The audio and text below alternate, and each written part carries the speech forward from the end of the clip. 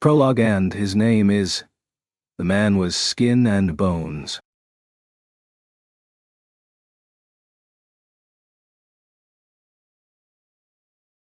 Surrounded by a darkly robed group, he was covered in a black priest's habit himself.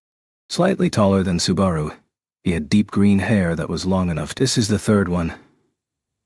I've died twice already, and what do I have to show for it? In the previous loops, Subaru had pieced things together from information gleaned over several run-throughs off return by death, managing to break out of seemingly impossible situations. Yet this time, Subaru had blunderetto his death not once, but twice. He didn't even have the full picture of what had happened in each loop that led to his death. But even with such paltry gains from return by death, he'd gained one, and only one, solid piece of information. Betelgeuse Romane Conti, the commander of the oddballs in the witch cult, was the root cause of the entire tragedy that had befallen the village and mansion. Eradicating that abominable madman was now the driving force behind all of Subaru's actions. To escape from the loop, he needed to cast a very wide net and dredge the depths of his memory. The hatred that Subaru had accrued from his first and second deaths stoked the flames of his bloodlust. First, I need to figure out how much time I actually have. The witch cult raid on the mansion and village had taken place in the preceding half a day before Subaru had reached the village. Pathetic details of his second death aside, Subaru had arrived in the village at more or less the same time. Working backward from that, I have at most 4.5 days. Upon voicing the words, Subaru ground his teeth at just how little time it was. When considering how long it took to travel from the royal capital to the mansion, that didn't leave him more than 2 days. In that limited interval, he had to stop the witch cult by wringing Betelgeuse's neck. I can cry about it later. Next is figuring out the victory condition for breaking out of these loops. An absolutely unavoidable tragedy would unfold at the mansion and the village, and the witch cult was responsible. The only answer that Subaru could come up with in response to his current fate. I'm going to butcher Betelgeuse, be putting an end to that crafty murderer. That madman, the root of all evil. Everything could be saved. And clearing that simple condition required an equally simple solution. In other words, power. Subaru needed a group of his own to face the witch cult under Betelgeuse's command. When he considered that the military might of the Amelia faction was actually quite meager. In the first place, Subaru had never seen a hint of private troops under the command of Roswal. Perhaps Roswal himself was so powerful that he didn't need an army to defend his territory. Come to think of it, where the hell was Roswal during the attack? Subaru hadn't caught sight of him during his first or second time through the current series of loops. The magic user was gaudy in both appearance and fighting methods. If it fought seriously, there would have been clear evidence around the mansion, but no such signs were apparent. The witch cult attacks right when Roswal's away. Or maybe Roswal couldn't fight because he was assassinated out of the blue. If it was the latter, then the witch cult had been meticulous. And if it was the former, Roswal had truly dropped the ball. Subaru could only sigh either way. Besides, I still don't know anything about that monster that wrecked the mansion at the end of my second time around. He recalled the sight of the four-legged beast he had caught a glimpse of right before his death. So massive that the creature could have been mistaken for a mansion itself. Its breath froze everything around it. No doubt Subaru haddied from the freezing cold. If that monster was part of the witch cult's arsenal, I really don't have enough strength to put up a fight. Barring his way were the witch disciples, Betelgeuse, and quite possibly that snow-breathing monster as well. The balance of power simply put Subaru at an overwhelming disadvantage. He needed a way to bolster his side, and Subaru knew just the place for that. After dropping by the shops and stalls along Merchant Street, running through the middle strata of the royal capital, Subaru and Riem arrived back at Krush's mansion right on the cusp of evening. Holding each other's hands under a sky gradually becoming scarlet, they were greeted by Wilhelm at the front gate. I see you have returned. The aged gentleman, dressed in long-sleeve, formal black clothing, narrowed his blue eyes as he saw the two of them nestled so close. Sir Subaru, I believe it is the nature of a boy to have a fickle heart, but as an individual, I cannot approve. What are you talking about, Wilhelm? I'm just holding Rem's hand so I don't get lost. Isn't that right, Rem? Yes, of course it is. Subaru's sense of caution is rather lacking, so I would be too worried about what might happen were I to take my eyes and hands off him. Even when we were at the mansion, I couldn't let my guard down. I think that might be overstating it just a little.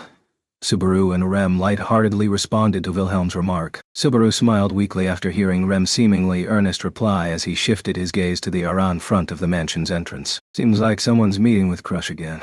He was looking at the dragon carriage outside the iron-barred front gate as he posed the question. The carriage lacked showy ornamentation but was still somewhat refined, no doubt to display the owner's status. Subaru saw that the red land dragon drawing it along had ivory glossy scaled hide. The driver, wearing formal clothes off his own, did not engage in pleasantries beyond a simple acknowledgement with his eyes. Correct. ... Now that she is participating in the royal selection, Lady Crush cannot refuse those who request an audience with her. Of course, she invited some of them herself. Guess all sorts come out of the woodwork to meet with a potential future king. Well, I guess even people like that have their own problems. Wilhelm broke into a wan smile as Subaru briskly stated the facts. But then, the old man's face twitched. His blue eyes peered into Subaru's, seemingly searching for something. Sir Subaru, have you had some change of heart while you were away? What is it all of a sudden? Did I become a lady killer in the 2 or 3 hours I was gone? You wear the visage of a man haunted by an ordeal, and one of no small consequence. Subaru responded to the words with nonchalance. Booth's expression changed. It shifted from a vague smile to a real one. Oh, Wilhelm, you big kidder. What? You think I went through some kind of weird transformation? It is difficult for me to call it a minor change. There must be a reason why there is now such a dark glint in your eyes. I understand better than most. As the man nodded, Subaru realized that he had never taken a good look at Wilhelm's eyes. Wilhelm was an individual seething with hatred against someone for some unforgivable sin, which was no doubt why he had noticed the flames of hatred burning within Subaru. Are you going to kick me out? No.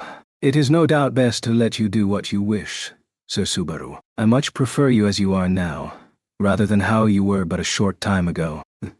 The two exchanged dark smiles. Though neither shared what tormented him on the inside, they understood each other at least on the surface. Subaru? You are making a bad face. He. Ow. Hey, Rem, you'll tear it off. The year's excessively dark exchange was interrupted when M painfully pulled on Subaru's ear. Please, do not give me reasons to worry. Hey, it's super rare for you to ask for something. Butte, you're being way too vague. In any case, you can relax. I'll deal with everything from here on out. Somehow. Rem, unable to keep track of the conversation, had grown concerned. Subaru poured as much affection as heckled into a smile. Now that he knew what he needed to do, Subaru didn't feel apprehensive at all. After all, it was reassuring to know that the only thing had to do was murder someone. So Subaru wondered why Rem's face seemed even more concerned than before. Her eyes showed her hesitation, but just before she said something. It would appear that the guest will be taking his leave, as Wilhelm murmured. A man exited the mansion's entry hall and began striding toward them. He was a tall man with long blonde hair, clad in formal clothing with sophisticated trimmings. He was probably 30 years old, give or take. He had an air of capability about him. The man casually acknowledged their gazes as he reached the front of the gate, touching the well-groomed beard on his chin. My, what unusual people. Visitor's smile was warm, his manner of speaking was gentle, and he had a low, beautiful voice that seemed to naturally filter into people's minds. He gave them a friendly look, but Subaru did not recognize him. Naturally, this brought furrows to the young man's brow. Pardon my rudeness. I'm called Russell Fellow. I hope we can see more of each other in the future. Subaru Natsuki. Thank you kindly. Incidentally, how do you know my name? Someone give it to you. Anonymity is more mispeed. So if my name gets around, I'll be too embarrassed to go about my business. Just a little something I heard through the grapevine. After all, you are a famous man who declared himself Thek Knight of Lady Amelia, candidate at the Royal Selection Conference. That being said, few are aware that this very person is currently staying at Lady Crush's residence. Subaru was guarded, but Russell displayed no ill will on his face. Even so, Subaru was cautious of what might be hidden in the reply. The man seemed to be intentionally engaging him in a verbal joust, which made it hard for Subaru to like him. The atmosphere was steadily worsening when Willem briskly interrupted with an aside. Mr. Russell. Did your meeting with Lady Crush go? Russell shrugged and shook his head. Unfortunately, no. Lady Crush is a remarkably strict person. She turns rather sharp eyes toward us, as she quite strict in her views, judging from events to date. Swaying her will not be easy. Is that so? How unfortunate. If you have not yielded, it will be difficult to make others agree. With a noble title and you on her side, I think it is the other candidates I should pity, Mr. Wilhelm. You call yourself Wilhelm Trias now, yes. Wilhelm nodded in response to Russell's words, lowering his deeply wrinkled face. As I am now, nothing good will come from invoking the name of my wife's family. You are very strict as well. So much so that I am mightily impressed as someone who cannot live in the same fashion. That being said, allow me to cheer on your side. The conversation, which was inscrutable from the outside, came to an end, and Russell walked to the dragon carriage in front of the gate. Then, just before climbing in, he looked back and said, "Should Lady Crush succeed in her current endeavors, we would feel nothing but delight. It would help achieve your great ambition as well, Mr. Wilhelm. I have high hopes." With that, Russell climbed aboard the dragon carriage. Wordlessly, the driver saluted and spurred the land dragon to a run. Like the man holding the reins, the land dragon was very unsociable and surprisingly silent as it galloped away. Subaru watched the dragon carriage fade into the distance as he asked Wilhelm about the visitor. Wilhelm, who was that guy? Russell Fellow, treasurer for the Merchants Guild operating here in the royal capital. In name, he is a merchant like any other, but he is a crafty manipulator of both legitimate and unscrupulous movements of goods in the capital. It would be wise to assume he knows more about you than simply your name, Sir Subaru. UW. ... It's downright creepy to have an older man interested in me instead of a girl. I share that sentiment. Now then. After his response to Subaru's casual banter, Wilhelm turned to face them once more. Mr. Russell was the last visitor for today. I had thought to finally head in, but... Did you have something you wished to discuss, Sir Subaru? Subaru scratched his face, feeling awkward about throwing off Wilhelm's plans. That said, beating around the bush wasn't going to help anything. Sorry, but I'm the last visitor for today. I want to have a talk with Crush.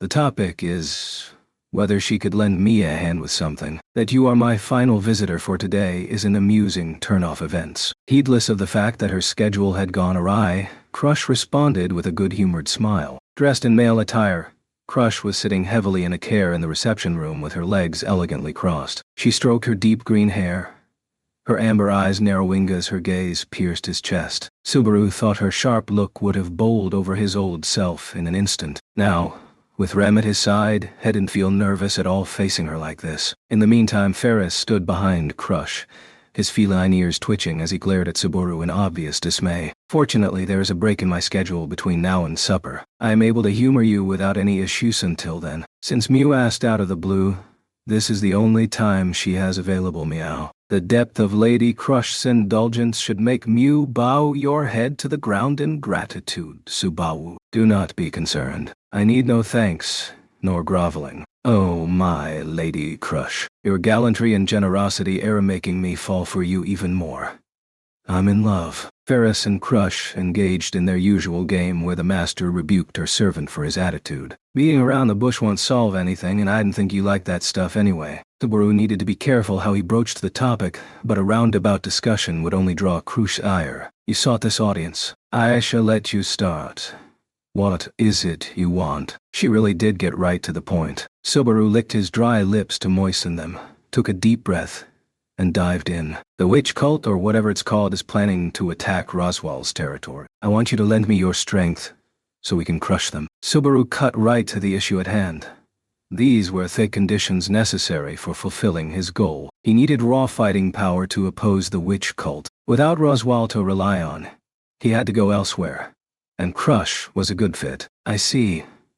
The witch cult, is it? Subaru's request garnered various reactions from the others in the reception room, but Crush nodded. When her glossy lips turned up in a wry smile, Subaru was startled by this side of her he hadn't seen before. Her response had betrayed all of Subaru's expectations, but the fuse had already been lit. Subaru's heart beat hard and fast as he waited for Crush's next action when...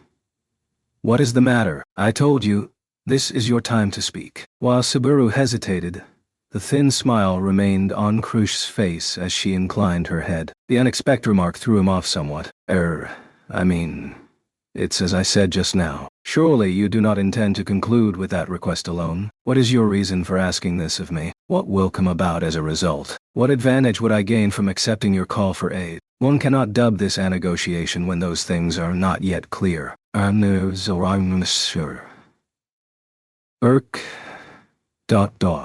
Subaru's voice caught. Krush seemed turned off as she closed one of her eyes. From that gesture alone, Subaru knew just how impudent he had been. I suppose you're right about that. Sorry. That was rude off me. Bear with me a little. I don't really have any experience with negotiations like this. It's only natural to acknowledge personal shortcomings. Do not worry. But this conversation lasts only until supper. Keep this in mind. Mentioning the time limit directly after a display of generosity plainly showed that she was employing both the carrot and the stick. First, the reason I'm asking for your help.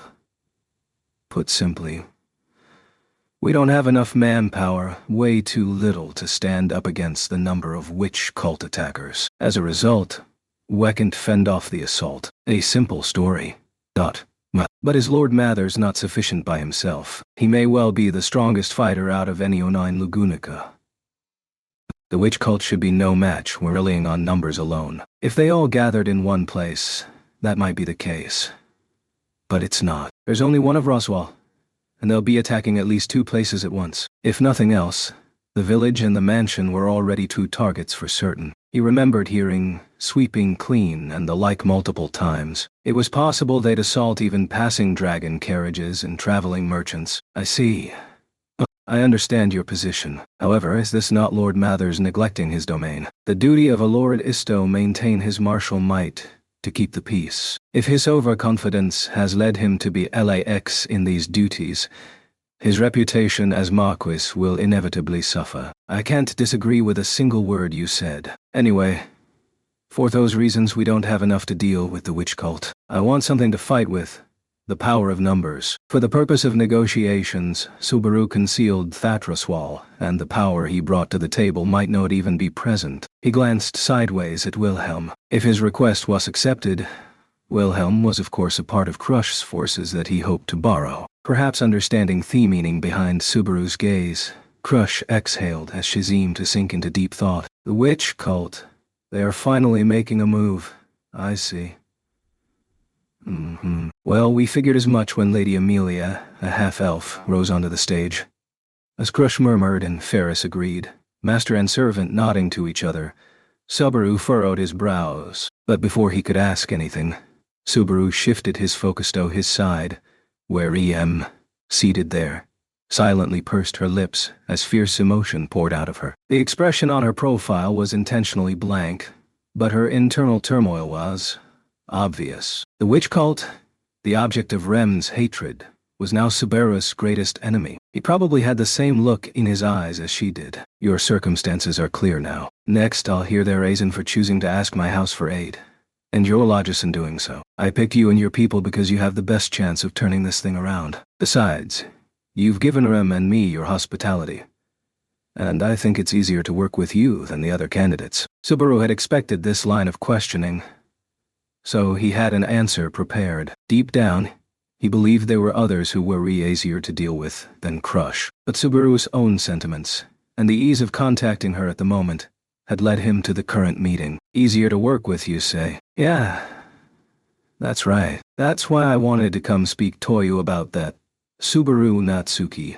Allow me to correct you about one thing. As she received Subaru's reply, Krush gave him a beaming smile, rich in meaning, as she raised a single finger. My hospitality for you as a host has engendered a misunderstanding. For this, I apologize. What do you mean?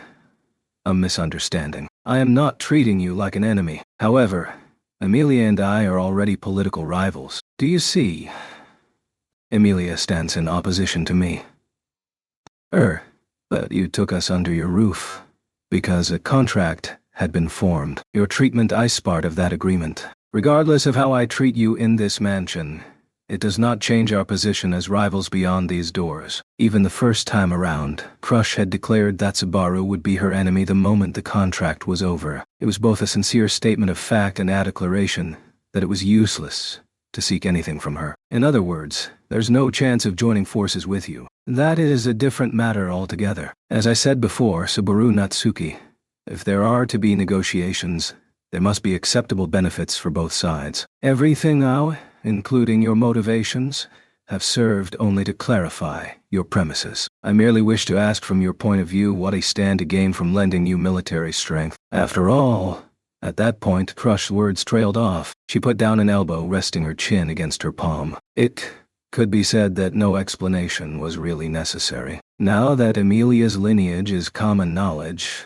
we have been expecting the witch cult to make a move. Regardless of the circumstances, we were already sure of this. Apparently, Crush had never questioned that the witch cult would try something. Perhaps it could be called common knowledge peculiar to her world. Either way, it was working in Subaru's favor. That being the case, this negotiation hinges on mutual benefit. In your case, you would be able to borrow my house smite to eliminate the menace of the witch cult. What my house then? This is what I ask you. Simply saving people isn't.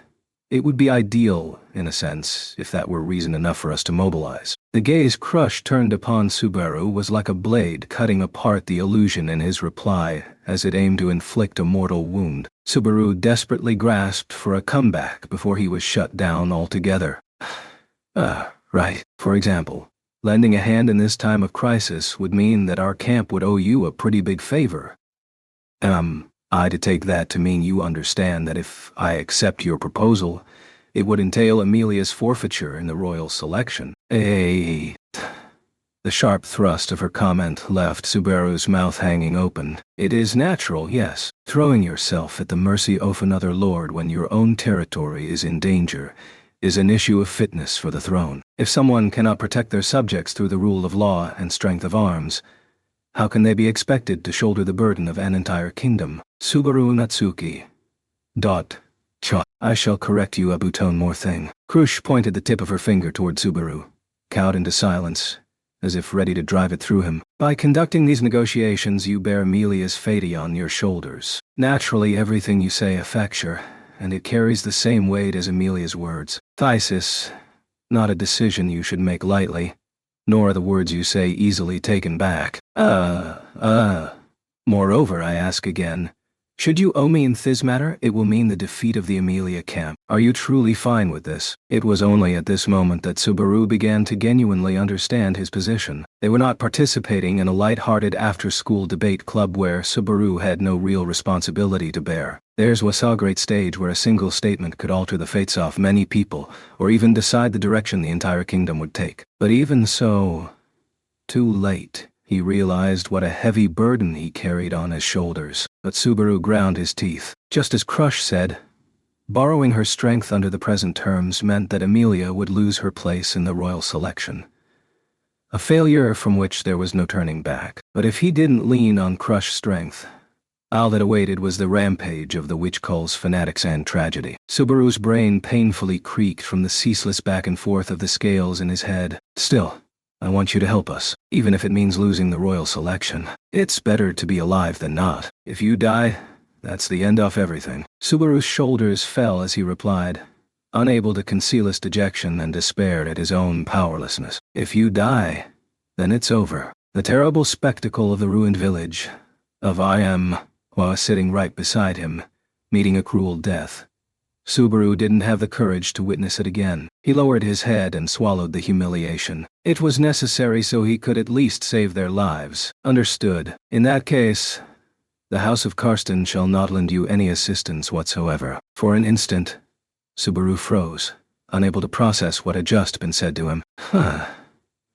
It was less a word and more a sound of doubt that was also a simple indication of incomprehension. But Crush brushed it off, crossing her slender legs. I repeat, your request from my house to send aid to Themither's domain, to lend military forces to Amelia, Isherby rejected. Subaru gritted his teeth as Crush spelled it out in terms she could understand. Feeling belittled by her composed statement, Subaru flew into a rage. Don't. Why are you? First, the advantage to my side that you so bitterly conceded. Amelia's defeat in the royal selection has Nate as a bargaining chip of use in these negotiations. Do you understand why? What the hell? Kissing one of your rivals goodbye should be plenty worth it for you. Do you realize what you have said? As far as Amelia's defeat is concerned, it will come about without any intervention on my part whatsoever. What are you saying? Subaru would have said, but then he realized it for himself. As you've stated, without aid, Amelia cannot protect the Mather's domain. Meaning at this rate, and completely without my involvement, Amelia will be defeated in the royal selection. Indeed, were I to recklessly lend assistance, the knowledge I was involved in Amelia's defeat would itself become a problem with the other candidates. As you are aware, my house is currently the favorite to win this royal selection. If it became known that I booted another candidate from the contest, I could not fail to attract the enmity of all the others. In other words, as long as she quietly watched, Crush would gain the benefit Subaru had indicated with no harm to herself. There was no reason for her to court danger necessarily. It would be akin to snatching chestnuts out of a fire. But that meant, you're going to let the people in Roswell's, in that village, be slaughtered by the witch cult's attack. Subaru had shouted, but Crush's icy gaze gave him pause. I shall correct your misunderstanding, and I am changing the subject. Subaru Natsuki. It is Amelia's lack of power to protect her domain and Amelia's lack of ability that has invited disaster upon her populace, not mine. Lack of power. Lack of ability. The weight of those words shocked him. Subaru felt a need to rail against Crush's claims. And yet, the childish, emotional retorts welling up within him did not grant him the strength to refute Crush's sound argument. It would seem you have said your piece. Crush checked the time, as indicated by the amber light off the magic time crystal above the reception room's door. It shall soon be Earth time. Time for supper. According to schedule, apparently. Seeing Crush about to rise from her seat, Subaru was suddenly stricken by nervousness as he called out, wait. He raised his hand to stop Crush from breaking off the conversation, desperately searching inside his head for some way to keep negotiations going. You'll really abandon them. The folks in the village haven't done anything wrong. There's no reason for them to die. But the words that came out of Subaru's mouth were little more than a feeble attempt to appeal to another charity. A faint look of disappointment entered Crush's eyes as she listened to his immature reasoning. I told you, I'm not the one whose strength is insufficient. Don't you feel bad knowing and abandoning them anyway? If you have the power to save them, why won't you? What's wrong with helping people? Because it's someone else's land. It's not your problem. Would you just shut up and listen a little? It's fine, Ferris. But, Lady Crush, this time he's gone too far, meow. He has bared his spirit. It does not sit well with my beliefs to withhold an answer. Though Ferris howled in dismay, he quietly bowed to Crush's command. Watching him from the corner of her eye, Crush sat straighter in her chair. After taking a deep breath, she mulled over Subaru's statement. You ask, is it wrong of me to overlook this? To allow them to die? That's right. You're aiming to be king, right? Carry the whole country on your back. What kind of king overlooks a whole village? I shall correct one misconception of yours. Crush raised a finger. Her gaze shot right through Subaru, seemingly reproaching him for his frivolousness. When I rejected your proposal, I stated one reason. You shall elucidate the other chief reason for my doubts. Crush had another reason for not being open to Subaru's proposal. The reason she was abandoning Amelia. And that is because I do not trust your story enough to order my house into action. Her statement threw the premise of the entire meeting back at Subaru, stunning him. Witch cult. Witch. Yes, it's possible that they would make a move at this juncture. It would be consistent with their creed and their activities to date. I can make a deduction based on those factors. However, the problem lies elsewhere. It is a simple matter. How is it that you can determine the exact place, date, and time of where they will strike next?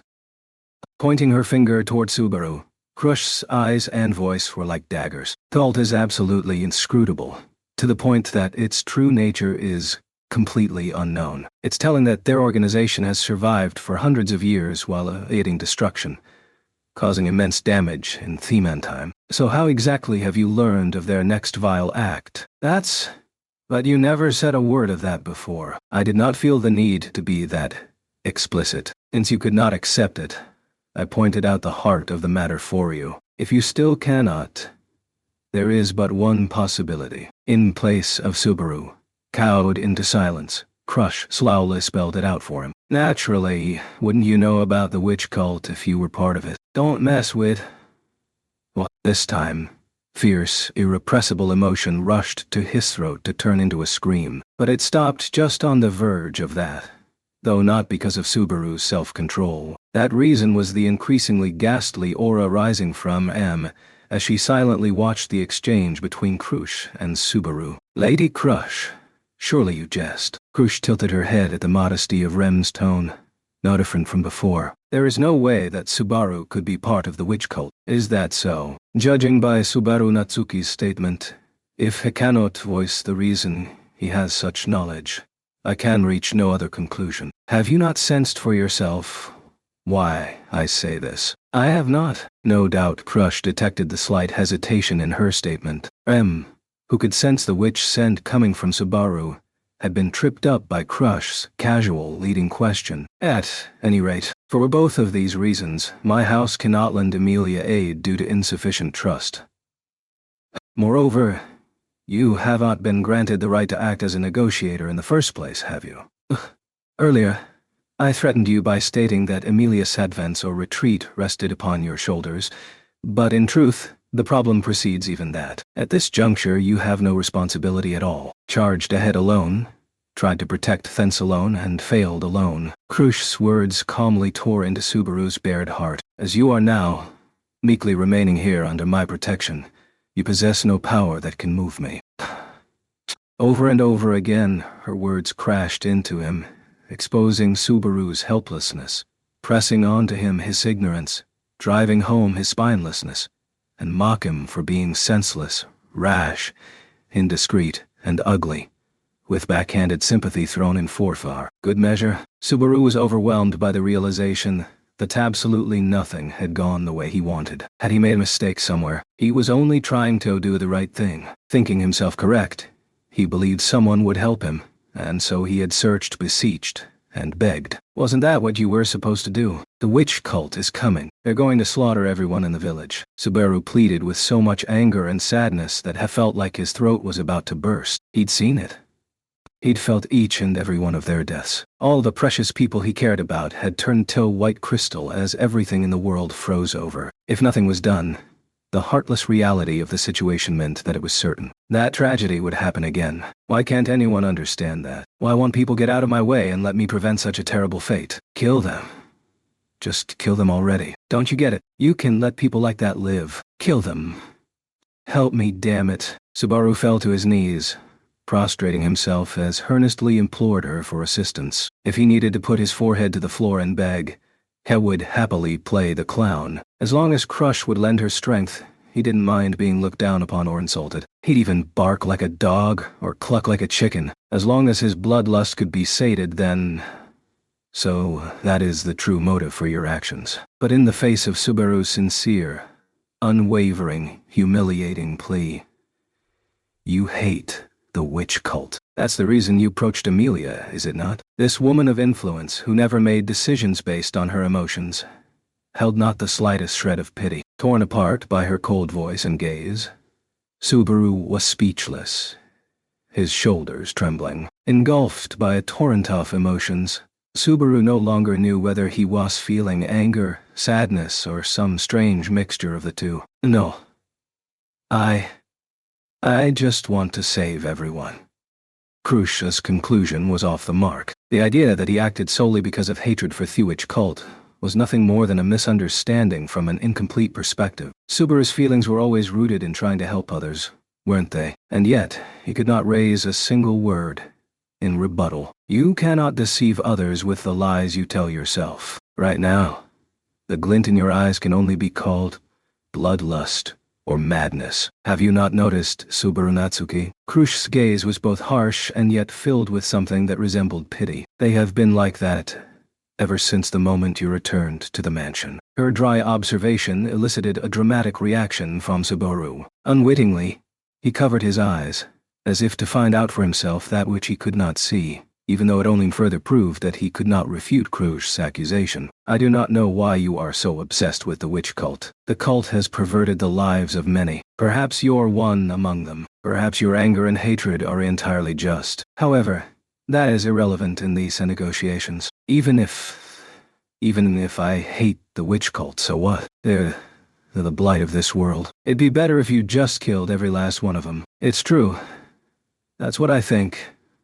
But it isn't a reason to break off negotiations and abandon people. Do not change the subject again. Subaru Natsuki. It's true. My suspicion that hatred is the reason for your conduct is unrelated to negotiations. More precisely, the fact that you are unfit to negotiate with me is of great import, for it brings into question the propriety of what you seek to discuss. What do you mean? Unfit? Subaru, clenching his teeth to the point that they seeped blood, kept lobbing questions in an attempt to cling to something. The end of this conversation meant the end of negotiations. That was his pressing fear. If my hypothesis is correct, and the motivation for your actions is an unbridled loathing for the witch cult, then he can only wonder if you approached Amelia purely to use Hera as a stepping stone in the first place. I approach her. Stepping stone. It was clear that if Amelia participated in the royal selection, and the circumstances of her birth were made public, the witch cult would predictably move according to its beliefs. If someone was hoping to catch the cultist under their thumb despite the fact that it was impossible to find even a trace of their activities, no other plan could have greater odds of success. You're saying I'm using Amelia as a pretense to get revenge. Subaru pounded his fist into the table before him, raising a shout at the unbelievable accusation. Do you think your display just now and simply yelling "No" can convince me? Hatred shows clearly in your eyes, and bloodlust oozes from your every word, the sort that clings to a person so thickly and grows so hard it can never be scraped away, let alone forgotten. No. No. Krush's statement did not capture Subaru's true character in the slightest. They're evil whether I hate them or not. You can't let people like that live. That's why we should kill them all. That'll save everyone. It'll help everybody. No one has to suffer. Those bastards just need to die. I have told you already. Subaru Natsuki, if you do not even believe the lies you tell yourself, there is no chance they will deceive anyone else. While Subaru breathed raggedly, his eyes bloodshot, Krush refuted him in a hard voice. As Subaru's shoulder sheaved, she looked up at him with narrowed eyes from her seat and spoke. Bereft of hatred, bloodlust, and bile toward the witch cult, your statements are unconvincing. Why?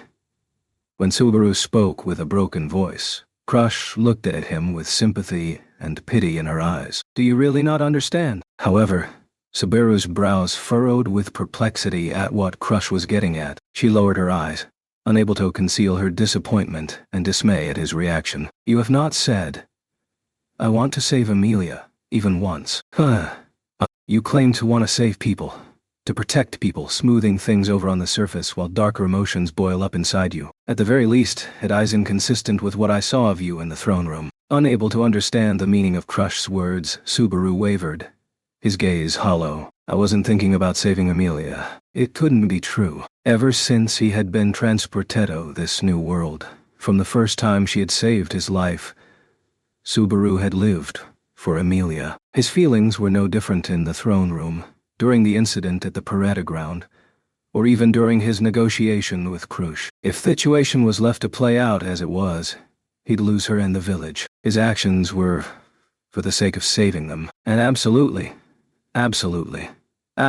not because hatred had seized his heart.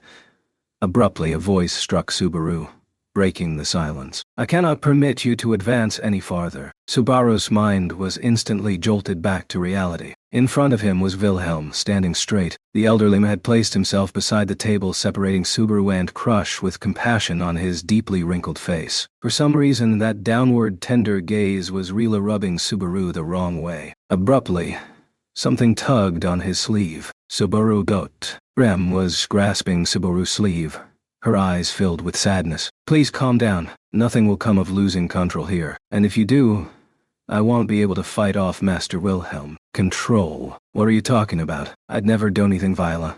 Wait. Then what do you intend to do with that tablespoon you're squeezing so hard? Maybe your parents raised you badly, but that's not how you hold one, meow. When Ferris pointed it out, Subaru realized for the first time that he was holding a tablespoon in his right hand, and that he was crudely gripping it backward, like he was going to stab someone with it. When did I... Just like Rem pointed out, violence will get you nothing. Meow. If you fly into a rage here, I'll just keep Rem occupied while old man Will slices you in half. Moreover, I do not want to issue such a command. To do so, after you have stayed here for several days, would cause political problems, and I would rather not stain the carpet that my father sent me as a present. In the face of Subaru's insolence, Crush still behaved reservedly. This was at once a display of the greatness of her character and scorn for the powerlessness of Subaru, who had nothing to wield in anger save a tiny utensil. All of it really rubbed him the wrong way. But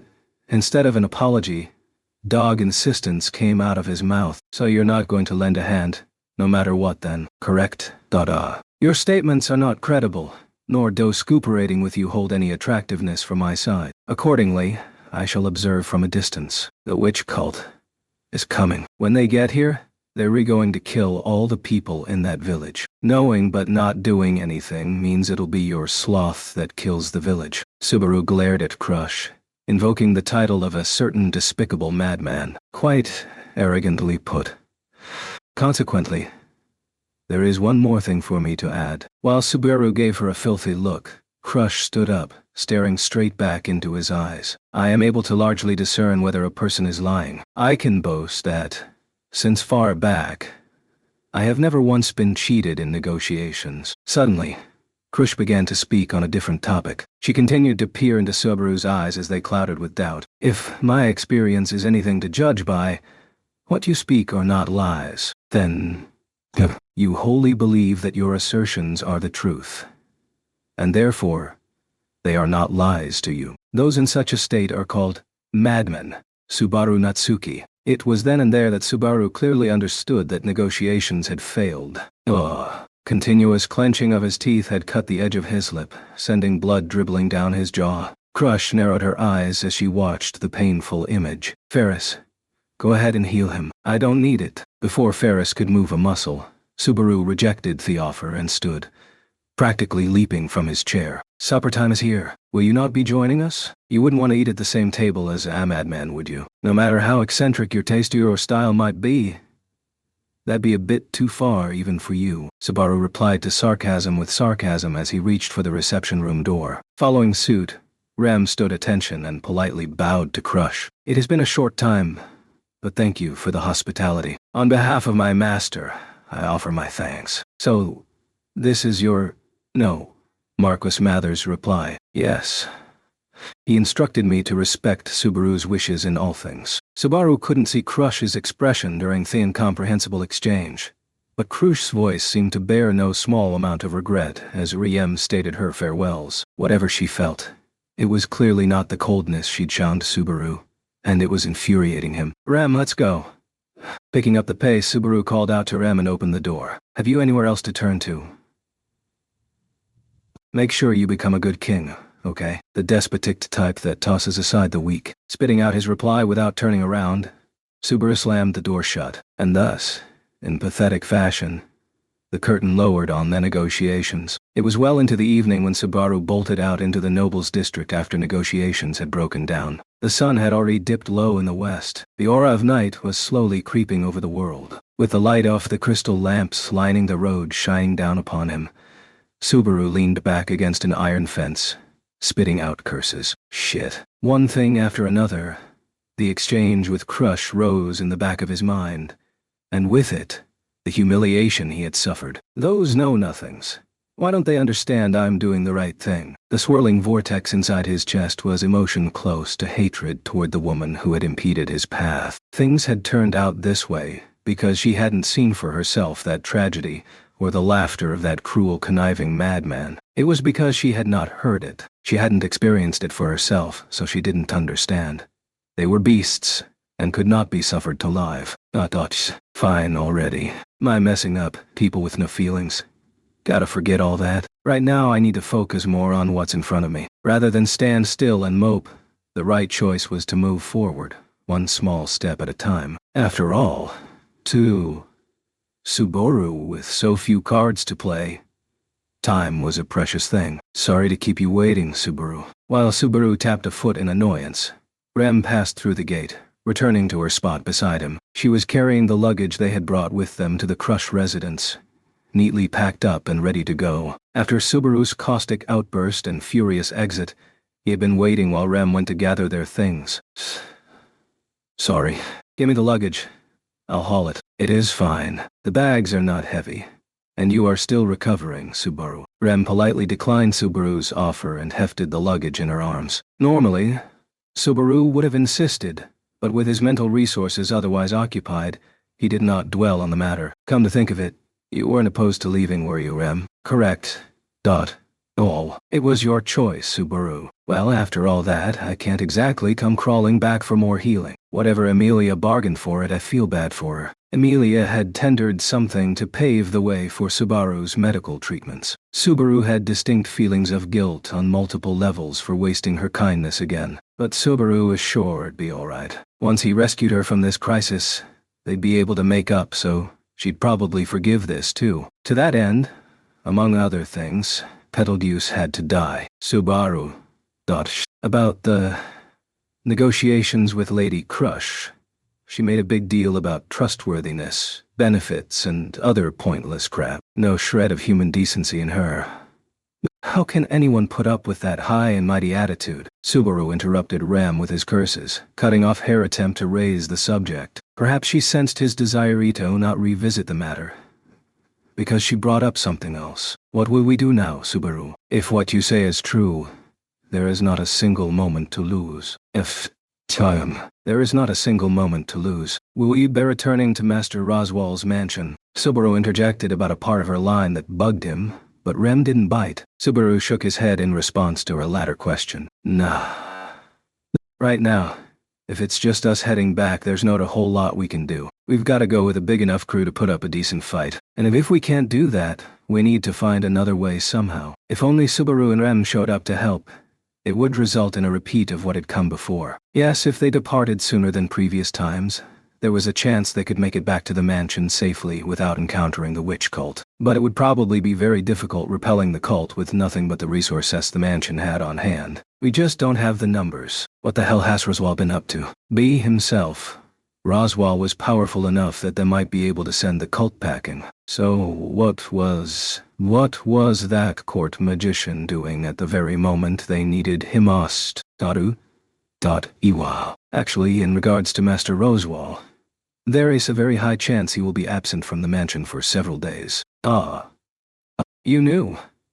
So Roswell not being at the mansion was pre-planned. Master Roswell was to visit Garfiel's, the place, found important individual within the Dominion, and Heplin to stay there for several days. Shit.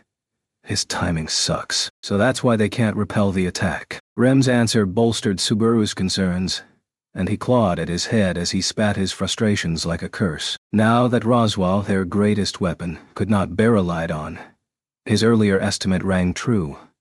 They were at an overwhelming disadvantage. Subaru and Rem turning back yearly wouldn't make any difference. Looks like I was right. I've got to bring the cavalry with me somehow.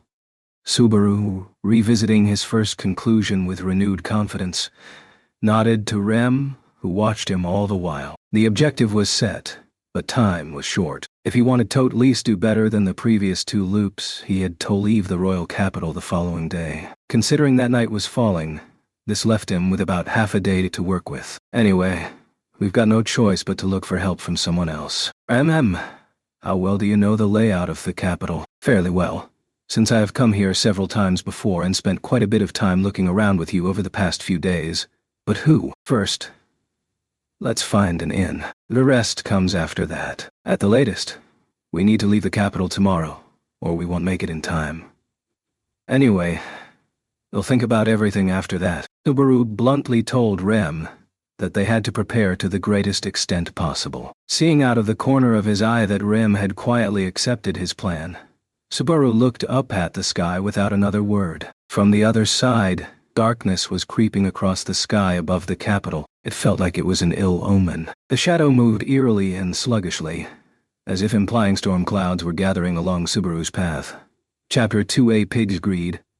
I may not look it, but I am a surprisingly avid reader. The girl who spoke was sitting in an extravagant chair, resting one elbow upon it. She was flipping through an exquisitely bound book in her other arm, already perusing the latter half, and the sight made her seem different from the girl Subaru remembered. She wore a long-sleeve red nightgown similar to a negligee with an identically colored cape draped over her shoulders. Her voluptuous body was plain to see in her outfit, but the girl showed no outward sign of concern Theta Man was present. The girl was so natural, completely immersed in her book, that it was easy to forget she was in the middle of receiving a guest. Subaru felt himself unintentionally taken in by the solemnity of her gestures. Her graceful white fingertip traced the characters as her eyes passed over them. The young man felt like he could watch her all day. Perhaps it was because this unknown side of the girl before him had enchanted him. As Subaru stepped on the carpeted floor in his sneakers, he felt unsure of what to do now that he'd been ignored. He was wondering if he was permitted to enter,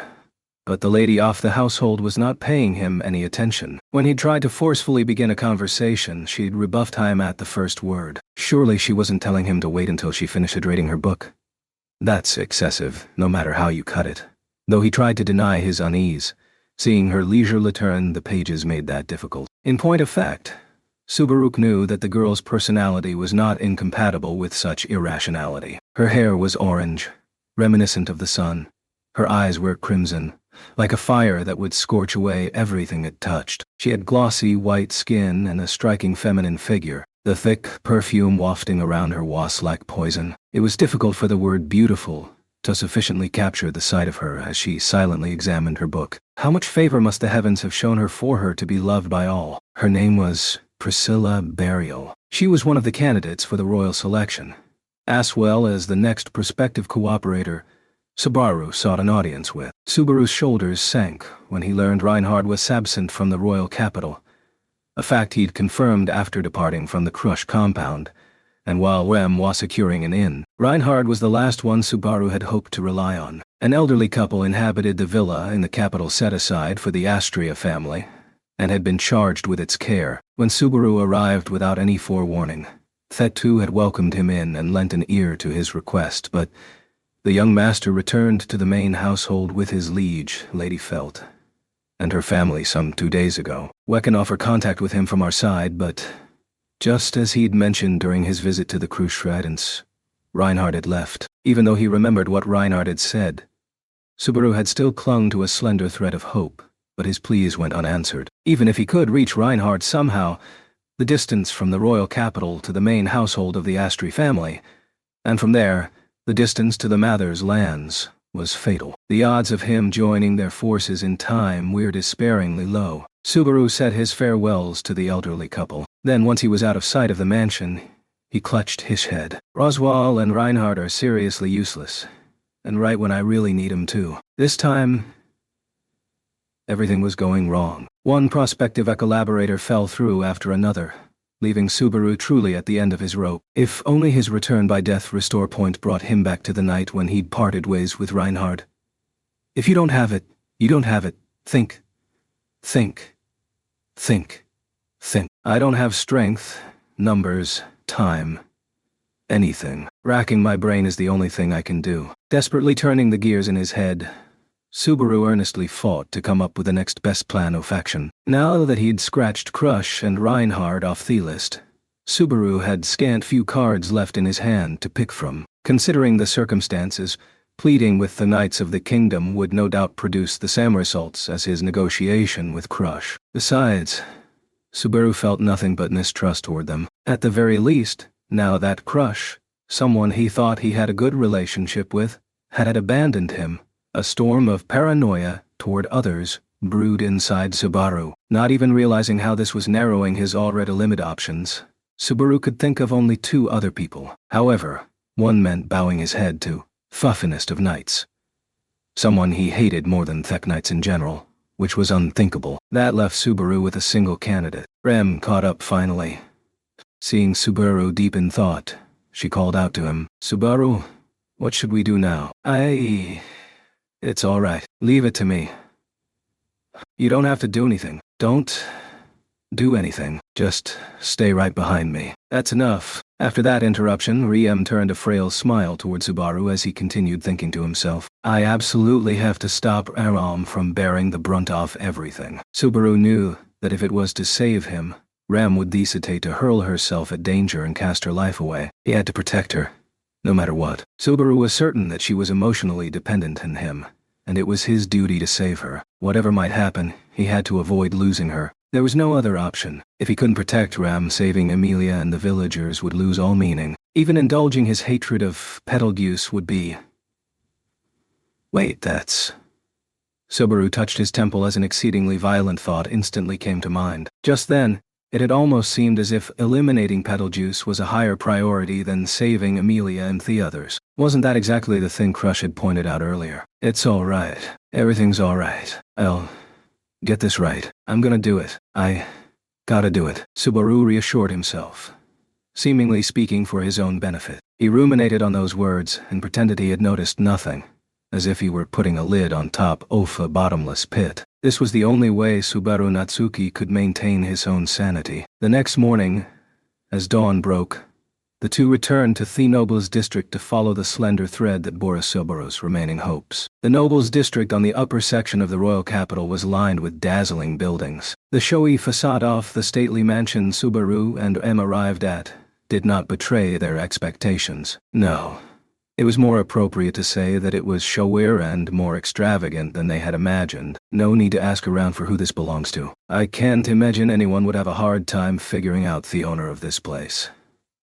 Subaru was nonplussed. The sight of the luxurious mansion was not one he'd soon forget, even from afar. Thereof was painted over with gold that cast the light of the morning sun in all directions, while a number of intricate images had been engraved into the walls. As far as he could see, there were even reliefs adorning the windows, and a number of statues he could only call avant-garde art. TD courtyard. The home was an acute reflection of the tastes of a big spender. Subaru couldn't help a dry smile when he considered how the spectacle so aggressively asserted the owner's will. As Subaru was rooted to the spot in front of the gates, Riem stood beside him with a dumbfounded expression on her face for once. If the point of the building's outward appearance was to give guests a shock, it had accomplished its goal 10 times over.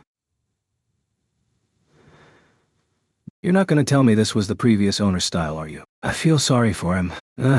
Well, actually, this is the princess tastes at work. It was a pretty extreme makeover, you know. I sympathize with the folks who worked straight through the night, but she slapped their cheeks with sacks of gold conasso they couldn't complain. Hey, that's completely different from slapping people around with a wad of bills. Whacking people with a bag of coins would totally count as actual violence. The man standing on the other side of the gate laughed at Subaru's joke. The man slid his thick fingers into the gap between his black helmet and his neck and scratched. Below his pitch-black full helm, the gateman was dressed roughly, like some kind of bandit. Though he made for an odd sight in general, what stood out most had to be the fact that he was missing his left arm from the shoulder down. This casual one-armed man who concealed his physiognomed owl served as the retainer of the woman Subaru had come to see. Calling himself a mercenary, he was similar to Subaru, summoned from the same world. That was the basis for the strange rapport between them, as well as their reason for Al's friendliness upon their early morning visit. So, what are you doing out here at a time like this? As you can see, I have low blood pressure, so I'm seriously not a morning person. If you're inviting me to go hunting for a bite or something, I might not be completely up for it. Nothing so tame as a family restaurant. Today, I'm here to speak with your princess. Princess? Unable to see the expression behind the helmet, he had no idea how Al was looking at him at that moment. An unpleasant pause followed as the one-armed man seemed to mull it over. Well, I did get to recharge my supply of maid energy, so I guess I can take a message. That was more meaningless than I expected. Besides, it's not like you don't have any maids in this mansion, right? Hey now, you don't understand, princess. You think we can have maids waltzing around when princess thinks she's the cutest in the whole world. The only thing we have in the mansion is a cute young butler. My fault for asking. It might lower the value some, Beautia. Can you pass on a message for starters? Sure thing, answered Al in a casual voice, leisurely vanishing back inside the mansion. Rem, standing to the side in a single step behind him, maintained her silence as her neutral expression tightened. But through her fingertips, lightly grasping his sleeve. Heko sensed the worry she couldn't hide. Subaru wanted to wipe away her concerns, but that wasn't possible when harbored the same ones. Well, it is ridiculously early in the morning. In that girl's case, I'd expect her to say something like, "You are interfering with my precious time for sleep. Hey, you can come in and meet her." Al poked his head out from the mansion's entrance, his laid-back voice interrupting Subaru's barb. For a moment, Subaru was taken aback at the unexpected speed of the reply. "Isn't it insanely early, though? You wouldn't expect it. But Princess is one hell of a morning person. The flip side is that she goes to bed really early at night. Either way, come on in." Al laughed at Subaru's hesitation and invited them inside with a carefree demeanor. As they followed behind him, it soon became clear that the building's interior was similarly intense to the exterior. Even an untrained eye could tell. Expensive-looking fixtures and pieces of art were on display in the corridor, almost to the point of impeding movement. The apparently compulsive need to adorn even lamps and picture frames with gold felt like a form of insanity. "I suppose it's all a little blinding at first, but you get us to it. It's not as bad in the morning like this, but the halls are seriously scary at night. I'm not a little kid, so you don't have to tell me the halls are scary at night. What kind of adult are you?" The eyes of the statues glow. "Your master's messed up in the head." When Subaru examined the statues lining the hallway more closely, he noticed they had something like gemstones embedded in their eye sockets. They probably would glow when it got dark. Both purchaser and designer had a screw loose. Rem followed behind both of them, and he could hear noises coming from her nose every so often. Rem had a keen sense of smell, and she'd apparently picked up some kind of unsavory scent, staring at the back of the iron helm as they walked along. The trek of the mismatched trio soon came to an end. "Princess is in the top room up there. The whole floor's own really decked-out room. Sounds kinda like a hotel suite. Can we go in?" "Well, you can, bro." Al's reply contained a clear implication when he approached the stairs and indicated the floor above with his thumb. At the unsettling undertone, Subaru shifted a guarded look his way. "Hey now, I'm not saying it to be mean. Princess said she'd only meet with you. The young lady'll be escorted to the guest room. You think I'll just hand her over when you were talking about recharging your maid energy earlier? You got me there. But don't worry.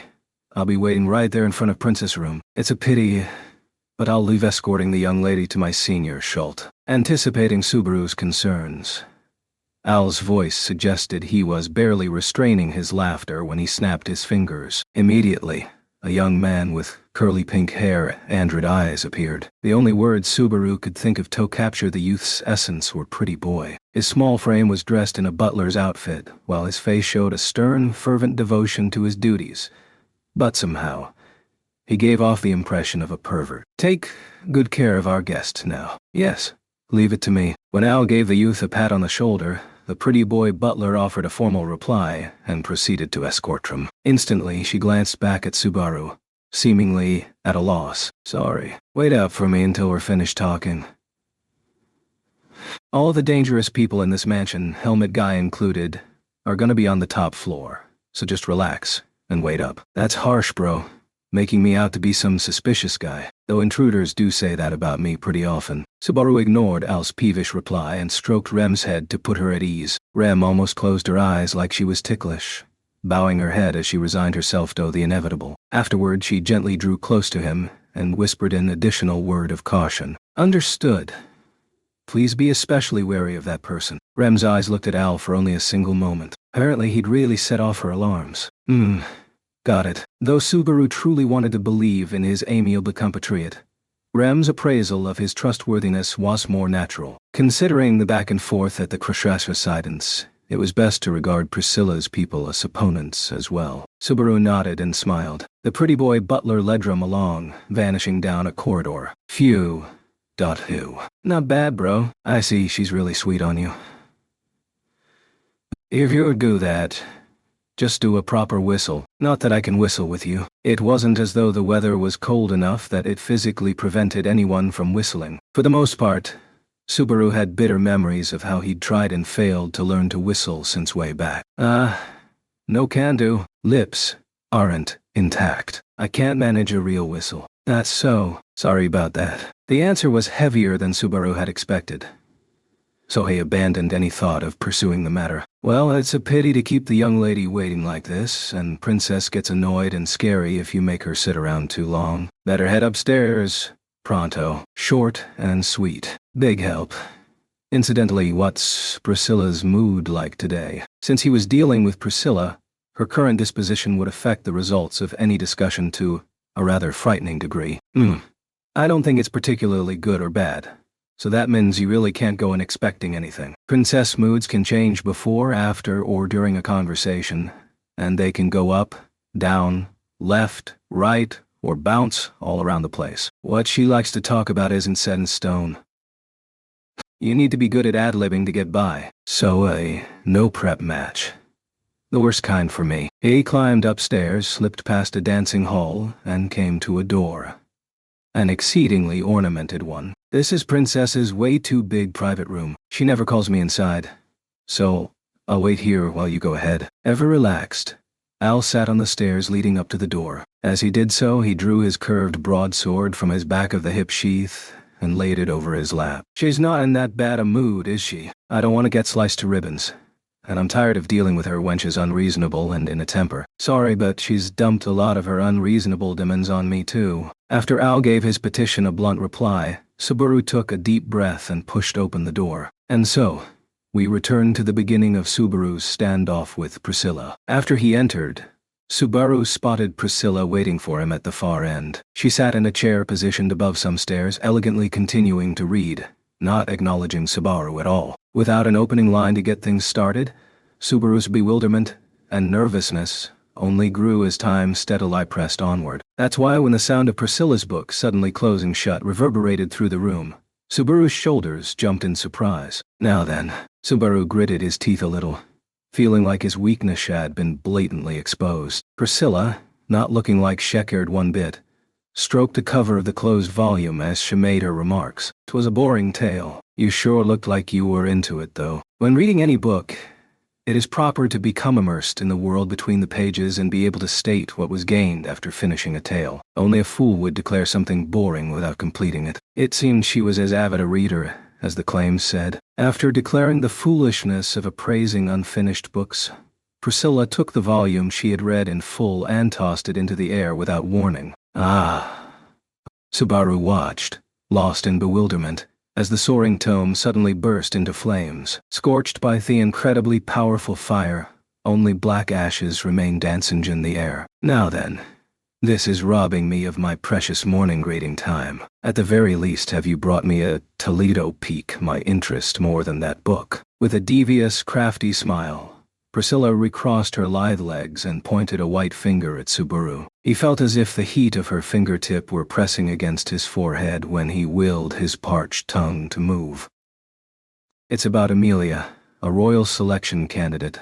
Same as you. I want you to lend me your strength so I can break her out of a tricky situation she's in right now." Closing a single eye, Priscilla silently prodded Subaru to continue. Under her red gaze, completely unmoved, Subaru earnestly concentrated on the words he'd rehearsed. And so he laid out everything over the course of several minutes before reaching his conclusion. "The witch cult, is it? Propping herself up on her elbow, Priscilla supported her head with her hand as her other hand slapped her knee. Having listened to the very end of the modified version of what he'd said at the Crush mansion, she had murmured to herself with some deep-seated emotion before she closed her eyes. Yes, the witch cult. If no one does anything, they're going to hurt an awful lot of people. Amelia won't be the only casualty. I want to take them down before that happens. That's why I need... Hee. Abruptly, Priscilla leaned forward, her shoulders slightly trembling. Subaru's brows rose at the small sound from her mouth, and Priscilla's head snapped up. Ha. Amusing. You are very amusing. I see. You've certainly swayed my heart more than that book. You must be incredibly talented to come up with a farce like this. Priscilla laughed and laughed, mocking Subaru. It was the howl of a fiendish, carnivorous beast. He instinctively understood that this was the kind of smile that a cat might wear while tormenting a mouse to death with its claw. What's so funny? That you do not understand makes it a true masterpiece. Tell me, Do you actually fail to comprehend just how illogical your actions have been? Priscilla ran a finger through her orange hair, twirling it around as she giggled in amusement. Subaru remembered this manner of speaking, proclaiming the speaker had seen right through him. It was the same tone that Subaru had heard a number of times at the Crush Mansion. It was saying, "You just don't understand. I do not know if you simply have no one to rely upon, but going around informing the opposition of your own side's weakness serves only your enemy's interests. For us, seeing you lower your head and say, 'We're too weak and desperate, please help us,' is a matter for celebration." Priscilla tapped her temple with a finger as she ridiculed Subaru's desperate plea. He considered the possibility that she would brush him off, but he hadn't expected she would tear into him like this. "Not caring about appearances is fine, but you have considered this too little. Far too little. Aiding the enemy to help your own camp when it falls into crisis. Your behavior is that of a talentless employee. You are hopeless. Death would be far preferable." Priscilla rose from her chair while hurling insults without restraint, going down the stairs until arriving right in front of Subaru. "Indeed. 'Twould be better if I severed your head myself." The next instant, Priscilla pulled a fan out from her cleavage, resting it upon the carotid artery on the right side of Subaru's neck. He had seen neither her step nor the swing of her arm. Only a master could pull off this move. Even though the fan was not a bladed weapon, Subaru felt like it could lop off his head the instant it moved. You couldn't even see it. Priscilla moved aside her fan, speaking as if Subaru's unwitting gulp bored her. "Not just foolish, but slow as well. There's no Savinjo, though. To bear with such terrible treatment and still be thinking of your master. I admit such devotion is admirable." And so, Priscilla narrowed her eyes, audibly opening her fan and dousing it like a red curtain to conceal her own lips. "Even I would have a bad taste in my mouth if it dismissed you with nothing but a laugh. Thus, I shall grant you an opportunity." "An opportunity?" "Yes, an opportunity. This is your big shot." In other words, Priscilla's pronunciation of the modern phrase was strange.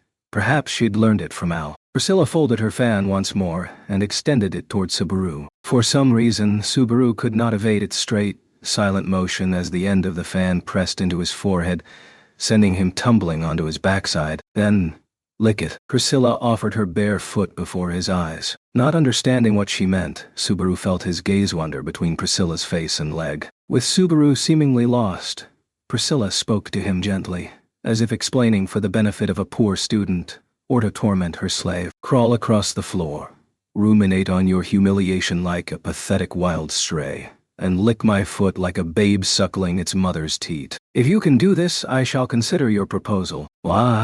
If you don't want to, that's perfectly fine. If your meager personal pride comes first, wave your tail and your master shall abandon you to the wilds. Either way should provide amusement." Priscilla concealed her lips and smiled, as if to say she would enjoy his fall regardless of his choice. Subaru felt his guts boiling over in anger at the pure malice of Priscilla's behavior. But though he was on the brink of crying out something in a coarse voice guided by emotions, he restrained himself. If he gave in to his feelings and charged ahead, these negotiations too would end in failure. He looked between the foot still hanging before him, and Priscilla's mocking smile. When he closed his eyes, he saw their faces one after another.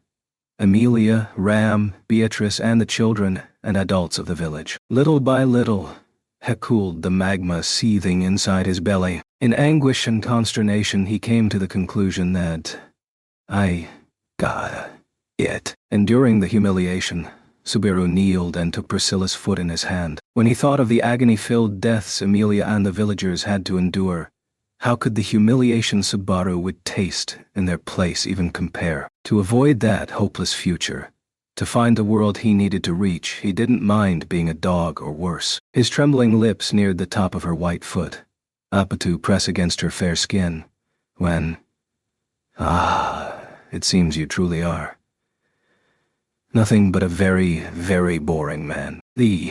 From right before his nose, sent Subaru flying, as if he weighed hardly anything. He flipped head over heels, losing track of which way was up. Subaru couldn't comprehend what had happened. An incredible blow slammed into his head and, after a few moments in the air, his entire body crashed in something. At that point, he stopped feeling anything. It took his intermittent conscious thoughts an ill-defined amount of time to catch up and realize he was lying on the floor, limbs splayed. A large volume of some kind of viscous liquid poured out from his nose. What you have is neither loyalty nor faithfulness. It is filthier than that. It is a dog's existence and a pig's greed. A lazy pig that wants. A swine's greed is the most unsightly of all. Neither the ringing in his ears nor his nausea would stop. The inside of his skull was spinning. He heard Priscilla's voice from somewhere, but the details weren't sinking into his head. Even if you drive off the witch cult, I shall destroy your camp by my own hand for harboring such a beast. I have reached this decision based on your thoughtless actions. As he lay down, she gripped his collar and violently lifted up his body. When his torso was raised, more blood flowed out of Subaru's nose. Subaru coughed. Finding it hard to breathe she insulted him mercilessly at close range. Take pride in this. It is you who has invited that woman's, Amelia's, destruction. She thrust him away at full force, and Subaru's body rolled and slid all the way to the entrance. Aldebaran, when she yelled in a sharp voice, the sole door to the outside opened from the other side. Al poked his face in and looked at Subaru, who was covered in blood by the door. What in the world happened here? Throw out this repulsive fool. Or cut him in half, I care a note. Well, I sure care. Hey, come on, bro. Without a single word of rebuttal to his enraged master, Al easily hoisted up the fallen Subaru and passed through the door. But on his way out, he gently turned his face toward Priscilla in the center of the room. Don't be so angry, princess. Violence ruins your pretty face, you know. If you do not wish me to break your broken visage even further, take him and go. I will not say it again, Aldebaran. Like I said, don't call me that. Quick on his feet. Al descended the stairs with Subaru over his shoulder and spoke in a considerate voice. Anyway, it's best if you get out while the going's good. It's Princess. If she changes her mind, it's not unthinkable for her to tell me to cut you down. Get out of here while she still thinks it's alright to not kill you. Oh. Stop. This is bad. I'll call the young lady you brought with you. Just get outside, okay?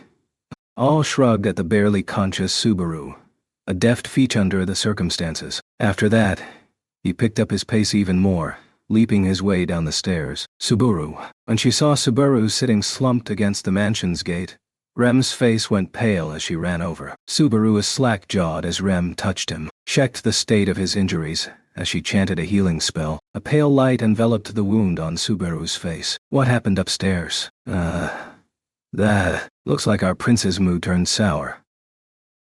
It told him to be careful, but, well, you have about as much chance trying to perfectly predict the moods of a cat. Al's reply was rather awkward, but his statement did not carry a single shred of guilt or apology. Rem, aghast at his demeanor, was about to raise her voice in protest. You don't need to say anything.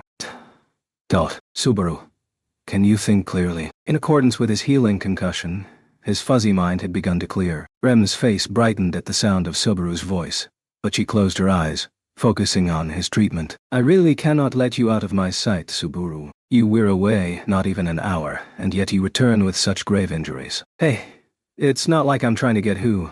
Now that his circulation had returned to normal, blood poured freely from his nose once more. Rem immediately caught the trickle with a hand she had held over him, drawing a handkerchief from her side and placing it against this head. Please hold this on your nose. The bleeding will stop on its own. I will continue treatment.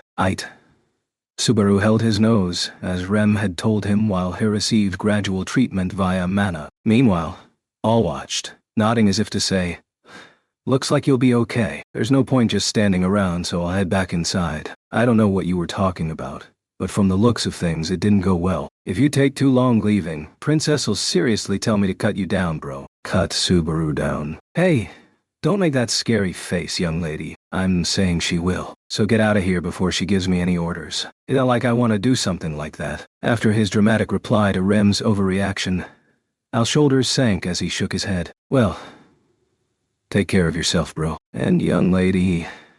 That's right. You're Ram. Take good care of bro here. Ram is the name of my older sister. My name is Ram. Master Al. When Al gave his flippant parting words and turned his back, Rem formally introduced herself. That instant, Al's feet stopped. Rem. The one-armed man stopped before he looked up, then slowly turned around. Don't be silly. You're Rem. Right. I am Rem.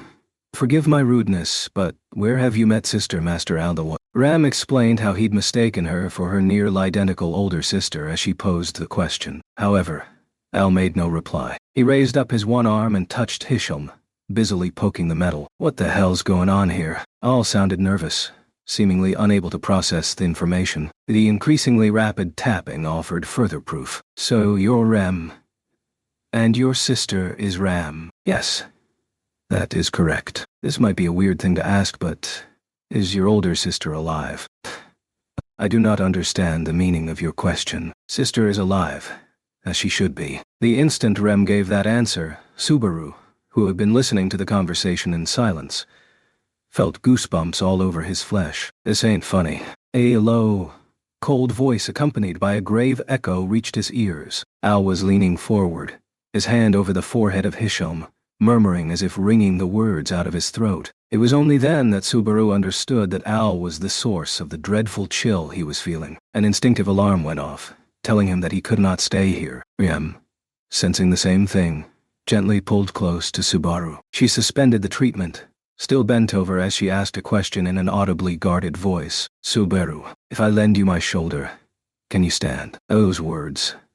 Subaru dipped his head in a nod, doing his best to match his movements to Rem's. Hey, relax. I'm not gonna do anything. With a shake of his head, Al reeled in his ghastly orand, acted like they were needlessly concerned. Subaru's shoulders subconsciously eased as the tension in the air dissipated. Even Rem's neutral expression softened as she too felt a sense of relief. Sorry to say this when the bad atmosphere just lightened up, but you'd better get going. Feels like I'm not in a great mood myself. Understood. Please tell her thank you for her time. Roger that. Take care. Now, concluding the proper social pleasantries with Al, Rem lent Subaru her shoulder. They walked off together, her petite frame supporting his weight as they put Burial Manor far behind them. They descended the hill, growing more and more distant from the mansion, as all the while Al continued to stare at their backs. You gotta be joking me. So that's what it was. Makes me want to puke. Now that negotiations with Priscilla Burial had broken down, all paths were well and truly closed. My top priority was borrowing some muscle, but I guess he can't even manage that, huh? Battered by despair and powerlessness, Subaru held his nose as the words poured out. Priscilla had crushed him on that crucial day's morning, and already it was nearing noon. Only half a day remained until the time Subaru had set for them to depart from their royal capital. Time-wise, he had even less margin for error. Yet in spite of that, he couldn't claim it was one step forward, one step back. Every step had been backward. Setting that aside, that shitty, arrogant woman. She forgot all about the time I helped her. Subaru was referring to having helped Priscilla escape the ruffians who had been surrounding her when they'd first met. The corner of his lips warped, and his tongue twisted in disgust. The fact was, she'd behaved without the slightest shred-off gratitude at the time, but even he hadn't expected her tobe that heartless to someone desperately reaching out for aid. And then there was Al, so uncaring that he didn't say a single thing about his master's violent act. They might be from the same world, but the man was useless to him. Damn every last one of those bastards. They don't know a thing. They don't understand. It's not like they're protecting anyone, but they still get in my way. Subaru ground his molars in irritation. Cut on the edge of his lip dampened his tongue with blood, but the taste of fire didn't register. Only that of anger and humiliation. Switch gears. Switch gears. This ain't the time to get sidetracked by those two idiots. Hey, had a lot to process. Having sent Rem off in one final act of resistance, Subaru headed to their rendezvous point. His feet took him down the street, out of the nobles district into the capital's central strata, the commercial district. From there, he navigated the crowds, heading straight toward his destination. Wow. Hey you, mister. You look really hurt. Are you alright? Huh.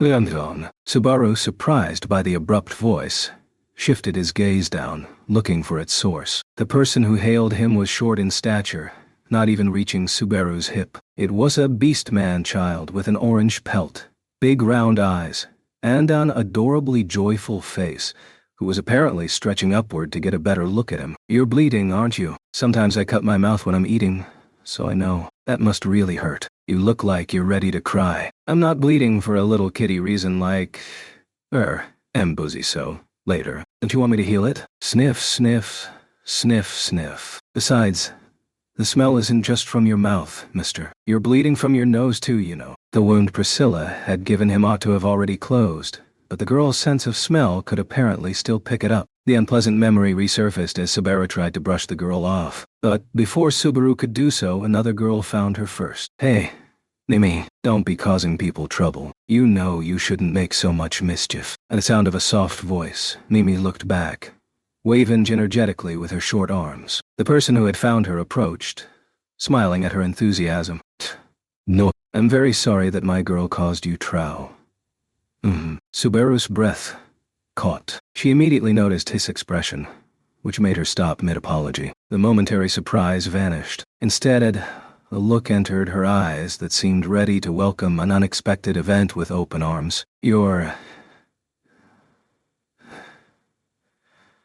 Subaru. Emilius Knight, Subaru Natsuki. So you're still in the capital, huh? What an unexpected surprise. She was a small girl with soft, pale purple hair. Her narrowed light blue eyes suggested she had gentle regard for others.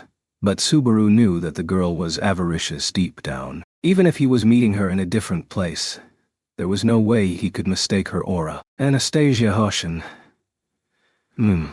I see you actually remembered me. I was right worried I didn't make much of an impression back there.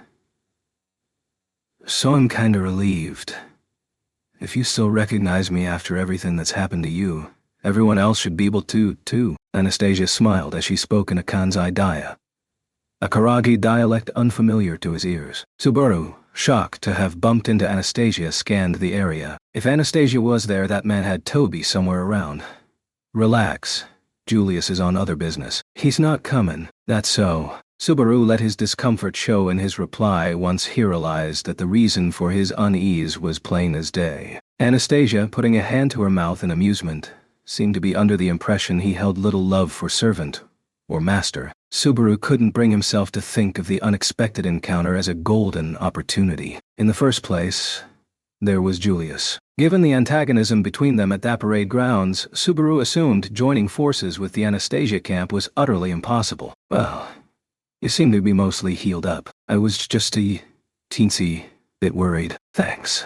You seem in pretty good health, yourself. I'm muddling through, I suppose. Yeah, muddling through. The Western-sounding reply to Subaru's sarcasm made the kitten laugh with amusement. Apparently she wascaled Mimi, and she was accompanying Anastasia. Should one of the big players in the royal selection be walking around without an escort these days? I am trying to travel incognito after all. Is it not working? Anastasia looked around before showing off her outfit that she had created with the attire of local city girls in mind. Her clothes certainly fit in, but her trademark white fox muffler and huge purse didn't make for a convincing disguise. Apparently, Anastasia gathered as much from Subaru's look of disbelief and laughed. Well, how do you hide charm like mine? Besides, if anything happens, I have my very reliable, hard-working deputy captain, so no worries. Reliable deputy captain. Anastasia stuck out her rather flat chest in pride as she spoke.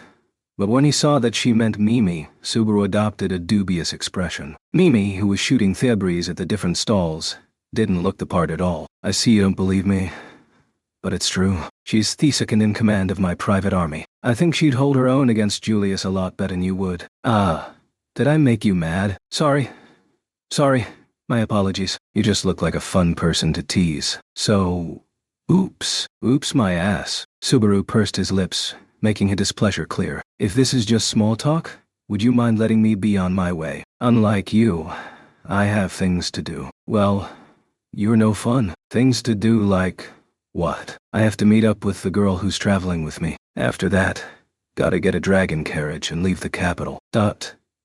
He was supposed to meet back up with Rem at one of the restaurants lining the royal capital's main street. Whether his pathetic attempts met failure or success, the two had planned to procure the dragon carriage they needed to leave the royal capital within the next few hours. Getting a dragon carriage, so you say.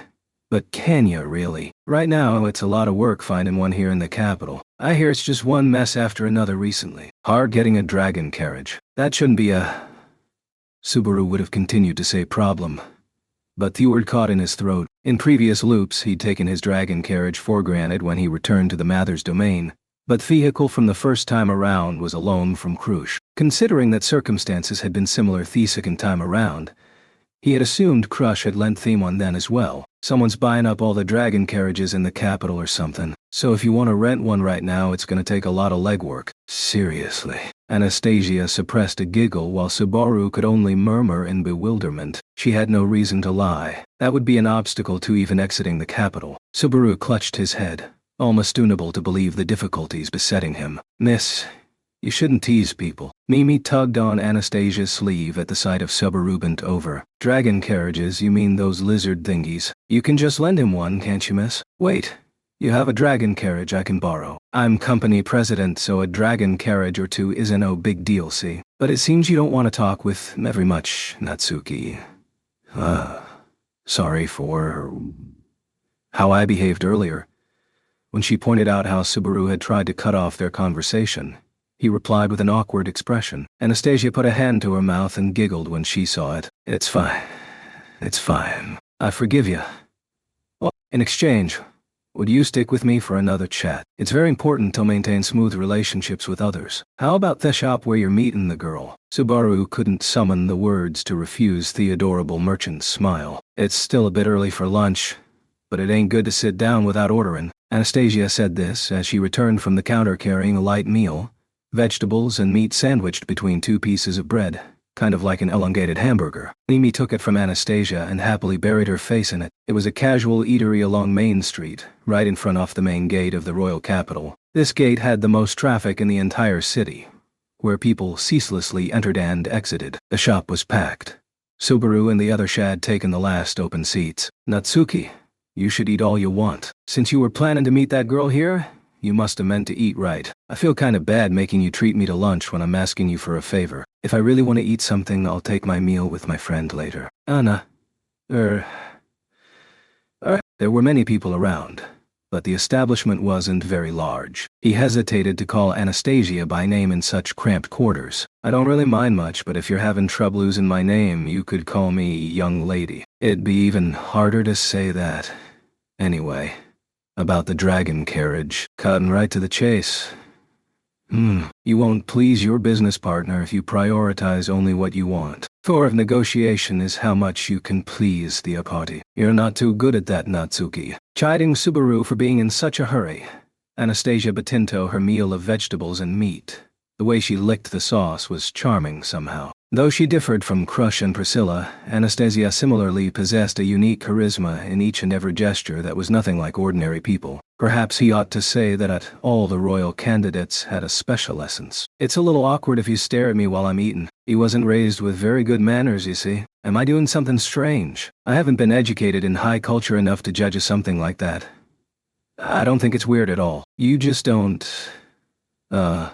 often see a woman opening her mouth wide like that. Are you trying to get into my good graces? If so, you gotta do way better than that. Anastasia snickered as she criticized Subaru's clumsy approach. Her heartless appraisal had quickly brought Subaru to his knees. I'm not kidding around here. I'm really in a bind.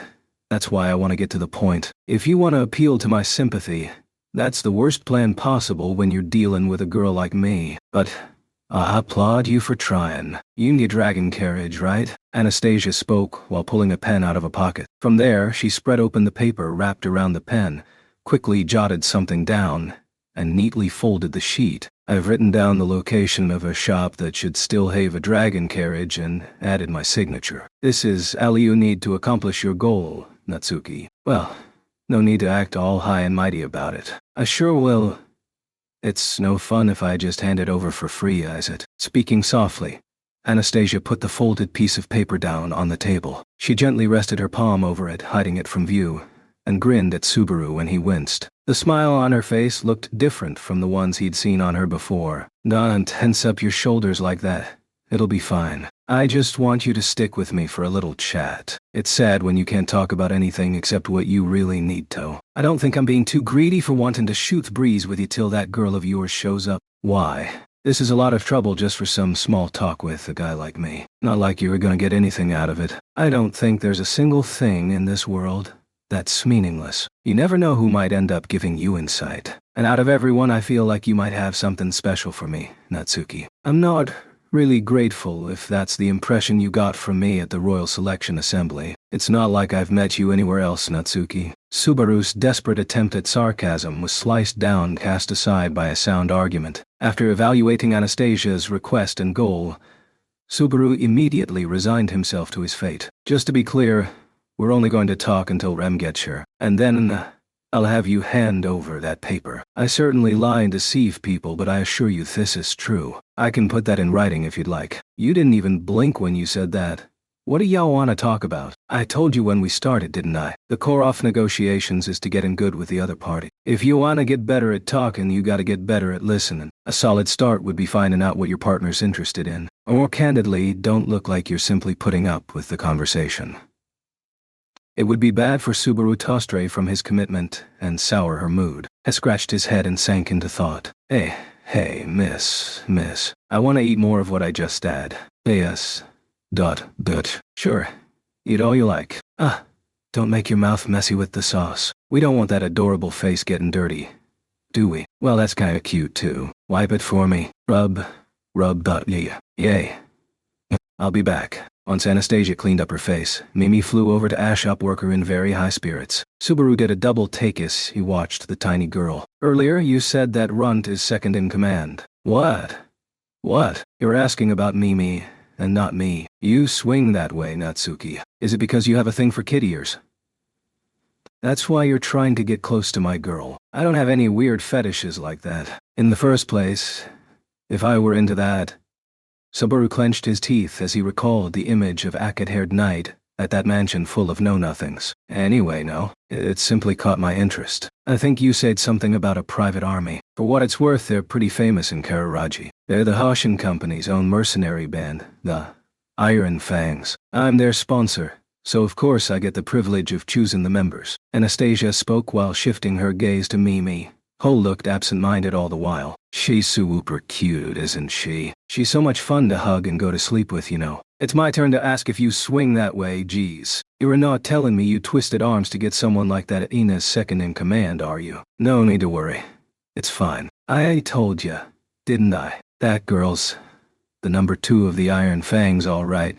And she has skills worthy of deputy captain. That's why I can stroll around the capital with only her. Sensing absolute trust in Anastasia's comments, Subaru observed Mimi's back once again. She really didn't look strong at all. But her master's words were convincing all the same. A candidate for the royal selection would never walk around with a lone bodyguard if that person wasn't capable.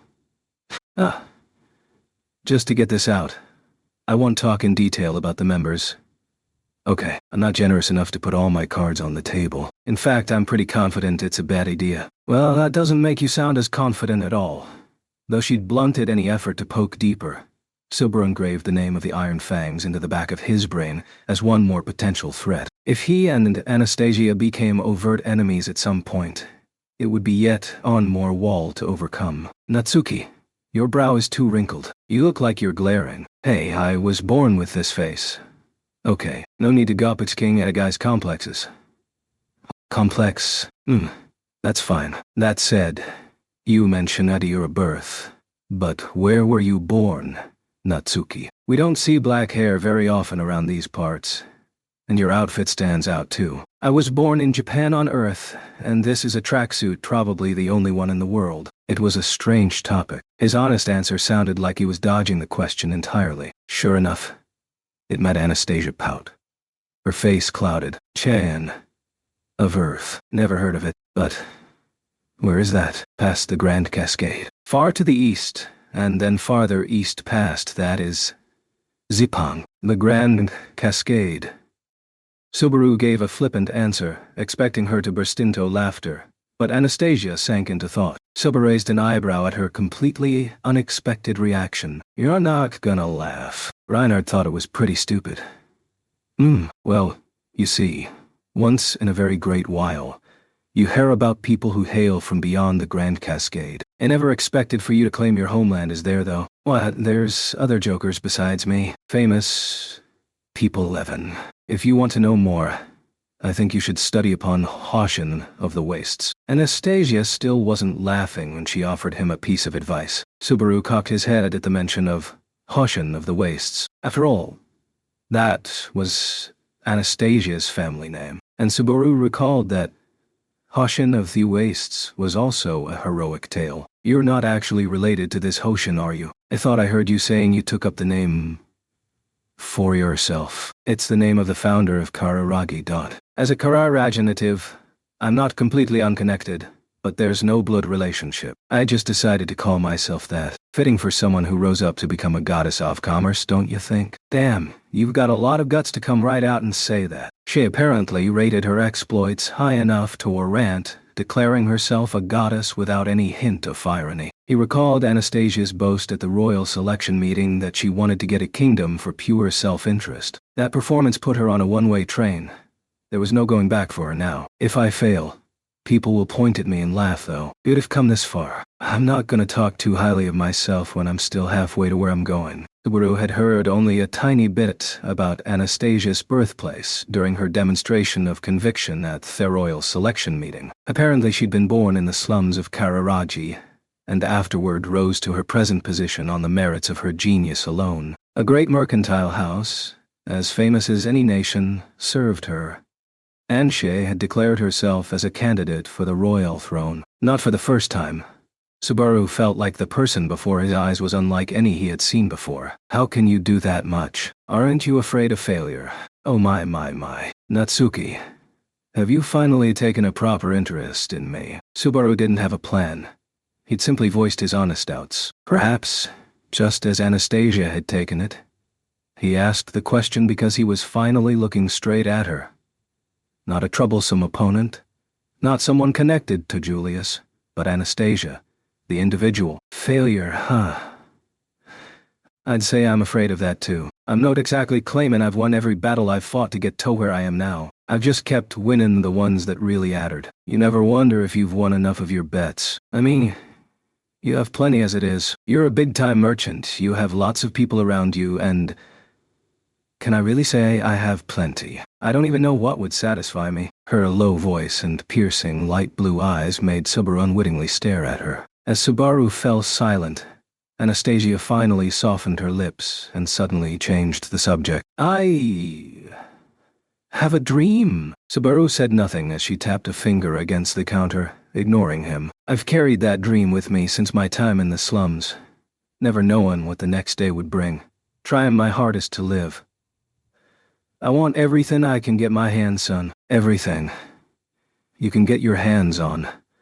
My dream is to see just who I can become, just how far he can go. But I won't compromise one bit until I'm satisfied I've done that. As long as I live, everything I can reach and take hold of will be mine. Will I die penniless, or will I be fulfilled by the innumerable possessions around me? My life is one big contest, until I get one result or the other. Subaru was overwhelmed. He realized that the small-statured girl before him was an amazing person, someone he might even look up to. Her fundamental character as a human being differed from Crush's and Priscilla's. The power of her charisma was in no way inferior to theirs. No, to Subaru, in that moment, he had a much more favorable impression of her than the other two. With the division between him and Know-Nothing Crush, and considering Priscilla's arrogant dismissal, he thought that Anastasia might just be a heaven-sent final thread of hope that he might be able to count on. For Subaru, unable to gather any reinforcements, this was one last possibility if he wanted to borrow strength from others. Hey, Anastasia, there's something I really want to talk to you about. Subaru, who had initially treated Anastasia as a nuisance be swept aside, was now meek toward her. I can depend on her. At that, though, the image of Julius flickered in the back of his mind, stabbing Subaru's chest, but he suppressed that emotional wound with all his might as he tried to broach the topic. Hey, Time out. It's just been you asking questions this whole time. I'm happy that you've taken an interest in me, but this isn't very fair, is it? Anastasia cried foul and brought his determined move to a halt. That's not really enough to call it No. Never mind. Talk to me. Yes. Yes. Compromise is real important. It's an issue of personal relations that comes even before negotiating. Natsuki, you look like you're leaving the royal capital. But have you done enough sightseeing? Don't call it something casual like sightseeing, geez. I'm not. And I'm sure you aren't either. Is this really the time for a trip just to feel better? Subaru shot down the topic, interrupting his subject. I don't plan to just travel around, but don't turn up your nose at seeing the sights. People get something out of just exploring a place with lots of people in it and taking a look here and there. Midway, Anastasia's strained smile vanished as she lowered her voice slightly. That change in her demeanor and expression stole Subaru's attention. She indicated the street with her chin. The atmosphere on this avenue's changed, like the shopping area before it. Did you notice? Subaru, now that you mention it, it feels way more hostile somehow. Subaru had known the sights of the royal capital for only a total of several days and hours. But even he could sense that the air of the royal capital felt different on his skin. The looks on people's faces have changed. The talk about the royal selections brought all kinds of misers out of the woodwork. I think you're the pot calling the kettle black, especially when you're the one poking into their business. Hey, when you compare the people going for tiny piles of coins to a gal who's after a whole kingdom, they're pretty pathetic. Besides, in business, speed is the name of the game. When you look at what people with a nose for money are doing, you see more of the big picture. Anastasia thought about the big picture in a way Subaru could not fathom. When the ones at the top move, then the people start to move. When the people move, things move too. So right now, traveling merchants are pouring into the royal capital from all over. If the people are there, things follow. So I can't see this and that about what's to come. The things you see are merchandise. Is there some special meaning to what they're selling in the capital right now? You caught on fast. Incidentally, the prices of quite a few goods are in flux around here at the moment. But things made of metal have gotten especially expensive. Someone's snapping up weapons like swords and spears inside the capital and out. Iron and weapons. I feel like I've heard about that before. Otto. The conversation was from when Head traveled with Otto during the first time going through the loop. Otto had been drowning in drink because he'd been carrying a large quantity of hard-to-sell goods. Apparently his bankruptcy had been assured. Swords and armor. So not just iron itself, but weapons and stuff. You don't think the people gathering up all that are planning to start a war, do you? Who's to say? It's possible the goal is more financial in nature. Work in the market to favor you is more than enough reason. Merchants collude with one another quite a bit. If they think something's worth getting, they'll grab it by the throat. Subaru readily accepted Anastasia's reasoning. Certainly merchants would be grateful toward another party creating a favorable business opportunity for them. A thriving industry was connected with a thriving city. From the way you're talking, is the person gathering up iron pretty well known? Who is it then? It's someone you know very well, Natsuki. Someone I know. Duchess Krush Karsten. She's been on an iron buy-in spree here in the capital. Krush is... Subaru, who had been blithely following the conversation, was shocked to hear the name of someone that closely related to him. But when he thought about it, things added up. Krush had been receiving guests day after day. Maybe she wasn't just dealing with influential political figures, but negotiating with merchants as well. I see. So that's why Russell showed up. Russell, fellow, is a big fish. Quite naturally, Anastasia instantly recognized Russell's name. And thanks to Anastasia's information, scattered pieces of the puzzle were connecting inside Subaru. So those people heading in and out, putting cargo in the courtyard even in the middle of the night. That was all a strategy to get merchants on our side. He remembered that on the night he'd exchanged wine glasses with Krush, servants were busily working all around the place, but they seemed to move with a purpose greater than simply gathering metalwares. They seemed to be expecting something bigger than that.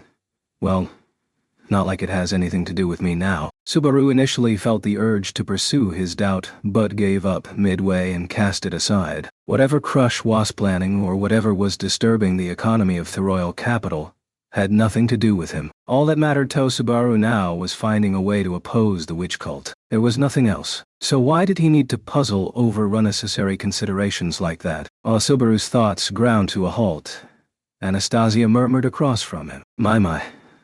I'll have to keep that in mind. Subaru looked up, sensing a particularly weighty tone in her voice, when he saw she was gently holding out her palm. Without thinking, Subaru took the scribble that he would need to obtain a dragon carriage. Thank you, Natsuki. You've given me enough of what I wanted to hear. The scribble and Anastasia's smile told Subaru that the conversation was over.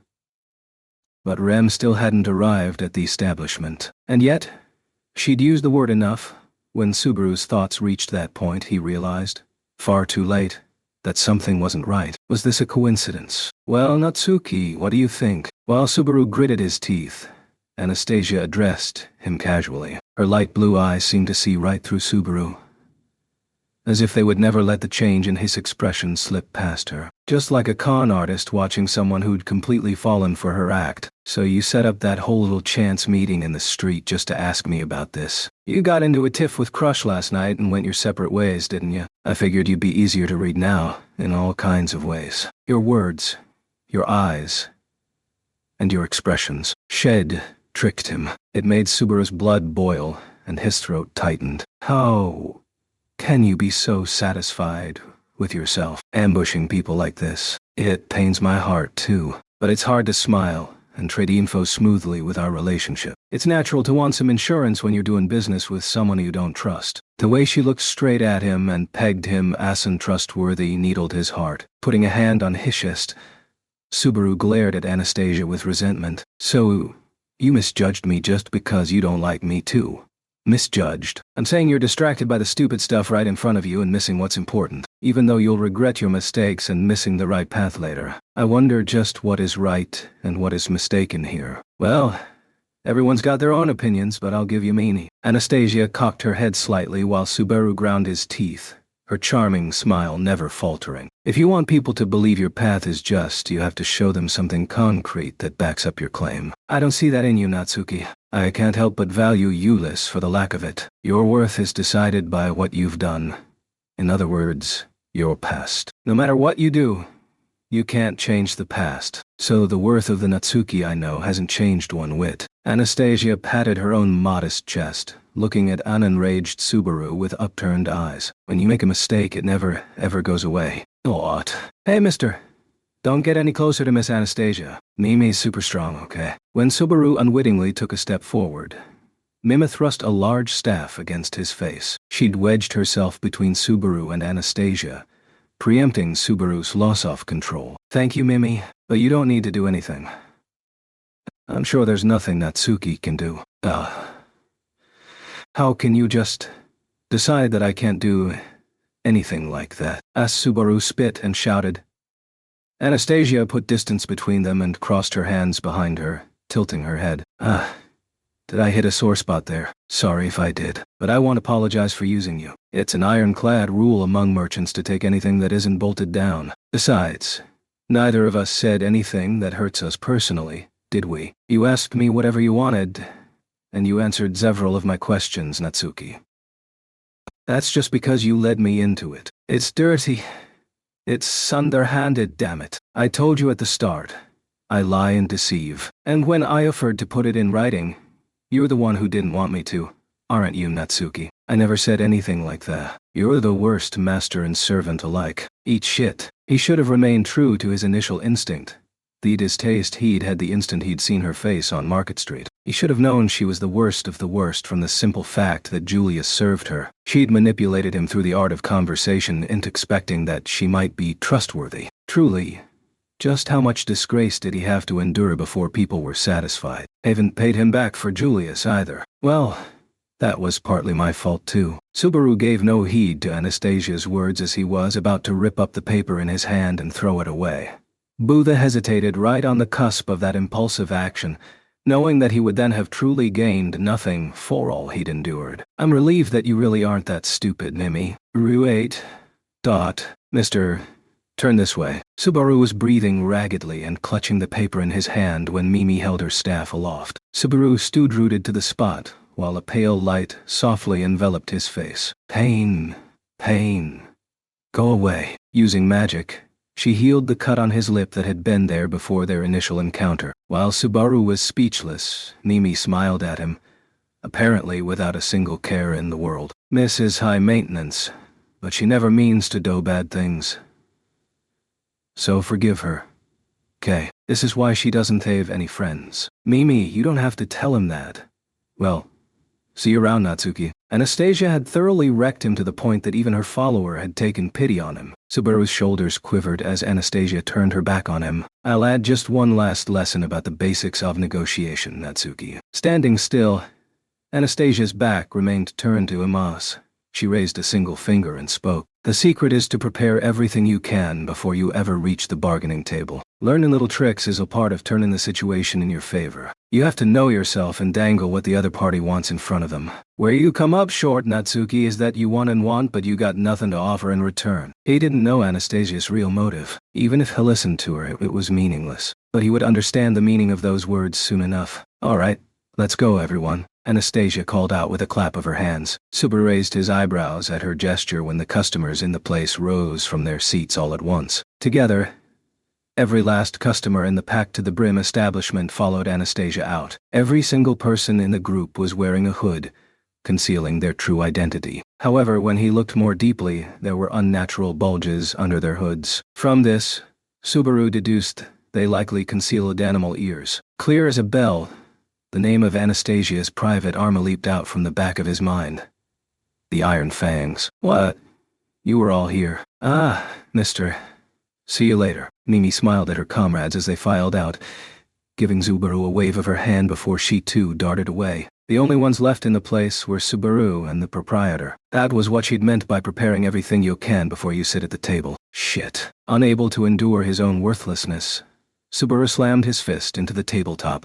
With no customers remaining in the establishment, the proprietor quietly withdrew into the back. His face was as conflicted as Subaru's. Subaru stayed like that, his shoulders shaking from humiliation, when a voice called out to him. Bro, duh. It was Rem. She had arranged for them to meet at that place, and now she rushed over to Subaru. Subaru, what's wrong? Did something happen? It's nothing, Rem. How about it on your end? Subaru interrupted Rem's concerned voice, covering up his current humiliation with all his might. Even if he told Rem about how Anastasia had gotten the better of him, I would change nothing. Faced with Subaru's stiff demeanor, Rem closed her mouth. Then she politely reported their results of her activities. I reported the covert maneuverings of the witch cult to the Knight's garrison. By invoking Master Roswell's name, I was not dismissed immediately at the gate, but the awkward wording and frail tone of her voice for the latter half pretty much told Subaru how that had gone down.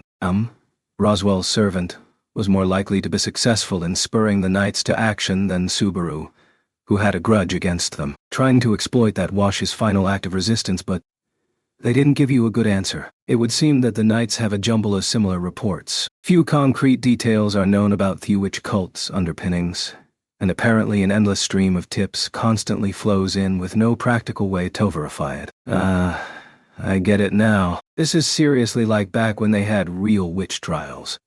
It ain't much of a joke if that's how the witch cult actually hides itself. The sheer number of people afraid of the witch cult lurking nearby gave birth to imaginary phantoms in every corner of the land. Those fears took form as tips to the Knights, dragging down the value of any real leads as a result. That seemed backward somehow. Both the arrogance of the Knights and the vileness of the witch cult were at fault. The Knights should have been rigorously checking out any and all potential leads related to the witch cult, considering how they were a blight to all. With that, Subaru understood that all his plays had failed. If gathering reinforcements isn't possible, I hate it, but there's no avoiding it. What will you do? Goes without saying. We head back to the mansion and get Amelia and Ram out of there. We'll bring them here to the capital or wherever Roswell went off to. The destination doesn't matter. Anyway, where they are now is dangerous. Betelgeuse's loud laughter came back to life in the back of his head. Subaru's fist trembled in frustration. Even if he wanted nothing more than to pulverize that bastard's skeletal face, he didn't have the means. Even if he did choose to take on the enemy with his current resources, it would invariably entail putting Rem at the tip of the spear. He would avoid that at all costs. Getting Rem hurt because of Subaru's thoughts and actions was unthinkable. He couldn't bear it. If he couldn't drum up the strength to battle Petaljuice, taking them on was unthinkable. Any option that meant losing Rem was out. Even then, bloodlust made his insides seethe. Thine inexhaustible hatred was like a curse echoing over and over inside his skull. Excuse me, Subaru. Actually, about the dragon carriage needed to return to the mansion. It's tough to get one, you mean? In that case, while Subaru's blood boiled, Rem broached a topic that seemed difficult for her to bring up. He nodded at her concern and revealed the paper Anastasia had handed him. As promised, it had the name of the store and her signature. It was Subaru's consolation prize for his ignominious defeat during negotiations. If we go to this place and talk to them, they should treat us all right. I'm sure of that much. Really? Where in the world did you? Just as I'd expect of you, Subaru. As you'd expect. You're funny, Rem. It's Rem. Having no idea how he'd gotten a hold of it, couldn't have meant anything malicious or ironic by it. Even so, Subaru couldn't stop a dry laugh from coming out. There's no time, let's get moving. Pulling the bewildered Rem along behind him, Subaru walked out onto Main Street, heading for the Indicat store. Annoyed by the jarring, disorganized noises, he clicked his tongue as he walked along. If we can get out of the capital within half a day, we can be back to the mansion by the third day. If we do that, we should have time to rescue Amelia and them. Subaru had gone over his memories of the first time around again and again to make sure of that. The reason he couldn't state it with absolute certainty was because he couldn't rely on his memories from the second time around. Subaru Natsuki had frittered away the time that would have allowed him to compare and be on surer footing. The second time. Shit, how many days was I not in my right mind? He scratched at his head, berating his useless memories and his useless self as he continued to walk. Behind Subaru, whose strides were a different length from Subaru's, worked earnestly to match her speed to his, but Subaru never noticed Rem doing that, for he had forgotten to look back. Chapter 3rd. Maw of the White Whaley Anastasias. Introduction had led him to borrow the largest dragon carriage he had yet seen. Boasting a huge size, the land dragon's hind legs thudded along, making the ground shudder as it raced across the grassy plain. It's as fast as it is huge. That's great. But could it do something about kicking up all this dirt? The dust dancing upward clouded his field of vision, making Subaru squint in the driver's seat. This appears to be a land dragon normally used to haul freight. Therefore, its manner of running has no consideration for passengers, and since it is specialized for speedy travel, it has not been trained in running quietly.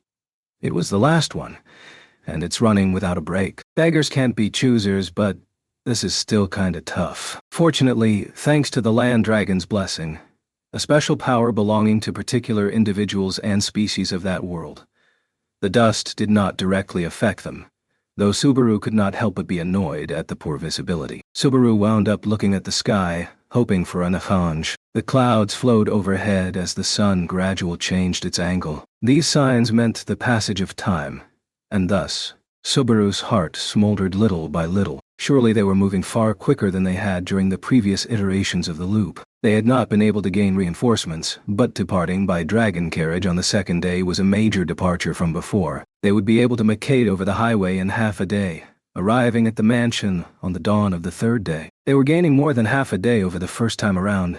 Surely enough time to get Amelia and the others out of the mansion and to flee from the witch cult. The problem is the possibility of encountering the witch cult along the way like last time. According to his vague memories of the second time around, he'd been inside a cave when he truly regained consciousness. If he had been en route back to the mansion, it was possible that the same thing could happen this time too. When he thought of how Rem had been killed, and how he had spent nearly an entire day pulling her along before they left the cave, it means they must have infiltrated Theria outside the mansion days in advance. But he didn't know exactly which day that was. The tragedy would fall the morning of the fifth day. The second time around, Subaru's deduction that it had taken him a day's worth of time to get out of the cave put his encounter with the witch cult between the third and the fourth day. In other words, even if we arrive tomorrow morning, that doesn't mean that we're any less likely to bump in them. Not knowing what they could expect made him grind his teeth hard enough that blood seeped into his mouth. Subaru glanced to the side at Riem, who was holding their ins and concentrating on driving. Once again, were they to encounter the witch cult, he'd have no choice but to rally on Rem. Subaru thought of making clear beforehand that they might encounter the witch cult.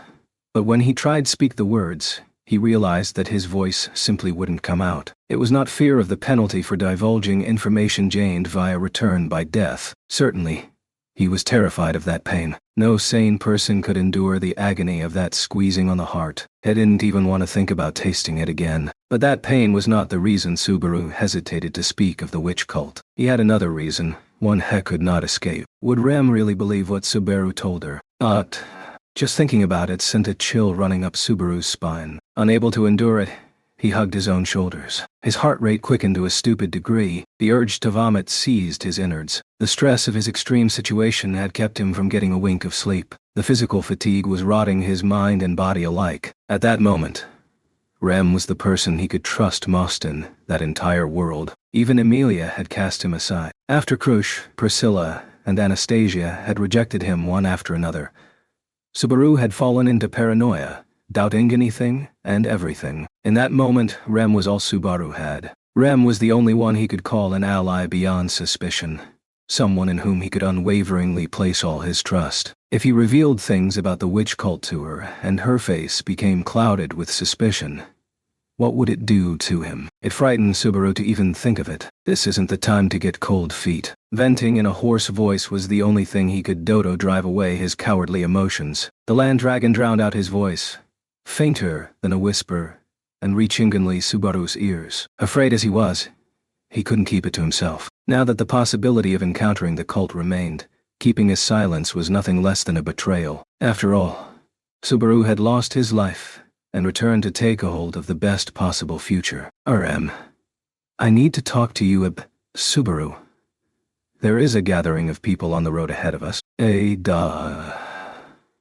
As RM glared to the front, Subaru followed her gaze to see a number of silhouettes hovering in the cloud of dust. He gaped openly. Was it really the witch cult lying in ambush? Though Subaru had lost his voice at the too-soon-turn events, the contours of one of the vague silhouettes gradually grew more distinct, finally becoming a clear figure. This figure stood right in the middle of the road, waving both arms and loudly calling for the dragon carriage to halt. Hey, can you stop your land dragon so we can trade information? The man, with a delicate face and gray hair, was Ottosuan, traveling merchant. I'm so glad. These days, most people are heading to the royal capital, and there's precious few coming out of it. So I thought I'd ask you a couple of things if possible. With the dragon carriage stopped, Otto came to greet Trim and Subaru with a handshake and a smile as he spoke. He seemed neither drunk with wine nor in sorrows about the world. He didn't strike Subaru as a wounded man. Rather, Otto the peddler felt alive and well. The memory he'd expunged of Otto desperately trying to stop him the first time around returned. Subaru tried to wash away the bitter taste of it while surveying the people behind Otto. Is everyone in this whole group a traveling merchant? Indeed they are. Every last one. We're headed to the capital with a yearning for profits in our hearts, Otto replied to Subaru's question with an amiable smile. There were various dragon carriages stopped on the side of the highway, and the men, presumably the dragon carriage owners, were gathered together. There were more than 10 of them, ranging from the young to men in their 40s. Judging that Otto, Subaru, and Rem had concluded their pleasantries, they congregated around the latter two, introducing themselves by name as they began establishing the topic of conversation. The contents mostly concerned the current situation in the royal capital and changes thereof. Furthermore, the merchant spoke mainly of things like trends in coinage prices and the atmosphere in the marketplace. Put bluntly, every minute wasted there was precious. Now that he had confirmed Otto was safe, he would have been happier to pass on such mundane conversation and leave. But you'd head out now. Isn't that dangerous? It's night already. We plan to camp here tonight. You could remain with us if you like. Just as Otto said, the sun was already sinking into the west, with night creeping over the highway. The Life Highway would soon be subsumed by night. They would have only the light of a magic crystal lamp and the stars twirly upon. The traveling merchants had already begun preparing tow camp, lighting a brilliant fire in the center of the group. With this many people, Even wild beasts and bandits appearing along the highway could surely do little, but even time spent in safety was time Subaru could hardly afford. So you say, Otto, you're just trying to pawn off some of that oil you bought at the wrong time, aren't you? Don't pull that oh-so-friendly face on me. The instant Subaru declined the invitation, a chorus of voices started needling Otto, and raucous laughter spread through the group. Otto, the butt of the joke, pursed his lips and made a sour face. That is not my motive at all. This is purely well-intentioned. Well, you'll need food and lanterns. Though I grant you, if I could interest you in even a small bit of oil, I would like that very much. Otto lowered his shoulders and voiced his obvious dismay. Rem inquired, What is this about oil? Oh, I simply wound up getting something of a short straw. At present the merchandise I am carrying is a somewhat large quantity of oil. I'd really meant to trade Itin Gusteco for a large sum, but now, my very life hangs in the balance, and I must mitigate the loss as much as possible. It was plain as day that he was seeking sympathy for his plight, and a buyer for his oil. No doubt, Rem understood this full well. Sympathetic as she might be, she would offer him nothing beyond perfunctory condolences. I do not know if I will be able to sell all this oil even if I go to the royal capital. If I sell it for the price of dirt, I will be bankrupt. Bankrupt. Repeating himself for emphasis, he opened the door wide for a highly generous person to take all the oil off his hands. Though the man had helped him during the first time around, it was precisely why Subaru sought to avoid getting deeply entangled now. He could pray for Otto's prospects, but at that moment, Subaru and Rem's futures came first. To get to the Mather's domain as soon as humanly possible, they could not avoid rushing along the highway at night. But just as Subaru was about to say his goodbyes, he suddenly realized something. If trust wasn't enough to put things into motion, maybe he should move them with money. Otto, there's something No. I have a business proposal. Otto's eyes opened at how the expression on Subaru's face vanished, and the air around him changed. But perhaps sensing from Subaru's voice that he wasn't joking, he immediately adopted the posture of a salesman. If it is business, I will listen to anything you have to say. Dear customer, how may I be of service? I'll buy every drop of oil in your dragon carriage. In return, give me a hand. Subaru pointed to Otto's land dragon, which he remembered, and then opened his arms wide, shouting in a voice loud enough for all the merchants setting up camp to hear. Every merchant with a land dragon here.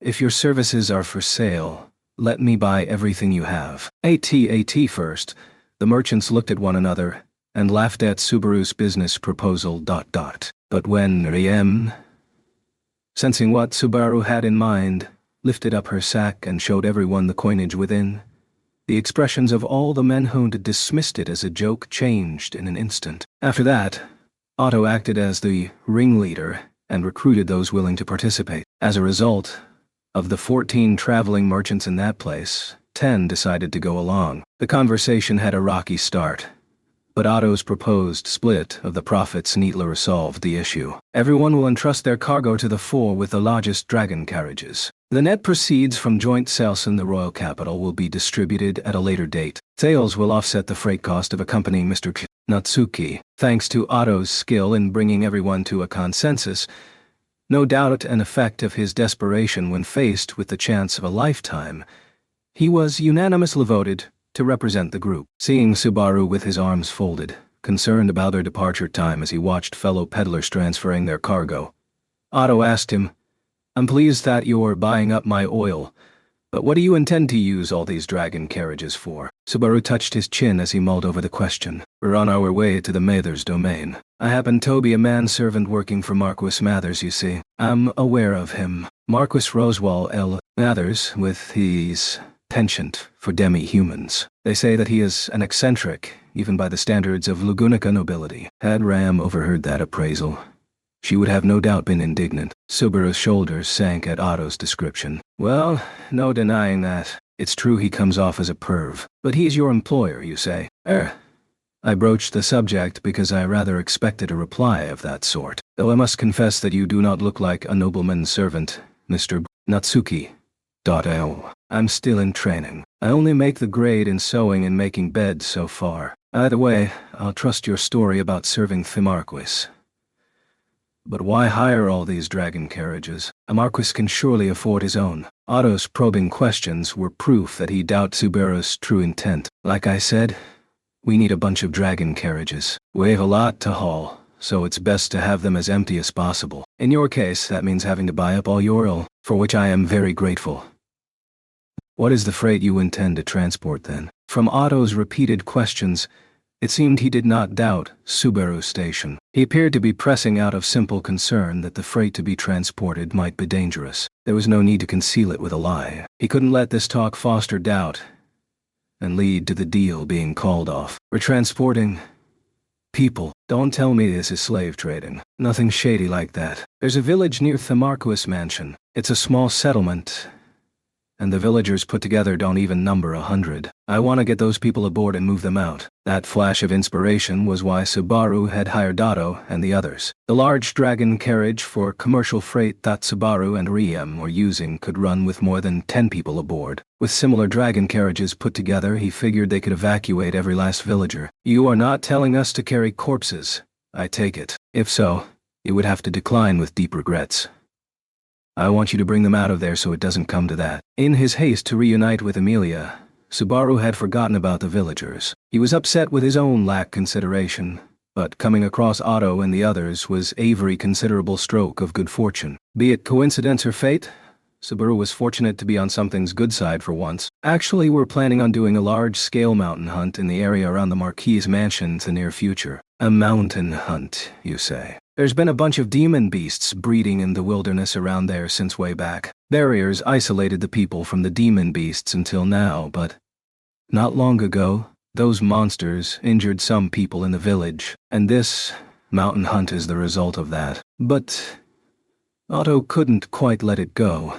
He seemed to be having trouble with something in Subaru's explanation. Subaru remained silent as he rolled up the sleeve over his right arm, showing him the cruel scars the beasts had left on him. Otto drew a small, sharp breath at seeing the deep wounds of claw and fang. Many more had been carved in Subaru's body that would never fade. In his goodwill, the Marquis sent me off to the royal capital to be healed. Now that I'm partly recovered and no longer at death's door, I'm on my way back. I see. But why then? Are you procuring dragon carriages along the highway without the Marquis being directly involved? The Marquis decided to start the hunt right away before moving the residents. That's why I want to make sure it's covered. It's not that I don't trust my master. I just have prior experience with this. As Subaru offered that humble statement, lowering his eyes, Otto made a small sound and sank into thought. Understood. Sorry for prying into things you didn't want to speak about. I shall explain this to the others without mentioning the scars. A pained expression came over Otto's good-natured face as he made a show of consideration for Subaru. No doubt the regretted unintentionally dredging up Subaru's past drama. Subaru thought that his sudden change in demeanor, shifting from thoughts about commerce to simply worrying about his business partner, showed that Otto was a real softy at heart. Don't sweat it. Please just explain it to everyone straight so that no one gets any weird doubts. Well, if you insist, though I'm not really cut out for that. Making light of Subaru's decision, Otto smiled apologetically. Subaru thought himself a far greater villain for internal making excuses. Namely, that he wasn't really lying. He just wasn't laying the whole truth. It was another 2 hours until all preparations to pull out of the campsite had been completed. After the freight was transferred to the 4 large dragon carriages, Subaru and the others departed along highway by night. There were 11 dragon carriages heading toward Themither's domain. They might prove somewhat cramped, but they should be more than enough to get all the villagers out. Otto called to him as his dragon carriage ran parallel to Subaru's. By running through half the night, we'll probably arriving the Mather's domain near morning. It was the land dragon's wind-repelled blessings that enabled them to have a normal conversation, while 2 dragon carriages ran side by side. They did more to nullify the effects of wind and vibrations on them, apparently. Sorry to make you keep running without a break. Not at all. I have no complaints. Now that I can dispose of my stock and defray the freight costs, I am invincible. I could keep this up for 3 days and nights, and then you can fall asleep right after the deal is done. Did you read my mind? The punchline to a classic joke was stolen right out of Fato's mouth. From there, Subaru shifted his gaze toward Drem, holding the reins beside him. He could not read any emotion from the side of her face as she stared straight ahead. To Subaru, it wasn't a very pleasant situation. Subaru, yeah, what is it, Rim? Something's up. No, boss, it is quiet. So I wondered if you might be tired. The dust makes for poor visibility, but with other land dragons about, the path is not uncertain. If you are sleepy, it is all right for you to rest. I'm happy to hear you say that, but it's not cool to make you do all the work. But Subaru, you are still convalescing, so... Rem's considerate stance toward Subaru made him shoot his mouth. Her manner of speaking was gentle, but there was a stubborn, steely will behind it. He keenly understood that she wished to reduce the burden on him as much as possible, but her tenacious efforts made him fearful that he didn't know her true intentions. The thorns he could not dislodge from his chest were the product of both wanting to know and not wanting to know. Rem. Do. Yes. Subaru's breath caught as Rem's pale blue eyes stared at him, as if seeing right through him. He wanted some way to redirect her attention from his doubting, hesitant insolence. But Subaru shook his head, brushing aside such thoughts. If he doubted Rem's intentions enough that it hurt, it was far better to get them out in the open. Rem, do you have any doubts about what I'm doing? It didn't explain anything to you. Not about the witch cult, not about the traveling merchants. He was painfully aware of how M had kindly indulged him in spite of his duty to explain himself. That was precisely why he was worried about how Rem felt about following him without question or debate. Rem closed her eyes but once at Subaru's question. Master Roswaal told me to respect your actions in the royal capital. Subaru's expression stiffened, the reply leaving him lost for words. Roswaal told you to. Yes, he did not command me to do any specific thing, but rather to go along with your plans in the royal capital, whatever they might be. I also planned to do so as much as I could. Roswell's orders?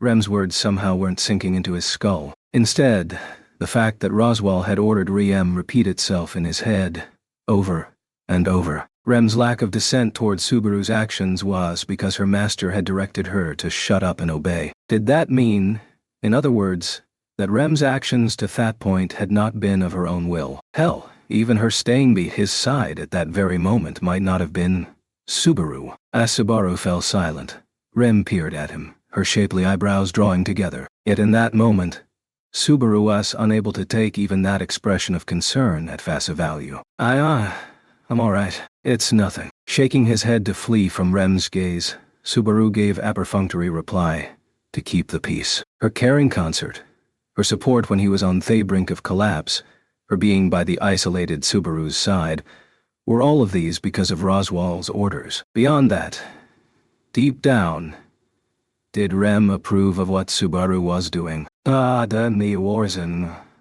Nitimly shall I. As paranoia brought Beale up from his stomach, Subaru swallowed down the acidic liquid filling his mouth. With his nausea having nowhere else to go, fright and despondent sigh ridged inside his body, his limbs felt numb, his vision arrowed, and there was an unbearable physical itch in his brain. His breath was ragged as he fought the urgent desire to crack his skull open and jab his fingers in to scratch at it. He didn't want to think about anything.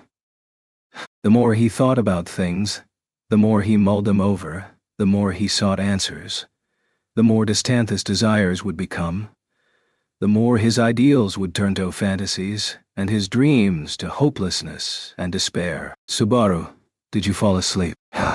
Hated it. He wanted no more of it. He didn't want to think. He didn't want to doubt. He didn't want to trust. He didn't want to be betrayed. He clutched his head, shutting himself in and cutting off all responses to the outside world. Rem called his name several times. Seeing that there was no response, she gave up after a while and shifted her gaze back to the highway. By then, Subaru had finally, and by his own hand, become truly alone in that world. No. I'm sorry, Subaru. Please wake up. Subaru sensed someone calling him and shaking him awake. The touch on his shoulder roused him from the abyss of unconsciousness. When he absent-mindedly rubbed his eyelids with his hand and opened his eyes, he found the face of a familiar girl right in front of him. Rem. What's wrong? The instant he was sure it was Rem, Subaru remembered their exchange before he slept. He felt a dull ache in his chest. Rem. not noticing how hard Subaru was working to endure that pain, lowered her head apologetically. After another brief apology for waking him, she said, "We are about to reach a fork in the road. As it is a landmark that cannot be mistaken even in the dead of night, it should be all right. But I want to be certain before we reach it." The area around them was filled with deep darkness. Even with Rem sitting right beside him, her face seemed indistinct. The crystal lamp hanging from the land dragon's neck, and a simple light attached to the dragon carrying itself, provided the only illumination. It was very little to Goon. If not for land dragons with good night vision, then certainly for the humans. "I see your point. What do you want me to do, though?" "I want to check the map, but I cannot take my hands off the reins." "I put the map in the sack at your feet. Could you get it out for me?" "At my feet. This, huh?" In the dark, he pulled over a fairly heavy sack. He set it on his lap and thrust in his hand to fish around, but finding what he was after proved rather difficult. "I can't even tell what's a map and what's not. Isn't it too dark to even read it?" "That is... that could be a problem. What shall we do?" "Yeah. What can we?" "No. Wait a sec." Rem's expression was clouded when a light suddenly turned on in Subaru's head. Once again, he searched at his feet, picking something out of a different sack, the one with Subaru's personal belongings. "Oh, I found it." He took out the object, cool and hard to the touch, and thrust it in Rem's face. Right in front of her wide eyes, Subaru pressed the power button of something he hadn't felt in ages. "It hasn't been charged in a while, so I hope the battery isn't dead." Oh. After a single tense moment, the boot-up sequence appeared on the screen. A few seconds later, a dazzling light shone from Subaru's hand. Rem looked at Subaru with surprise at the brilliant sight. "Subaru, what is that?" "Lost technolo.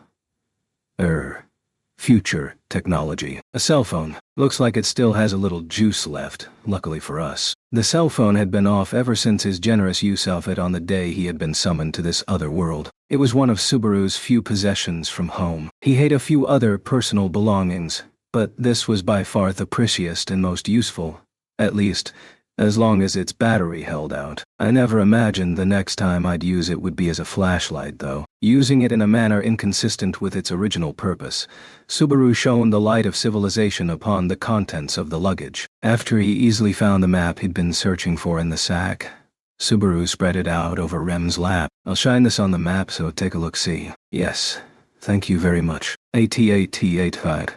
That moment, Otto poked his head in from the side, his interest keenly piqued. "Mr.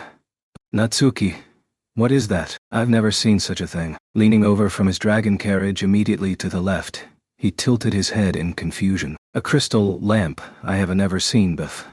"No, not a crystal. It seems to be made of some material unfamiliar to me." Noticing Otto's reaction, a man in his prime with a bandana wrapped around his head pulled his dragon carriage along the right side as well. The eyes of the driver glimmered as his gaze remained pinned to Subaru's cell phone. Ordinarily, their reactions would have doubtlessly brightened Subaru's mood, inspiring him to casually show off and brag. However, the current Subaru was in no mood for such pleasantries. "Sorry, it's a secret item the Marquis gave to me. If I told you about it, you might vanish without a trace. Best to forget you ever saw it." "Ooh, that secretive explanation just reeks of money."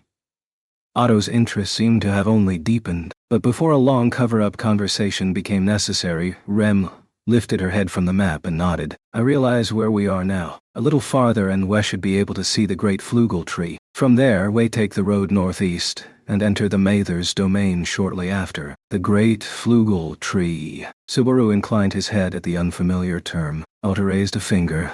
"The Great Flugel Tree is a huge tree found along Thelifa's highway that seems to pierce the very clouds. Tree really is huge like you wouldn't believe. According to legend, a sage named Flugel planted it, so that's why it's the Great Flugel Tree." "Why'd the Sigito that anyway?"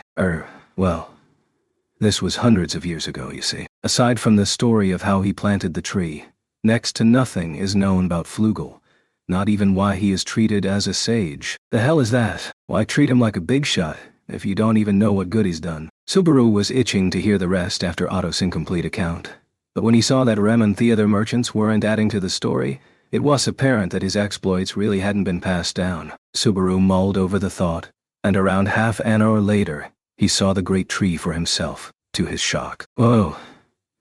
Yeah, Incredible is about the only word I can use for it. The venerable tree, its branches rising into the night sky, towered over Subaru and the others with an overwhelming presence. Its size dwarfed the trees from his old world that were often said to be more than 1,000 years old. According to Otto, this specimen was centuries old, making Subaru wonder if plants grew at a much faster pace in his current world. Before he realized it, he was seized by a considerable sense of awe. The enormous tree had put down its roots not in a great forest, but alone in an open field. Along the Leifashire Way, there was no landmark more prominent. Passing by the calmly towering great tree, the dragon carriages headed northeast in accordance with the map.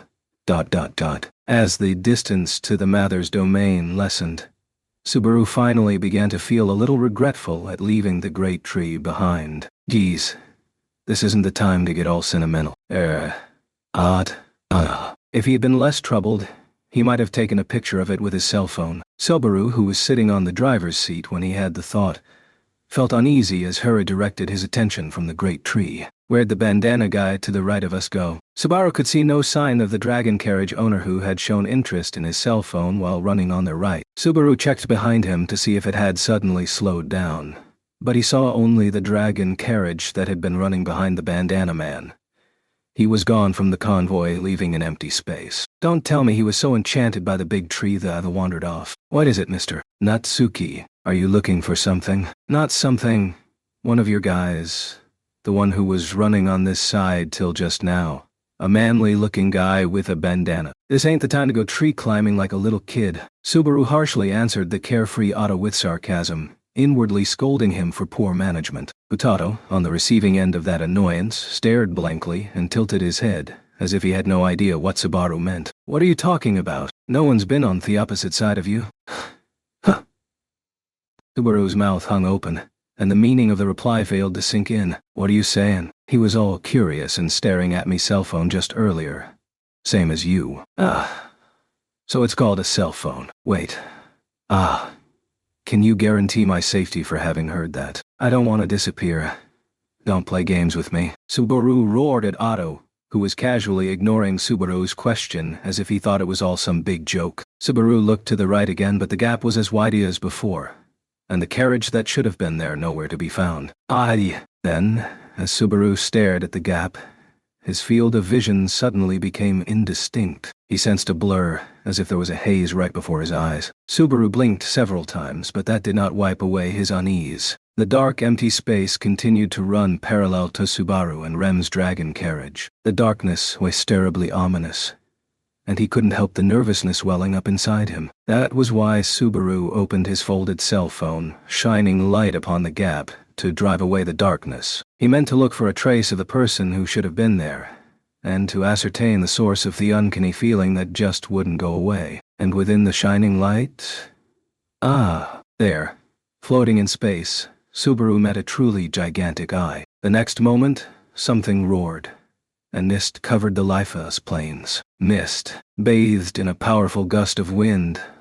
Subaru felt like he'd been smacked in the face. Hot. Pounded by the gale, Subaru's body floated up, in danger of being tossed from the driver's seat altogether. He instantly reached out, but his fingers found nothing to grasp. Subaru's body flew straight forward, hurtling toward the darkness. Or it would have, if she had been a moment later. Subaru. His collar was grabbed from behind, forcefully pulling him back down. The hard impact of his butt upon the seat made him see stars. Amid them he saw Aram, holding him down while handling the reins. Rem's mouth was open as she abandoned her usual neutral expression, howling desperately. Her shouts became a chant. Mana gathered according to Rem's will, transforming the world around them with magic to create spears of ice as long as Subaru was tall. In the blink of an eye, 3 frozen missiles formed in midair, shooting out like arrows with incredible force. Thea spears raced through the sky, landing with a sound like steel smashing stone, and the darkness before them was shattered. The next moment Subaru was grabbed by his neck once again and instantly hoisted straight up. As he floated upward and away from the driver's seat, he saw the dragon carriage beneath him. The land dragon, neutralizing its passengers, had vanished, continued kicking up dust as it sprinted along the highway with all its might. In the next instant, A hit from the side with enormous mass behind it reduced the dragon carriage to splinters, sending the land dragon hurtling along with it. The unadorned vehicle for hauling commercial freight was torn apart like paper. The huge animal, slammed into the ground, burst apart from the impact, turning into a smear of blood, innards, and fragments of flesh on the highway. Subaru's mind went blank from the overwhelming unreal spectacle. Left, he thought he heard a shout from right beside him. A second later, his body landed on a hard floor. The dull pain coursing through his shoulder and hip dragged his mind back to reality. However, the blows assailing him one after another gave him no opportunity to lift up his head. The dragon carriage he was now riding made a sudden turn, and the centrifugal force flung Subaru to the side. When the vehicle tilted, Therab wrapped around his fingers was the only thing keeping him from being hurled right out. Turning his head, he came to realize that he'd Lepidonto Otto's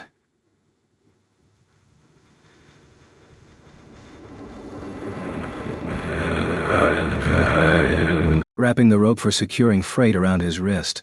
Subaru tried to get up amid the shaking. No, Subaru, you mustn't. The dragon carriage's blessing has given out. It's dangerous for you and Rem to get up. When he looked, Rem had impaled the floor with her own right arm to support herself. It was difficult for her to keep steady during the rocking, even with her physical abilities. Without the effects of the wind-repelled blessing enveloping the land dragon, Subaru's body was mercilessly subjected to the ferocious wind and shaking. He grew ill.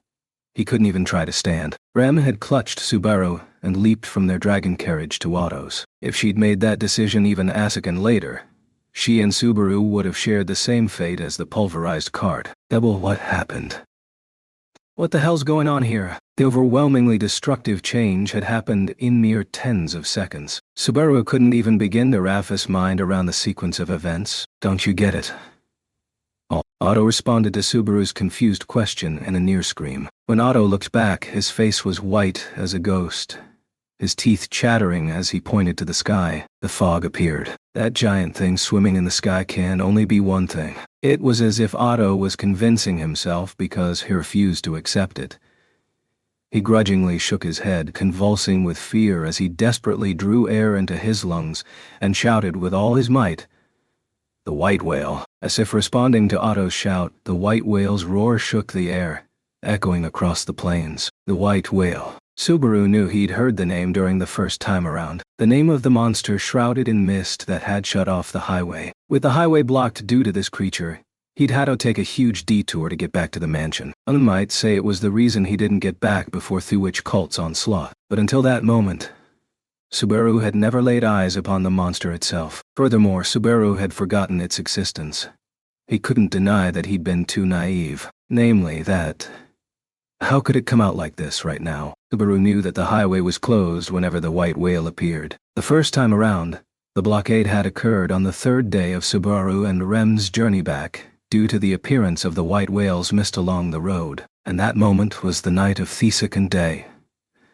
No doubt the royal capital would be informed of the appearance of the mist in the morning, with highway sealed during that day. That night was the only one when they were unaware of the white whale's presence, and they had blundered into the menace. To think, running into the white whale, "Oh dragon, please, deliver us." With hollow eyes, Otto murmured a prayer to the dragon in search of salvation. As Otto lost the will to fight and even his very spirit, Subaru saw with his own eyes how, among traveling merchants, the existence of the white whale was synonymous with absolute terror. The previous time around, Otto had indicated how the white whale was an evil omen among all merchants. Otto's lips trembled, his mind somewhere else as he managed the reins. His land dragon, sensing the presence of the white whale, had fallen into a state of terror, exhausting its remaining strength to kick the ground and propel them forward at an unsustainable speed. The white whale had sunk into the night,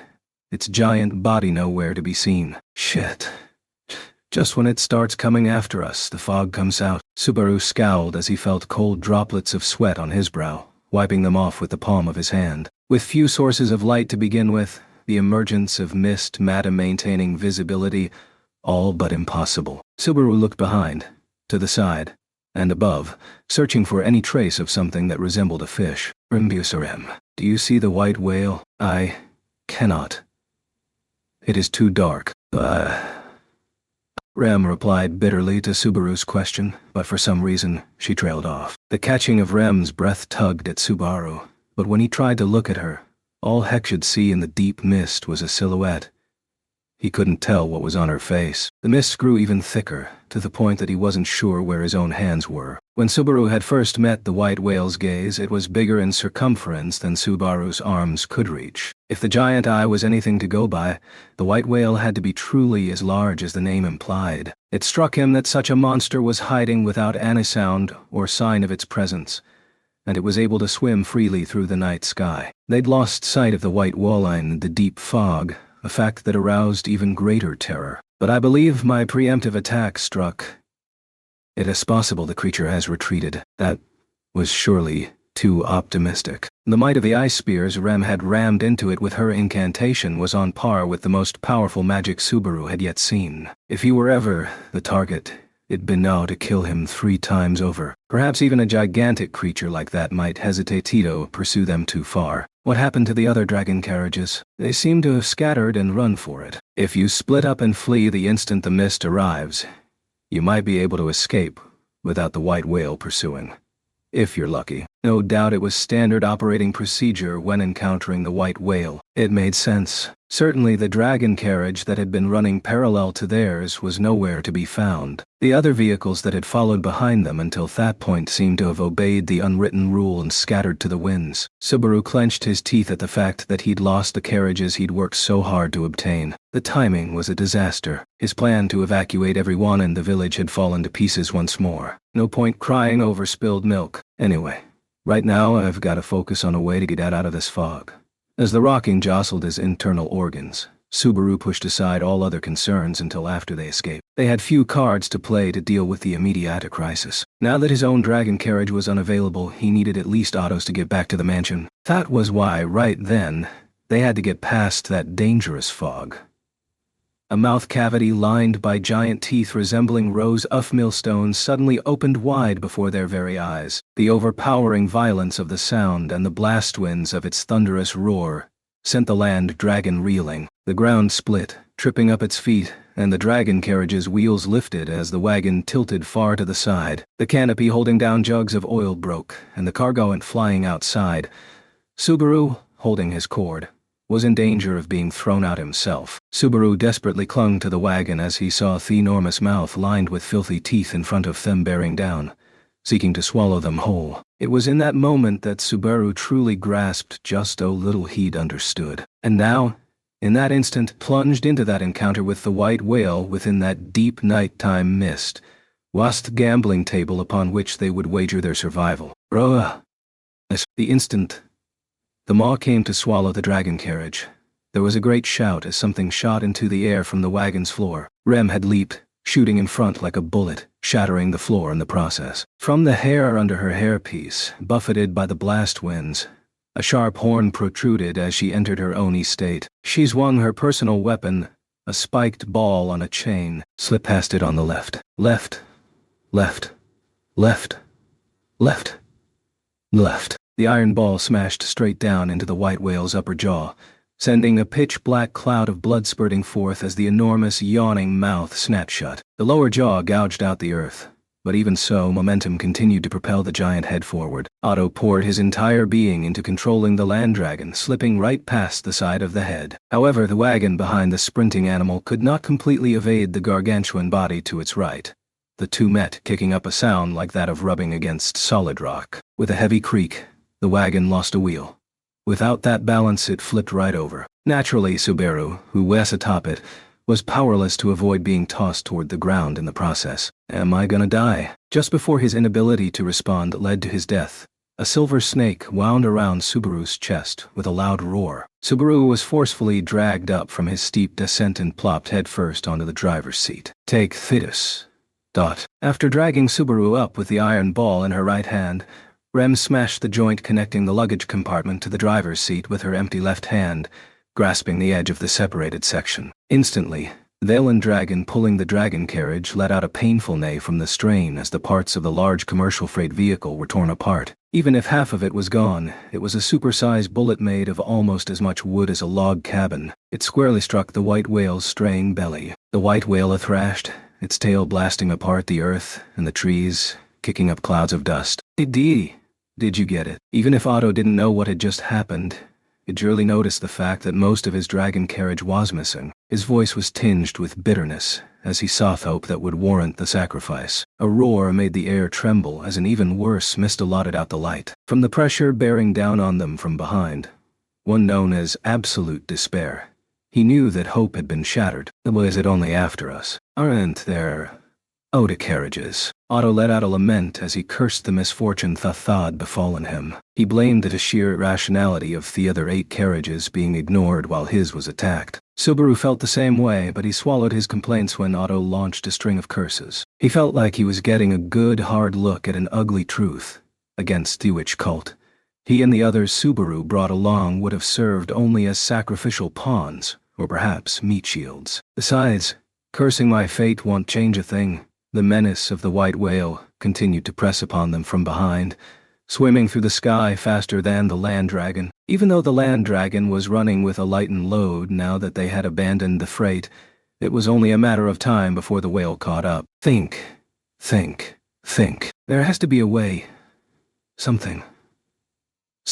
Subaru desperately put his head to work, but no plan for a counterattack came to mind. With a sense of urgency weighing on him and the night mist so thick that he couldn't see his own feet, Subaru couldn't find even a single hint, and as time idly wasted away, fate forced yet another difficult choice upon Subaru. The carriage was heavily rocked. As Subaru clung to the floor, Rem approached. She should have been shaken too, but she didn't seem bothered by it as she nestled close. Subaru, please, take this. What?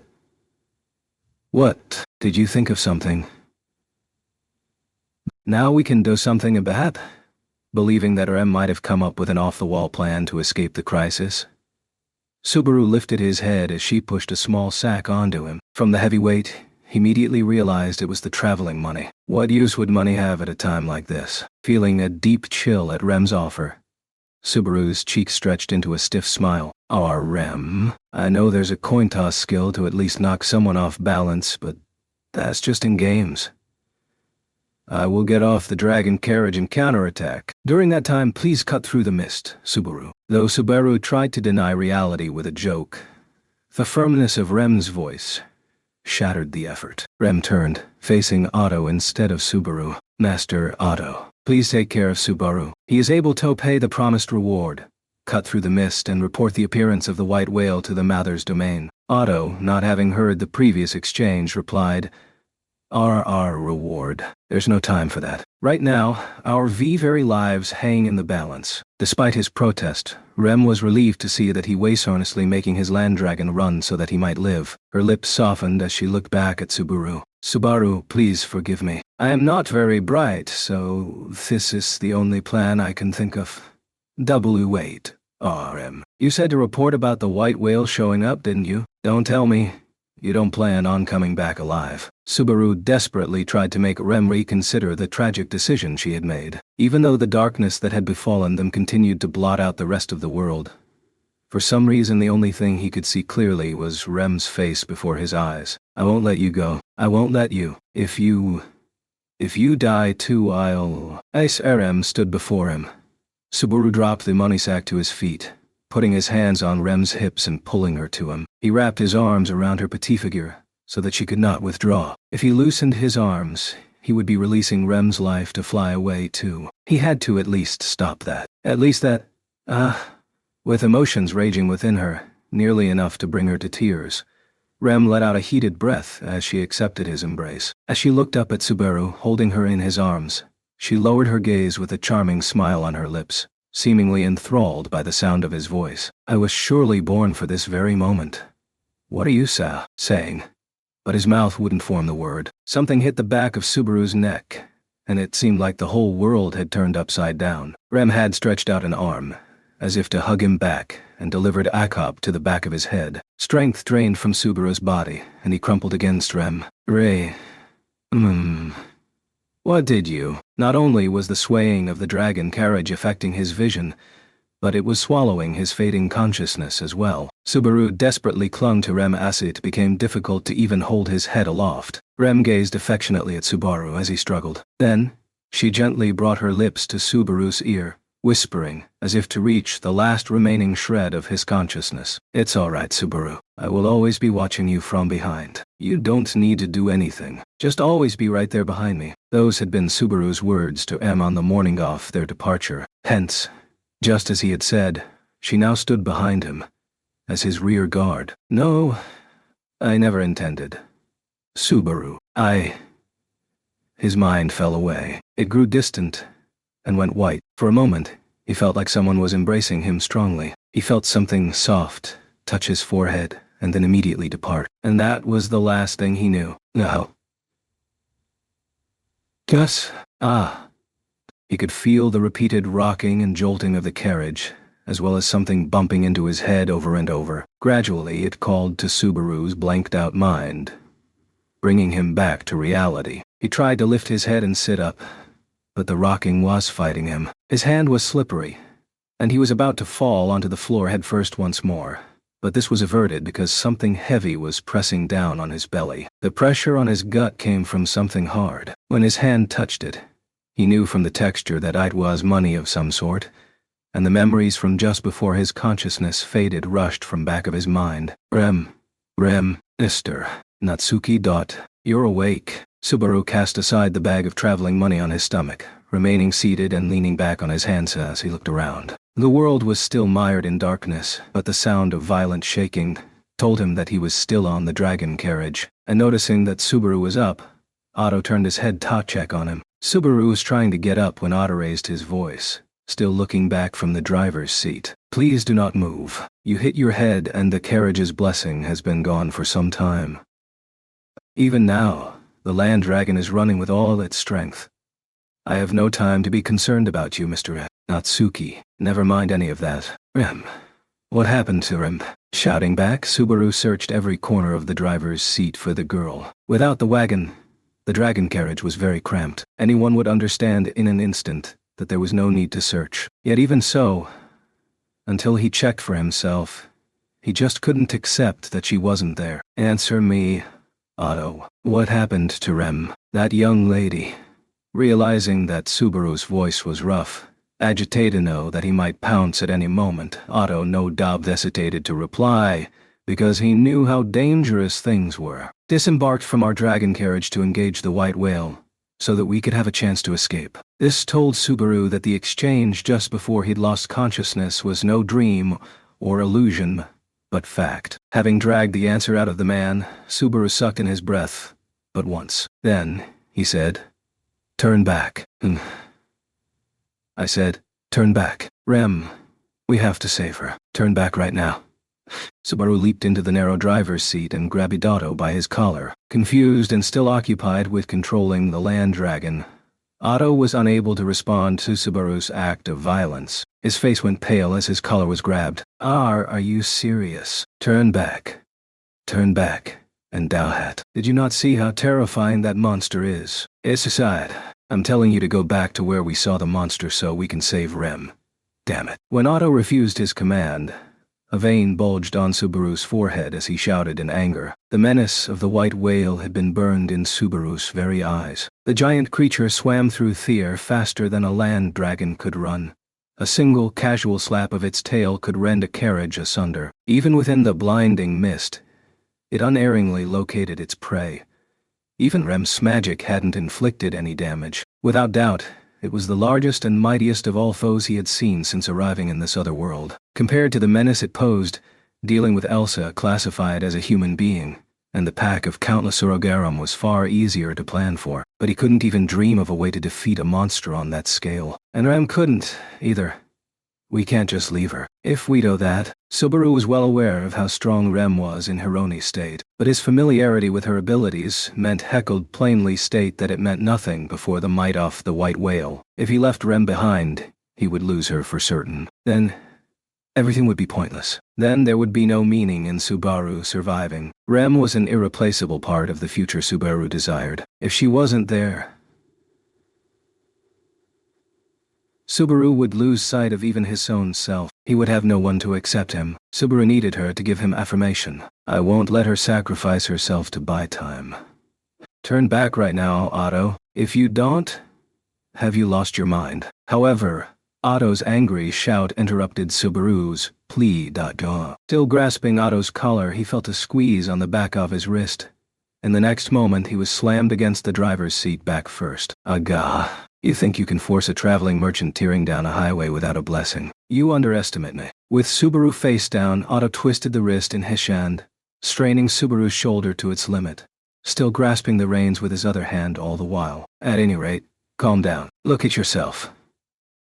What can you do in a state like this? Do you plan to put to waste the feelings that girl left behind? Don't you talk about Emma. You left her. You left Rem Toady. You have no right to talk about her. Turn back. Save Rem right now.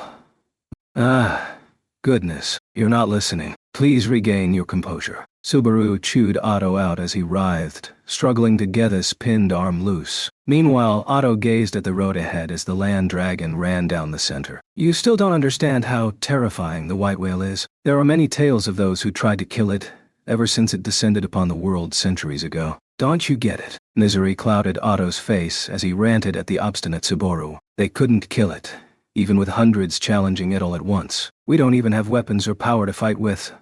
So what can we do? Stand before it and rescue the girl? We can't do that. There's no way. Shut up already. I've heard all that. Then it should be obvious. Even when the kingdom of Lugunica assembled a great expeditionary force to quell it, the monster killed the last sword Saint Daichu. We can't beat it. Otto's face trembled with bitter regret as he unwillingly confessed the truth. Otto, too, held great rage toward the white whale that would never fade. But even so, the menace of the white whale that stirred his anger wasn't touchable for man. To teach the ignorant Subaru the error of his ways, Otto had to force himself to acknowledge the enormity of the white whale, experiencing heartbreaking pain in the process. It killed a sword saint. Otto bared his soul. A part of the story Subaru had never heard before took the wind from his sails. Sword Saint? That was the title granted to the most powerful human being Subaru had laid eyes upon since being summoned to that world. To Subaru, it was the very symbol of strength without equal. It was not for certain that the previous Sword Saint could not boast the same strength as Reinhard, the epitome of the mightiest of all. But if the person bearing a title equal to Reinhard was someone with comparable power, and the white whale killed that person, it's stronger than Reinhard. A monster surpassing the mightiest of all beings could only be called the worst of all calamities. In short order, Subaru lost the baseless feeling of urgency pressing against his spine. Without the thing pushing him forward, Subaru realized that he lacked the strength to even sit up. What am I doing? This ain't the time to be lying down on the J. He wanted to save Rem. He wanted to rescue her. If he didn't turn back now, that wish could not be granted. Yet even though his heart understood, none of the will to fight reached to his limbs. His soul was too weak. Otto released Subaru from the hold, and with pity in his voice he said, I am weak, and so are you. That is why we cannot save her. We cannot hold a candle to her strength. But deep down, Rem wasn't strong, either. Even though Subaru knew that, surely had always known that, he could say nothing. He hung his head as the shaking dragon carriage jostled his body. The land dragon continued forging ahead straight through the night mist. Rem remained behind them, abandoned as the dragon carriage grew distant, pulling Subaru farther and farther from her. He stayed bent over like that as time passed. Maybe 5 minutes, maybe 10. Mr. Asuki, that's Otto. Having made the land dragon run in silence until then, seemed to doubt his own eyes as he called out to Subaru. Subaru lifted his head and clawed his way to sit beside Otto on the driver's seat, looking in the same direction, and found a light flickering amid the darkness. There is mist in the way, but that is the light of a crystal lamp. We made it out of the mist. Even if we have, we are still on the highway at night. Sony light is unnatural. It's probably someone who was caught in the mist just like we were.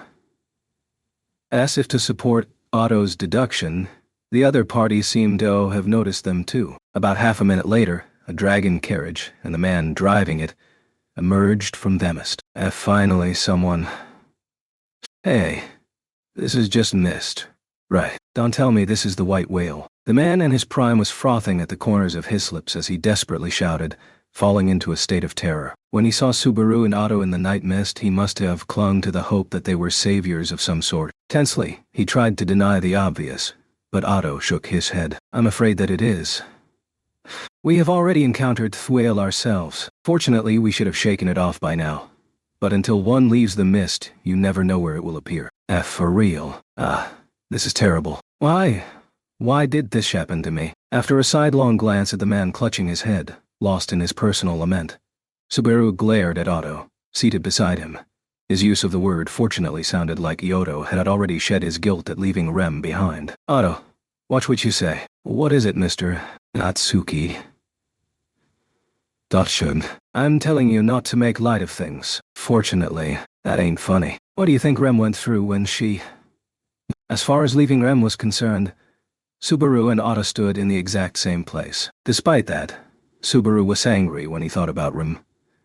An effort to assuage his own feelings of guilt. Subaru understood. He had understood all along. The idea that Rem, left behind, would stand before the white whale exercising her wits and survive. It was nothing but a fantasy, not even wishful thinking. There, inside that mist on the third time around, Rem had died. Again. To save him. Rem. Who is that? His thoughts of Rem's tragic resolve were undermined with shocking ease. Who is this Rem? There was no one by that name among the traveling merchants who scattered.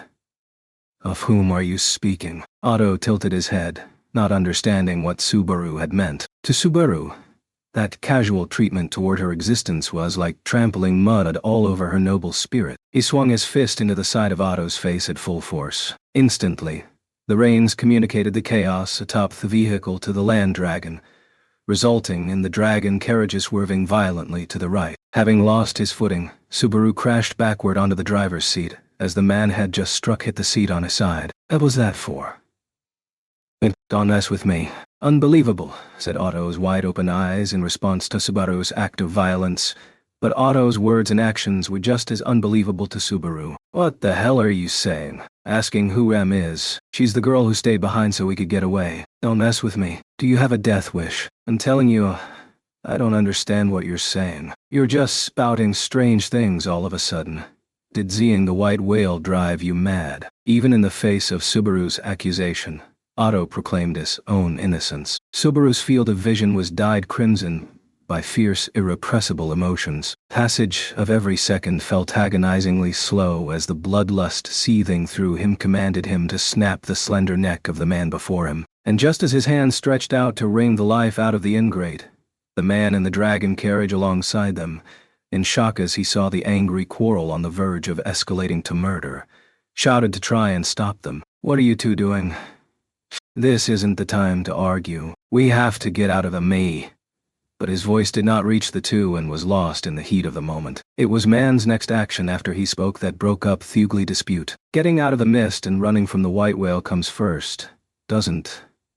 The man was continuing his realistic, heartfelt logic. Behind him, the dragon carriage was sucked into the giant mouth of the white whale, vanishing from Subaru's and Otto's field of vision in the span of a single second. The head of the white whale turned upward, swallowing the dragon carriage and land dragon whole in a single, enormously weighty bite. As wood and steel were crunched together, the land dragon let out a death cry as its flesh was ground between the millstone-like teeth. The great scream and the sound of its annihilation drowned out the voice of the man, no doubt similarly turned to mincemeat. Silent approach of the enormous creature shocked both Subaru and Otto beyond words. Otto's knees trembled as he beheld the awesome spectacle of the white whale once more. Subaru's eyes were wide, unblinking. Why are you here? The white whale, still alive and well, did not pay the slightest attention to the two little people right beside it. A sit licked its lips, savoring the dinner spreading through its mouth. Your being here means What happened to the girl who had stayed behind to draw away the monster? With the overwhelming creature before him, he couldn't help but demand an answer. Naturally, the white whale offered none. Having finished its chewing, it moved its giant eye down to look at the dragon carriage beside it, and Subaru, as it assessed its next prey. Otto shouted, cracking under the pressure before the creature even moved. The land dragon, also panicking due to the white whale's presence, increased its pace to a gallop without a command from its master. The distance between them and the monster widened in the span of an instant, but then the white whale swam faster. Why? We should have shaken it off. Why is it? On the driver's seat of the accelerating dragon carriage, Subaru remained sunk in despondency. Otto, driven to the edge of his wits, wailed as they cut from the right of the head to the left. Why is it after only us this stubbornly? In all that darkness. Why? Do I have some sort of target painted on my back? Otto wailed as he took the crystal lamp attached to the dragon carriage and threw it away. Even if it was futile, he wanted to hide from the white whale's eye, even if only for a tiny moment longer. But Otto's shout suddenly called an image to the back of Subaru's mind. During his lament, Otto had wondered aloud if there was a bullseye on the two of them that the white whale was doggedly following. If there was any reason why it was so focused on them, then it couldn't be. Subaru pulled himself up to the driver's seat, doubting his own eyes as he stared toward the white whale swimming behind them. Within the night mists, the darkness all around obscured the creature's giant frame. However, when Subaru strained his eyes, he could just make out something on the head of the white whale facing them. He saw a twisted, spiraling horn protruding from its head. With his own eyes, he'd also seen horns on Theuragarum, the wild demon beasts living in the forest around the mansion that resembled oversized dogs. And he'd learned from experience that those demon beasts, said Toby, born from the power of the witch, were attracted to her scent, given off by Subaru. In other words, that monster, the white whale, is a demon beast too. When he voiced the hard-to-believe possibility, he shook his head at the unpalatable reality. But when he thought about it, everything fit. It explained why the white whale had found the dragon carriage first out of all the ones that had scattered. It explained why it had obstinately pursued Otto from the moment Subaru had come aboard. It explained why the creature had pursued that dragon carriage after M had resigned herself to death, to buy them time. He recalled how M had hesitated to tell him something about the white whale as it pursued them through the darkness. That was when Rem had realized it. The white whale is drawn to my body. The white whale had assaulted them in pursuit of Subaru, in pursuit of the scent of the witch. Rem had realized that fact before anyone else. To protect Subaru, she disembarked from the dragon carriage in a bid for more time. To protect Subaru, for Subaru's sake alone. No, Rem. Because of me. Because of me. Subaru lowered his head and sank down, fighting back the overflowing sorrow within him. The knowledge Thatram was gone, and that he bore all the responsibility for losing her, weighed heavily on both Subaru's mind and body. Mr. Natsuki. Stricken by despair, Subaru felt Otto pat his shoulder from behind. His fingers were shaking, his voice, dry, trembled as he looked in Otto's direction. Otto, please die. The next moment, the shove to Subaru's shoulder easily sent him tumbling from the dragon carriage. His field of vision inverted as he violently tumbled down, losing track of which way was up. Amid the chaos of his vision, he saw Otto loudly laughing. His mouth was open so wide that Subaru could see his white molars, spit dribbling from the corners of his mouth as he spoke. It's your fault. Aye. If your white's after us, then take responsibility. Ah. Die. Die. And salve me. Hearing Otto's maniacal laughter, Subaru realized that his mind had completely snapped. Otto had been driven to the edge. Overhearing Subaru's frail murmur, he clung to the tiniest of hopes, not bothering to ask for confirmation before shoving him to his doom. Right around the time Subaru realized this, his body reached the ground. His back slammed mercilessly against the earth. Without hyperbole, the pain was like he had broken every bone in his body. Crying painfully as his internal organs were crushed, he spat out blood and kept rolling. The impact was hard enough to dull even his ability to register pain. Subaru vomited Belian blood over and over, raising his wobbly head. He could hear the far-off, fleeing dragon carriage from which he had been shoved. Oddly, no words of reproach came to mind. Granted, he was in far too much pain and suffering to voice any complaint, but even ignoring that, he just didn't have the heart to fault Otto. The merchant had merely been in the wrong place at the wrong time, and shoved off Subaru in a desperate struggle to survive. Maybe Subaru forgave him because he could hardly have been expected Toto otherwise. Ehu. Guha. Such sentiments. The taste of blood filling the inside of his mouth. The ferocious pain his body was trying to remember. All these things were forgotten when the overwhelmingly huge creature showed itself before him. With a single glance, Subaru came to understand just how foolish it was to defy this awesome and terrible menace. As Subaru lay prone, the white whale was close in auto touch, expelling putrid breath out of its incomprehensibly huge mouth as it examined the tiny being before it. To the body of a diminutive man, a mere exhalation from the white whale was a ferocious gale. Subaru, unable to support his own body, was sent rolling across the ground with that single burst of air. Then, while Subaru writhed with agony, the white whale remained silent as it looked down at him, almost as if toying with him. A word like careless did not apply to the creature as it casually loitered in place. The difference between them wasn't simply that great. It would have been like an ant challenging an elephant, or a man challenging a whale under the ocean's waves. Inside Subaru's head, overwhelmed by pain and nausea, he knew he was feeling death drawing near. It was a feeling of despair that he had felt several times over. Slowly but surely,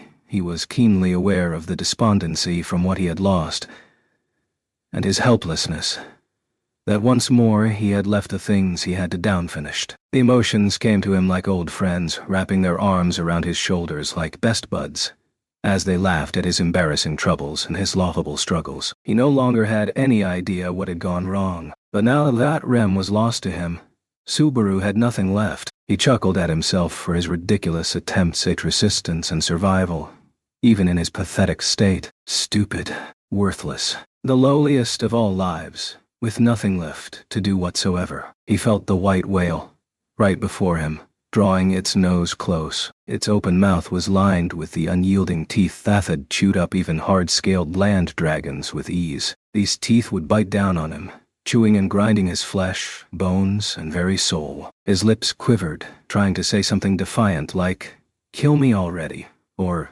"Hurry up and do it. I don't wanna die?" This time, Subaru truly despaired at how he was too weak to manage even that. Inside his chest, a sense of powerlessness like none he'd ever had before impaled him like a cold blade. His blood froze throughout his body. He despaired as everything in front of him turned black. I don't want to die. Safe. I don't want to die. I don't want to die. I don't want to die. No.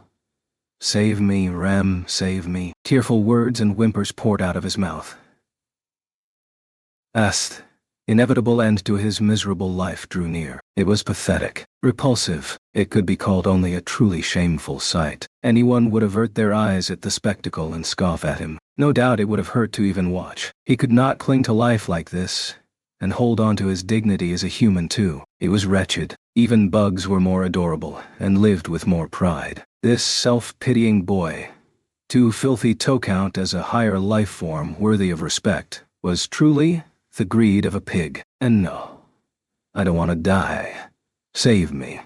Even so, he crawled in an effort to escape, grasping for whatever possibility might let him keep his life. His body, its strength exhausted, would go no farther. His fingertips merely pawed at the grass, lacking the power to claw the soil. Even the will to cry was now lost to him. Rolling onto his side was his final act of physical resistance. I don't want to die.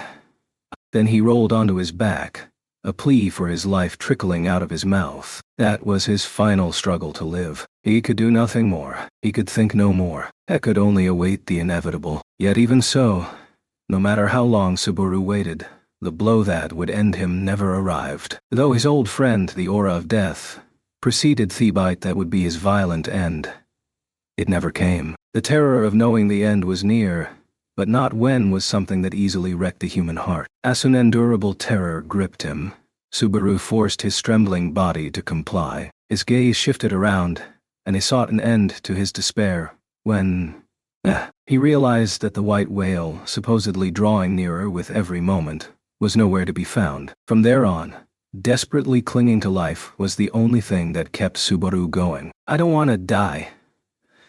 I don't want to die. I don't want to die. He was out of breath, tottering on his feet, with droplets of blood in his eyes clouding his vision. But Subaru took no heed as he ran. It changed nothing. He'd been lost in darkness and mist to start with. Within the embrace of the moonless, starless night, Subaru couldn't even see his own feet. Or perhaps the white whale had swallowed him long ago, and he simply hadn't realized it. Perhaps, even in that very moment, he was in the belly of the demon beast, running only toward his own doom. Hick. Amid the darkness, Subaru kept running and running. All alone. He'd lost Rem. Otto had abandoned him. Even the white whale had left him behind. He didn't know why I don't want to die was the only thought he had. What meaning was there in living? What meaning was there in not dying? Perhaps the incoherent thought rose to the fore as a simple, instinctive means of protecting himself from Ferrand pain. It was disgusting how, even at that juncture, his self-pity was at work. As he berated himself to no end. The mist suddenly, and without the slightest fanfare, fell away. Subaru crumpled to the ground with an expression, disbelief at the abrupt end to the darkness that he thought would continue forever. Soft moonlight poured down on him as it sunk in that he had survived. Subaru, feeling blood flowing through his limbs once more, stretched both hands toward the night sky. What made him do so was not unbridled joy at grabbing hold of life. I did it again. He despaired at himself, having once more cheated death after another wretched struggle, having obtained the life he had so craved.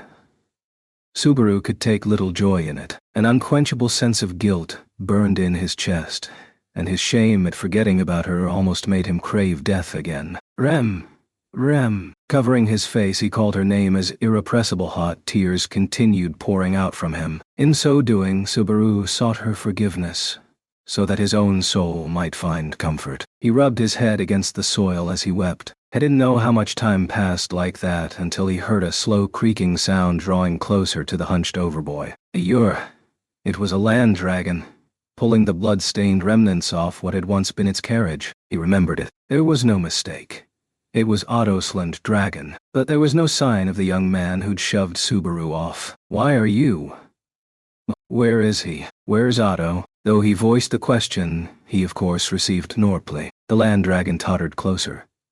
Subaru, in turn, rose and walked toward it. As Subaru looked up at the cruelly damaged animal, he realized it. The driver's seat was stained with blood, impaled with crucifix-like daggers. Someone had attacked when they'd left the mist. Subaru couldn't even imagine what despair Otto must have felt, having gone mad, and even leaving Subaru to die in his efforts to escape with his life, only to be ambushed afterward. But the fact that his land dragon was alone made it all too clear what had resulted. Let's go. With a muted murmur, Subaru dragged his pain-racked body up onto the driver's seat. Grasping the reins with his right hand, which was somehow still functional, he did as seen others do and ordered the land dragon to move out with a flick. Sensing someone not his master through the reins, the beast looked up at Subaru with its round eyes, seemingly at a loss. But when Subaru flicked the reins once more, it gently began moving down the highway. Under the gleam of the silvery moon, the land dragon smoothly ran along. The man and land dragon, having both lost someone precious,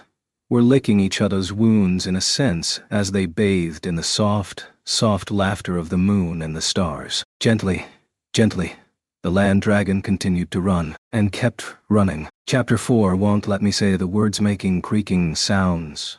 The land dragon continued moving forward. Subaru's mind was hazy. Leaning deep into the driver's seat, he was the driver in name only. It was partly fatigue, partly the effects of his wounds, but it was chiefly thwearing down of his spirit. His broken bones and cut forehead had not healed. His dislocated left shoulder was crying out painfully. His broken teeth felt extremely unpleasant. His clothes, filthy from blood, mud, and urine, transferred the chill directly to his skin. Why had he survived? Protected by Rem only to lose her. Abandoned by Otto, spurned even by the white whale that had spared his pathetic life. He'd blundered his way along the highway through the night mist, breaking free of it and thus prolonging his life. Just where would this path lead him?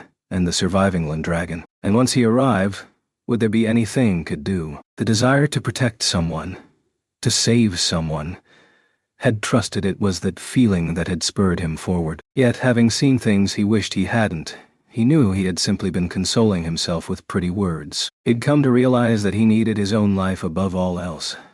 He was a lump of flesh wrapped up in self-pity. When they'd left Rem to face the white whale, and Subaru had ordered Otto to turn around, maybe he'd only pretended his heart was broken by Otto's rebuttal, but was actually relieved deep down. If it was an opponent even someone like a sword saint could not defeat, going back meant only a dog's death. Rem wouldn't want that. So he told himself he didn't need to go back. He didn't need to die. As a matter of fact, Subaru hadn't gone back to save him.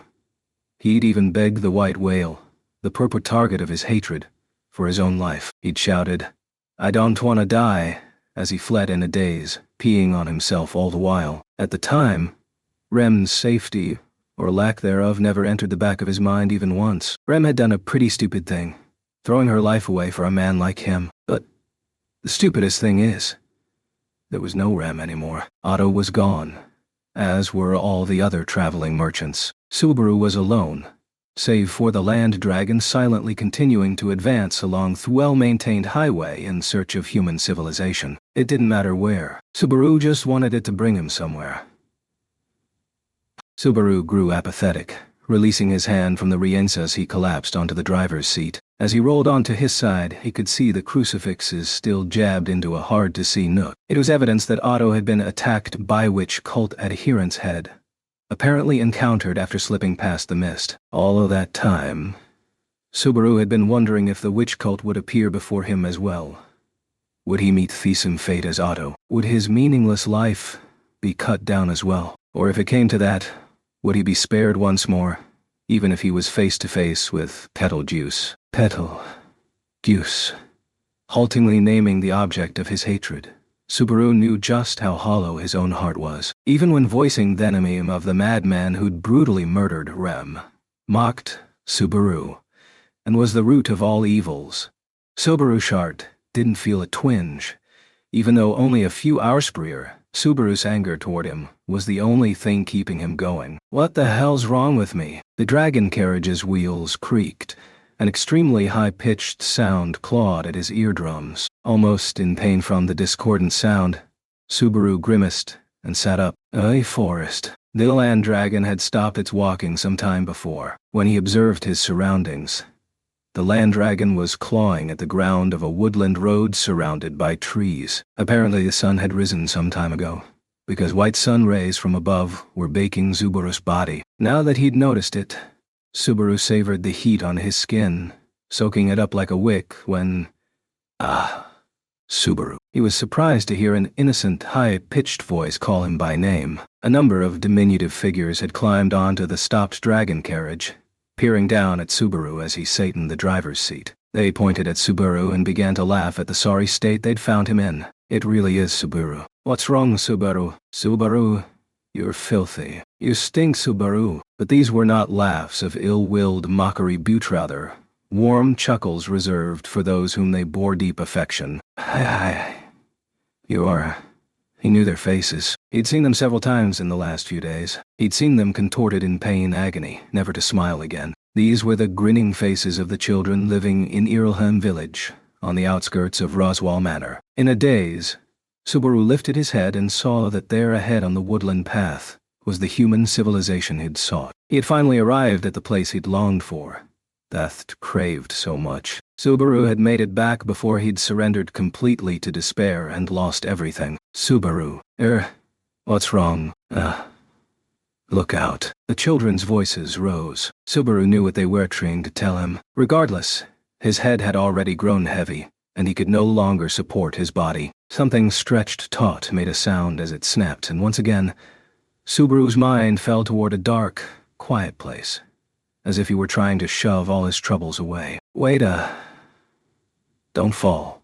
He fell. When Subaru opened his eyes, the first thing he saw was a familiar white ceiling. The plain room, adorned with only a crystal lamp, was something of a rarity among the dazzlingly ornamented rooms of the mansion. When he was here, he could feel at ease as the rank commoner he was, and so he had taken a liking to it, selecting it as his own room. Under his head was one of the pillows so eternally soft that he could never get used to them. The fact that sheets had been meticulously pulled up to his shoulders made it clear that someone had tucked him in as he slept on the bed. It was Subaru's nature to become alert as soon as he opened his eyes, no matter what the situation. He looked around the room, seeing for himself that it was indeed where he always woke up. There was a girl sitting near the side of the bed, her eyes quietly lowered upon a book. She wore a customized, very exposing maid outfit, with black as its chief color. She had a white flower hair ornament and a lovely face. The sharpness of her stiff, beautiful features displayed her inner refinement. The instant Subaru realized she was there, he practically leaped up into a sitting position, taking her hand into his before she even realized he was awake. Her face registered surprise. "Do not touch me so casually, Marusu," as her cold, blunt words, the tone of her voice, and the feeling of his hand being shaken off, shattered his illusion. In that instant, he realized that the girl before his eyes had pink hair. His reunion with someone precious whom he had lost was nothing but an illusion. This was the older twin sister of the girl he longed for. Two peas in a pod, differing only in hair color. "I can understand you are happy at seeing me after several days, but to leap at me by instinct is less like a man and more like a male. It is indecent." Ram glared reproachfully at Subaru, shifting her chair away as if to distance herself from the bed. The frigidity of her gaze and voice drilled into him that this was not her look-alike younger sister. "Yeah, that's right. I don't have any right to that anymore." Ram suspiciously lifted an eyebrow as Subaru clawed at his head, bit his lip and hunched forward. From Ram's point of view, she'd done nothing but greet this awakening with a suitably sharp tongue. The usual Subaru would make some sort of frivolous comeback. Uther was falling silent with a grave expression. "I really would rather you did not make me do something so atypical, but..." As Ram spoke, she drew near to Subaru and gently patted his head with her palm. The soft movement of her fingertips had a quiet, gentle rhythm that unsettled Subaru. "Your face says you are thinking something rude, Barusu. You did not expect kindness from me." "No, I didn't. I thought you were the type to kick me when I'm down. I imagine there are few maids who have as much generosity and kindness as I. I'm too crafty to torment you in your current state, Barusu. I'll save the kicking for another time and place." Correction. You really are the woman I thought you were. Ram declared that she'd redouble her antics next time, but Subaru did not sense any less affection from her fingertips. Even if her speech was blunter and her personality was completely different, she really was Rem's sister. His chest grew tight with the knowledge that they really did think the same way. He bore the inescapable pain of what he had to tell her. As he sank into thought, Subaru felt her fingers pull away, causing him to blurt out a sound in regret. He rushed a hand to his mouth, but Ram broke into a smile even faster as she shot him a teasing look. "You wanted more. I don't need it. I'm not some little kid." Bold words. When you look ready to bawl like a child, you're as stubborn as a little brat. Ram slumped as Subaru gave her a sulking sidelong glance. Her condescension was fully intact as she said, "Now then, Barusu." Ram returned the chair in front of Subaru, sitting directly opposite him and staring at him. "I must ask you what you have to say." "Yes," she said, before launching into the topic at hand. "You were in an awful state, Barusu. You appeared at the village with an unfamiliar dragon carriage, filthy and half dead. At first, when people from the village called for me to come over, I thought it must be some kind of joke." In a businesslike tone, Ram recounted how she'd carried Subaru back to the mansion while he was unconscious. "Dislocated shoulder, cut forehead. I connected the broken bones, but your wounds will open if you force yourself. I disposed of your filthy blood and mud-covered clothes. I shall refrain from telling Lady Amelia that you leaved yourself in them." "Yeah, that's a big help." Subaru's muted reaction made Ram lower her shoulders with chagrin apparent on her face. To Ram, that last part was just a tiny bit of humor, but it would have been a big problem for Subaru otherwise. "And the one who healed my wounds was Lady Amelia." Just like that, Ram said what Subaru had feared. When Subaru hung his head at the reply, Ram put her hands on her hips and humped through her nose. It could not be helped. I asked Lady Beatrice first, but she refused. Though, given how fickle she can be, I fully expected that she might decline. Did Amelia say anything about me? I shall tell you nothing of it. That is something you should ask her yourself. Ram replied icily to Subaru's meek question while patting his formerly dislocated shoulder. I have not heard what occurred between you and Lady Amelia in the royal capital. I am not interested. From your reaction just now, it would seem that you did nothing good regardless. That's pretty harsh.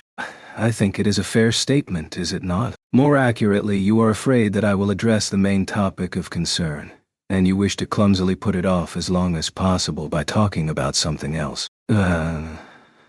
Unable to even manage a proper groan, Subaru understood what Ram really wanted to hear. After all, the individual who should have returned by Subaru's side was absent. Naturally, he needed to tell her about that first. He wondered if it was Ram's kindness or her strictness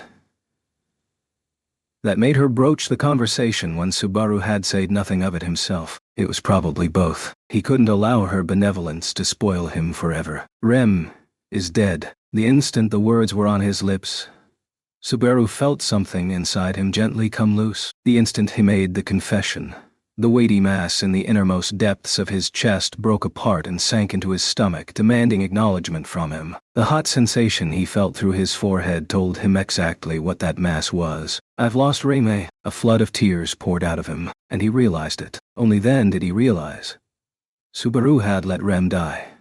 Over and over, including the previous mansion loop. This made the 4th time Subaru had let her die. 4 times Subaru had felt her passing. Finally, it sank in that he had let Rem die 4 times over. And yet, that was the first time Subaru had shed tears over her death for her sake. Not out of self-pity, not out of guilt, but purely for Rem's own sake. I couldn't do anything. On the highway, the mist, the white whale showed up. Then so I could get away, Rem. But I was left behind in the mist. And then, finally, he couldn't put what he wanted to say in proper sentences. With periodic sobs, his account jumped from idea to idea, failing to arrange the topics in an orderly manner. Unable to keep his excuses at bay, Subaru grew afraid. Feeling that he had somehow sullied Rem's final moments, he acknowledged his crime. He would accept his punishment, one befitting an unsightly man such as him. That was why he had to explain everything as clearly as Sposus. Who is Riam?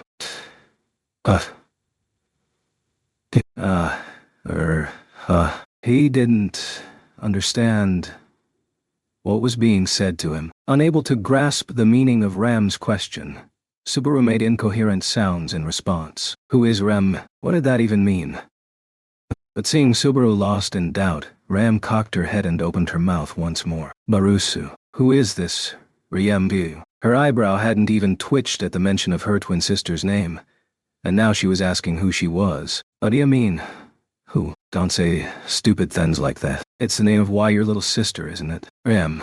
Right. R-E-M. M. This isn't the time for my little sister. Ram put a finger to her lips, closing her eyes as she seemed to sink into serious thought. Subaru had seen the gesture before, but in his present state, it was extremely difficult to endure. He felt the urge to yell, "What the hell are you doing?" and punt Ram all the way into the mist at that very moment. My little sister, M.N.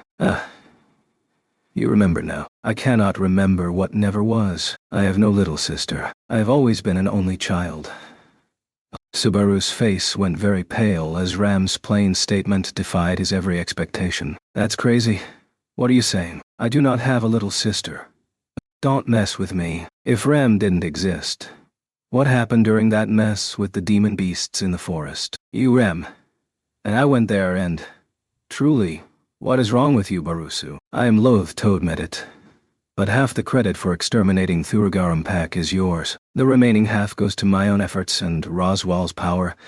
There is no place to slipe in some long-lost little sister named Rem. Even when hearing Subaru's protests, Ram obstinately refused to acknowledge her little sister's existence. Inside of Ram, things that had most certainly happened had been overwritten with false memories. He didn't know what it meant. He didn't know why she was answering him in that manner. This ain't funny.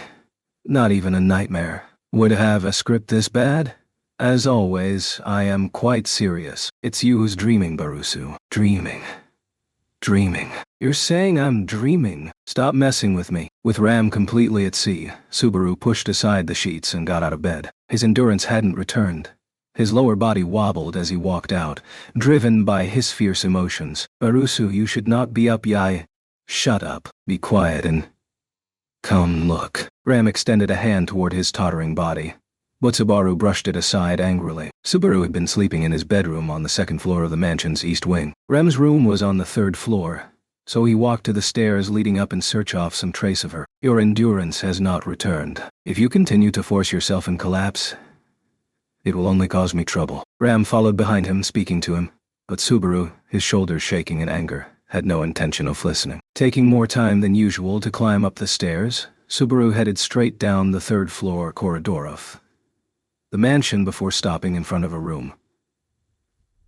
Ram's room. Once Ram saw it, surely her ridiculous notions would shatter into dust. Subaru grasped the doorknob to the room and marched it in. He didn't hesitate. If he did, Subaru's timid heart would let him make more excuses. He had no time to be worried or conflicted. The room he stepped into was plain but decorated in a reserved, feminine fashion.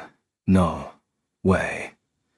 There was nothing. The space he'd just entered had a made bed and a lit little, no different than any of the other empty rooms. Ram's had been simple, but this was different, completely devoid of personality. The little feminine touches and decorations had certainly been in hers. This can't be Looking around the room, Subaru couldn't believe it and rushed out into the hallway. Ignoring Ram's gaze as she stood beside the door, Subaru counted the rooms from the stairs to this one. He'd made no mistake. There was no way he could have. He could find the place with his eyes closed.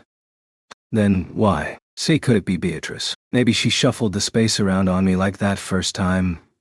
Barusu. That's right. That has to be it. Why that little... playing her games to make fun of me. Barusu, stop it. Seeing Subaru grow hysterically desperate, Ram quietly dropped all hint of affection. Shocked, Subaru looked at Ram. She gazed back at him, the almost unthinkable plaintive look in her eyes expressing just how much she was concerned for his well-being. But it was wrong. That wasn't what Subaru was looking for. Ram, this is her. There's never been such a person at this mansion. Ram shook her head, her eyes clouding as she said, as if to slap him to his senses, I do not have a little sister. And so she finally destroyed his doubts. He'd meant to own up to his responsibility, to bear his crime on his shoulders. He had meant to accept that all too heavy burden, the responsibility he wished to cast aside and flee from at that very moment, and face up to Rem's death. Did he not even have the right to mourn Rem's death and plead for forgiveness? He'd done things thinking it was for Amelia's sake. Butchie hadn't accepted him. Their feelings were at odds and still remained on different trajectories. Rem, who'd thrown everything away for Subaru's sake, had expended her life in heroic fashion as the world repeated itself. And yet, the world had robbed Subaru of the duty to shoulder their responsibility of her life. Time, the world, the witch cult, the white whale, various obstacles stood between Subaru and what he desired. Why was the world so cold to Subaru, betraying him and all his feelings? That was... Barusu, please return to your room. Subaru stood dumbfounded in the unoccupied quarters. Ram spoke thusly to him. With Subaru rooted to the floor, Ram, standing beside him, pressed a hand to his back to lead him out of the room and said, You must be confused about many things because you are tired. Head back to your room and keep dreaming in bed. I have things to do, so I cannot stay with you like this forever. Even though Subaru was beaten down, Ram's decision was strict towards Subaru. She meant to carry out her assigned duties without coddling him any further. Back to your room and sleep. Repeating the command one more time as she left, Ram went down the stairs and vanished from view. Certainly, if he slept, as she said, he might be able to escape that sense of alienation. It was all a bad dream, surely. He was dreaming, so he'd go back to bed to dream. He should just run away. Run away. Run away. He'd fled all the way to where he stood now. If he kept trying to get away, like he always had, like he always would, If he ran and ran and ran and ran, then what? Subaru murmured, his foot stopping just as he was about to take the stairs down. Judging that he needed to escape into a dream, he dragged his feet over to the stairs. Slightly raising his jaw, Subaru looked at the steps up to the next floor. No matter how far he fled, it'd all be the same. And Subaru would have betrayed Rem again. Rem had protected Subaru, gambling with her own life so that he might escape from the white whale. And for what? So that Subaru could finish what he'd started.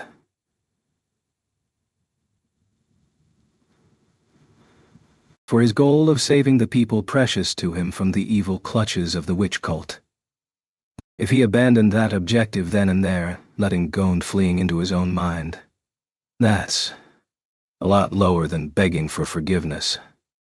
Subaru turned away from the stairs leading downward. This time, there was no hesitation in his gait. Subaru put his foot on the first step and went up, not down, because that was where he would find the reason for his return. Stepping firmly upon each step, Subaru slowly headed up. Arriving at the topmost floor, he breathed out as he found the door he had been fighting toward this whole time. When he reached for the doorknob, Subaru realized that it was oddly calm. It seemed unreal how much his heart had quieted down after its frantic pounding when he'd burst into Rem's room. He wondered if he had actually calmed down, or if he had moved beyond stress entirely and sunk so far that he could no longer hear its powerful thumping. But, Rem, lend me your courage. When he voiced that name, Subaru felt his hand become stronger. That strength transferred to the doorknob.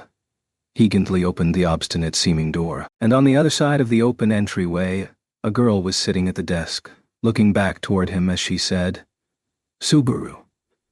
When Subaru heard the chime-like voice calling out his name, he closed his eyes. He finally remembered the deep emotions rushing through his chest that were difficult to put into words, and that he had returned for the sake of hearing her voice. She was a girl with fluttery silver hair, pale skin, and violet eyes. Sadness marred her fleeting, beautiful features. The girl, Amelia, rose from her seat and said to Subaru, "Why did you come back?" It was not the words themselves but the trembling tone of her voice that robbed Subaru of all thought. Here was Amelia, lacking all strength in her eyes, her lips quivering. It had been a little while since he had seen her. He felt like she was thinner than when they had parted. Both her voice and her eyes were clouded with fatigue, enough to suggest she hadn't been getting any sleep. She'd probably been backed into a corner, her spirit worn down by external influences. Thus, Subaru stepped forward, ignoring Amelia's question as he offered her his hand. "Come on.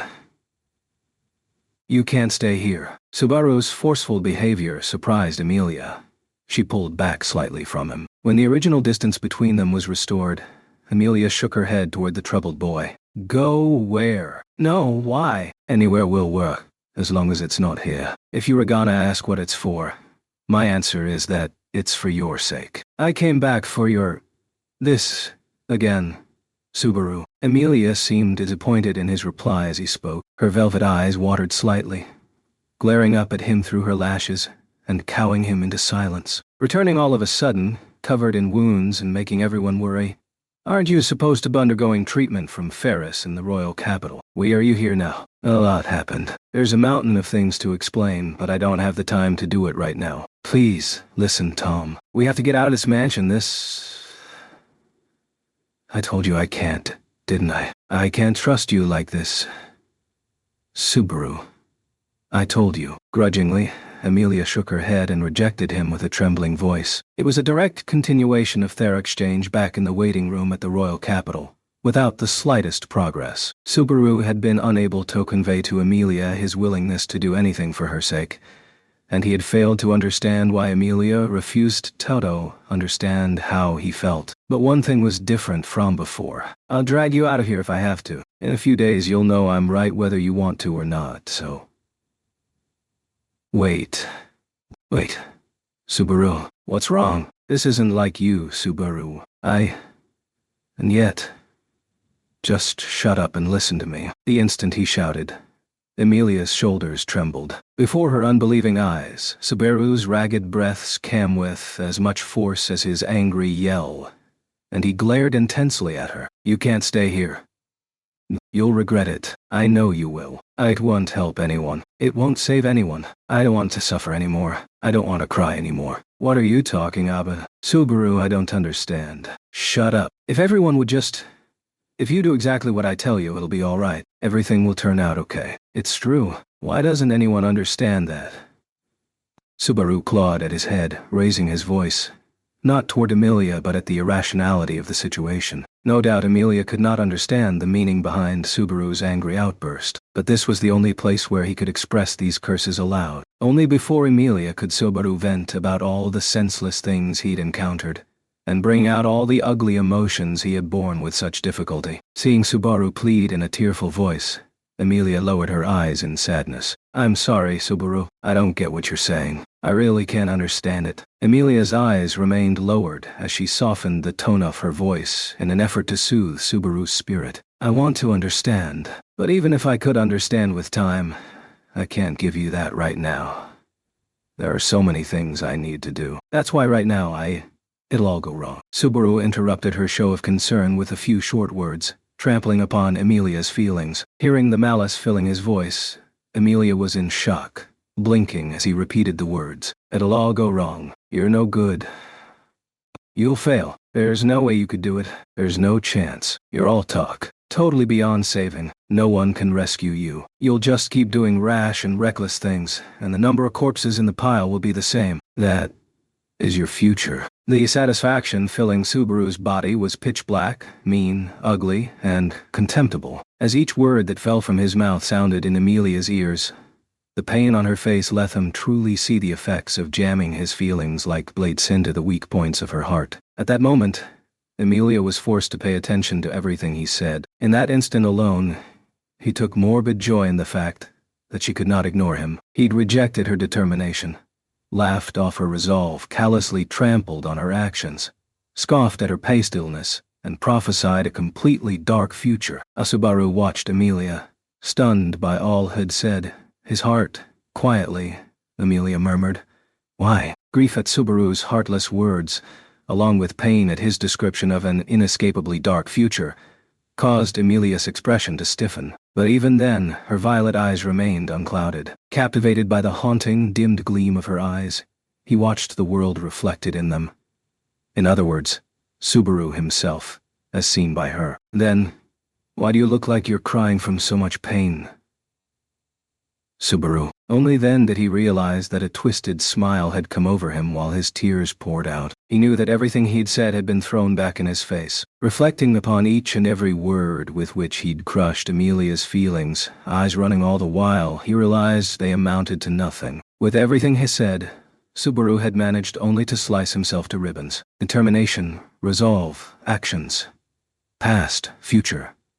Subaru's had been rejected as much as hers. He felt like it was futile no matter how hard he tried. He knew that he was seized by an urgent need to do something. As for what he was struggling against, he had no idea. He knew only one thing. She brought me this far? No, she stayed with me this far, and there are things I have to do for her, Rem. Subaru anxiously searched his heart for the original feelings that had brought him to where he currently stood. Emilia, listening to his seemingly meaningless utterance, tilted her head slightly. His breath caught. The way Emilia had said her name, it was clearly how people sounded when they were confused. You too.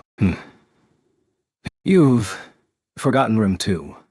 Not only had her own twin sister forgotten her existence, not only had all traces of her vanished, but the person who was the entire reason for Subaru's return didn't remember her either, even though Rem had staked her life on making it happen. The days she had spent, the time, the feelings, the way she'd lived, all had vanished. Her smile, her anger, her tears, the touches they'd shared.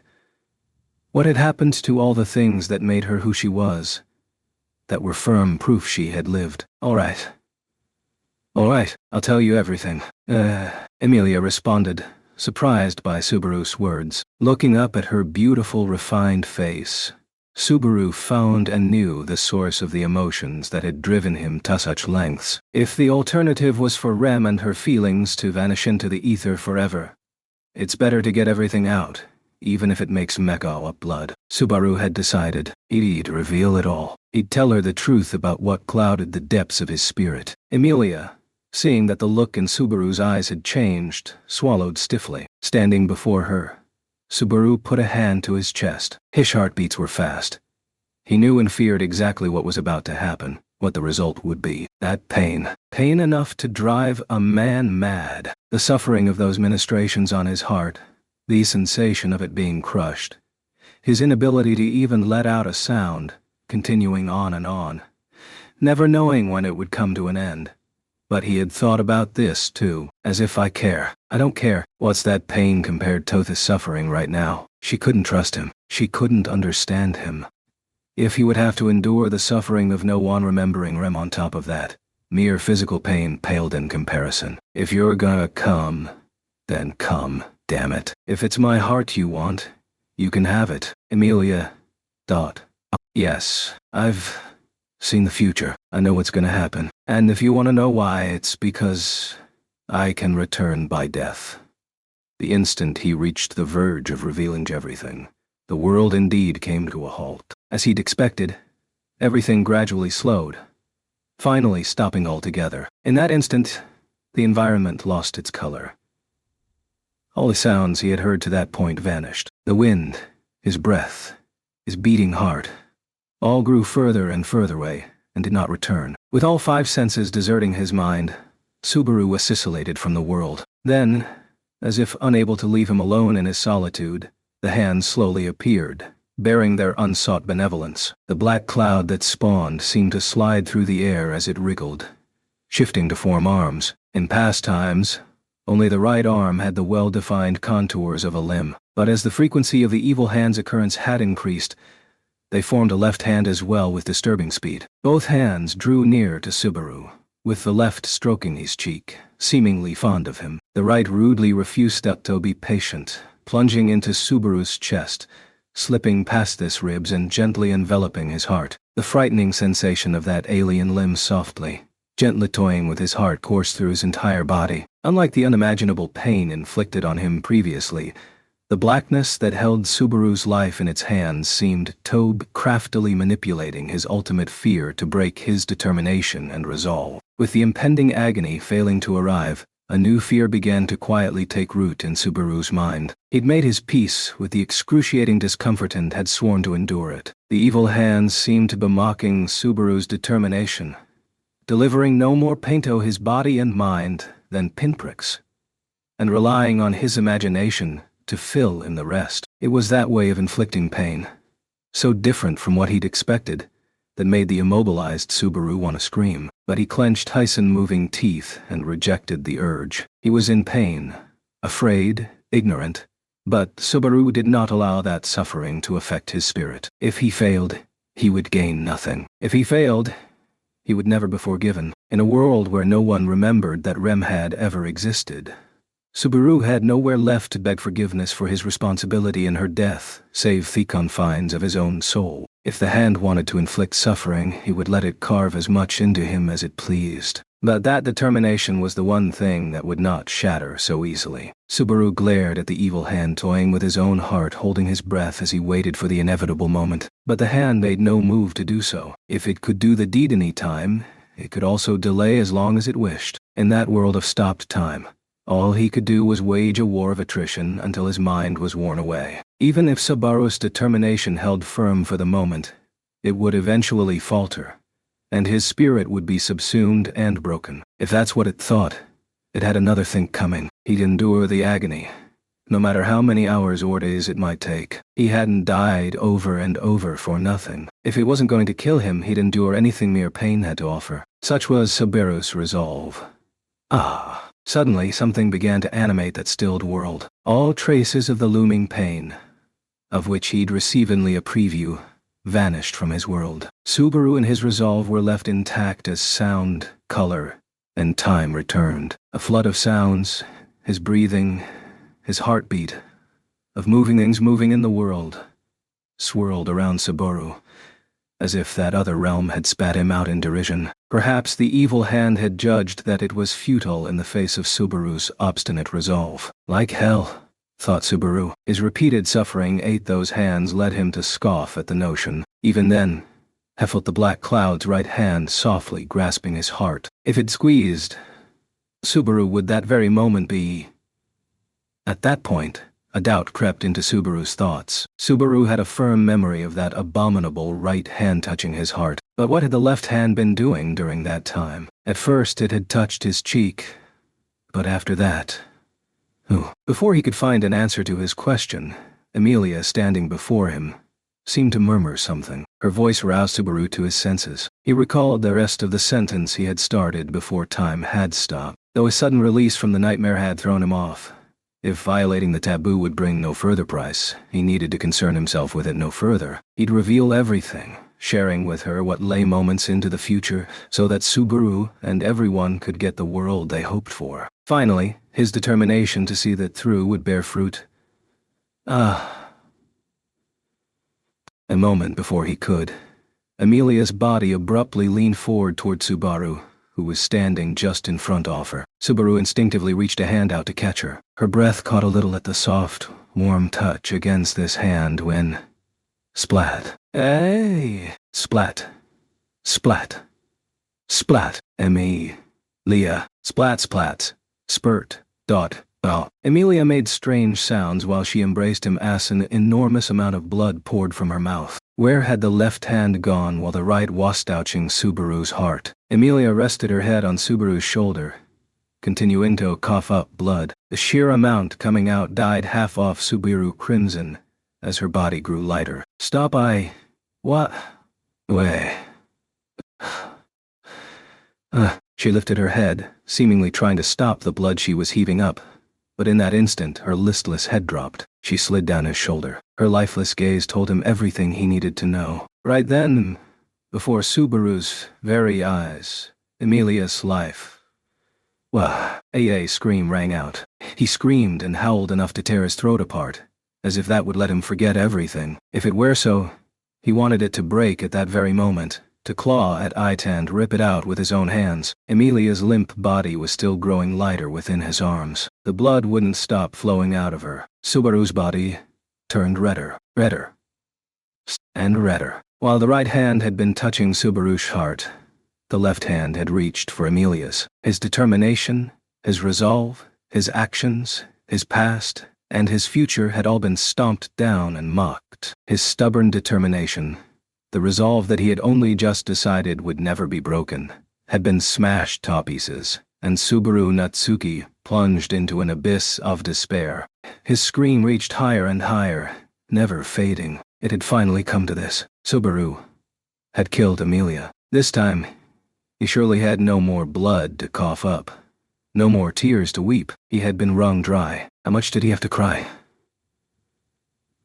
How much did he have to suffer? Had he done something so unforgivable? His spirit had been wounded and trampled upon. He'd been robbed of someone precious. He couldn't protect the people he needed to protect. And by his hand, the most important person to him in the world had cruelly lost her life. Had someone levied some kind of judgment upon him? I'd been wrong. He'd misunderstood. He'd gotten cocky. He'd become conceited after skillfully using the curse off the witch on his soul to turn things around before. Encouraged by the thought that he'd come back even if he did, he dismissed the abominable being known as Thewitch, along with her evil hands.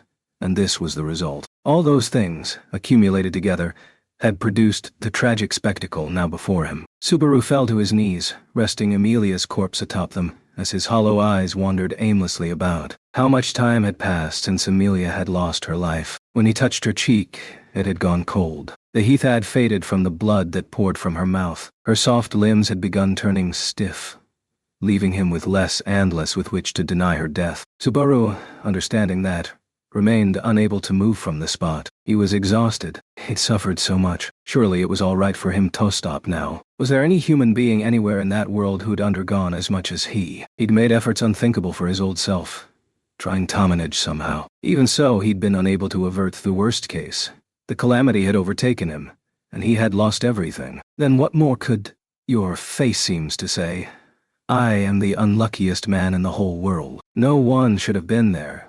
so Subaru doubted his own ears when he looked toward the entrance. As he sluggishly brought his head around, he saw a single girl standing in front of the door. She gazed at Subaru with disdain. Her long cream-colored hair was split into two beautiful rolls, and she wore an ornate dress fit for a Western doll. She had an adorable face, one Subaru had not seen upon his return to the mansion the last 2 times through the current series of loops. Trice. In the time since I have last seen you, has your witless face grown even more foolish, I wonder? Making that harsh declaration, Beatrice surveyed the tragic sight in the room. Then she said, "Well, now you've really done it," with a sigh. Beatrice summed up the tragic spectacle with extreme bluntness. Seeing Amelia immobile in a pool of blood, eyes hollow in Subaru's embrace, was Beatrice truly moved so little? But even if animosity was the obvious reaction, Subaru could no longer manage it. Indeed, in that moment, Subaru was grateful for Beatrice's reaction, not asking him a single thing. He would have been more grateful still if she simply turned around and left Subaru there. Will Pucky not come out, I wonder? Yes, Beatrice spoke. She walked closer and kneeled right beside Subaru. Even if I tell you, look, I doubt you would listen.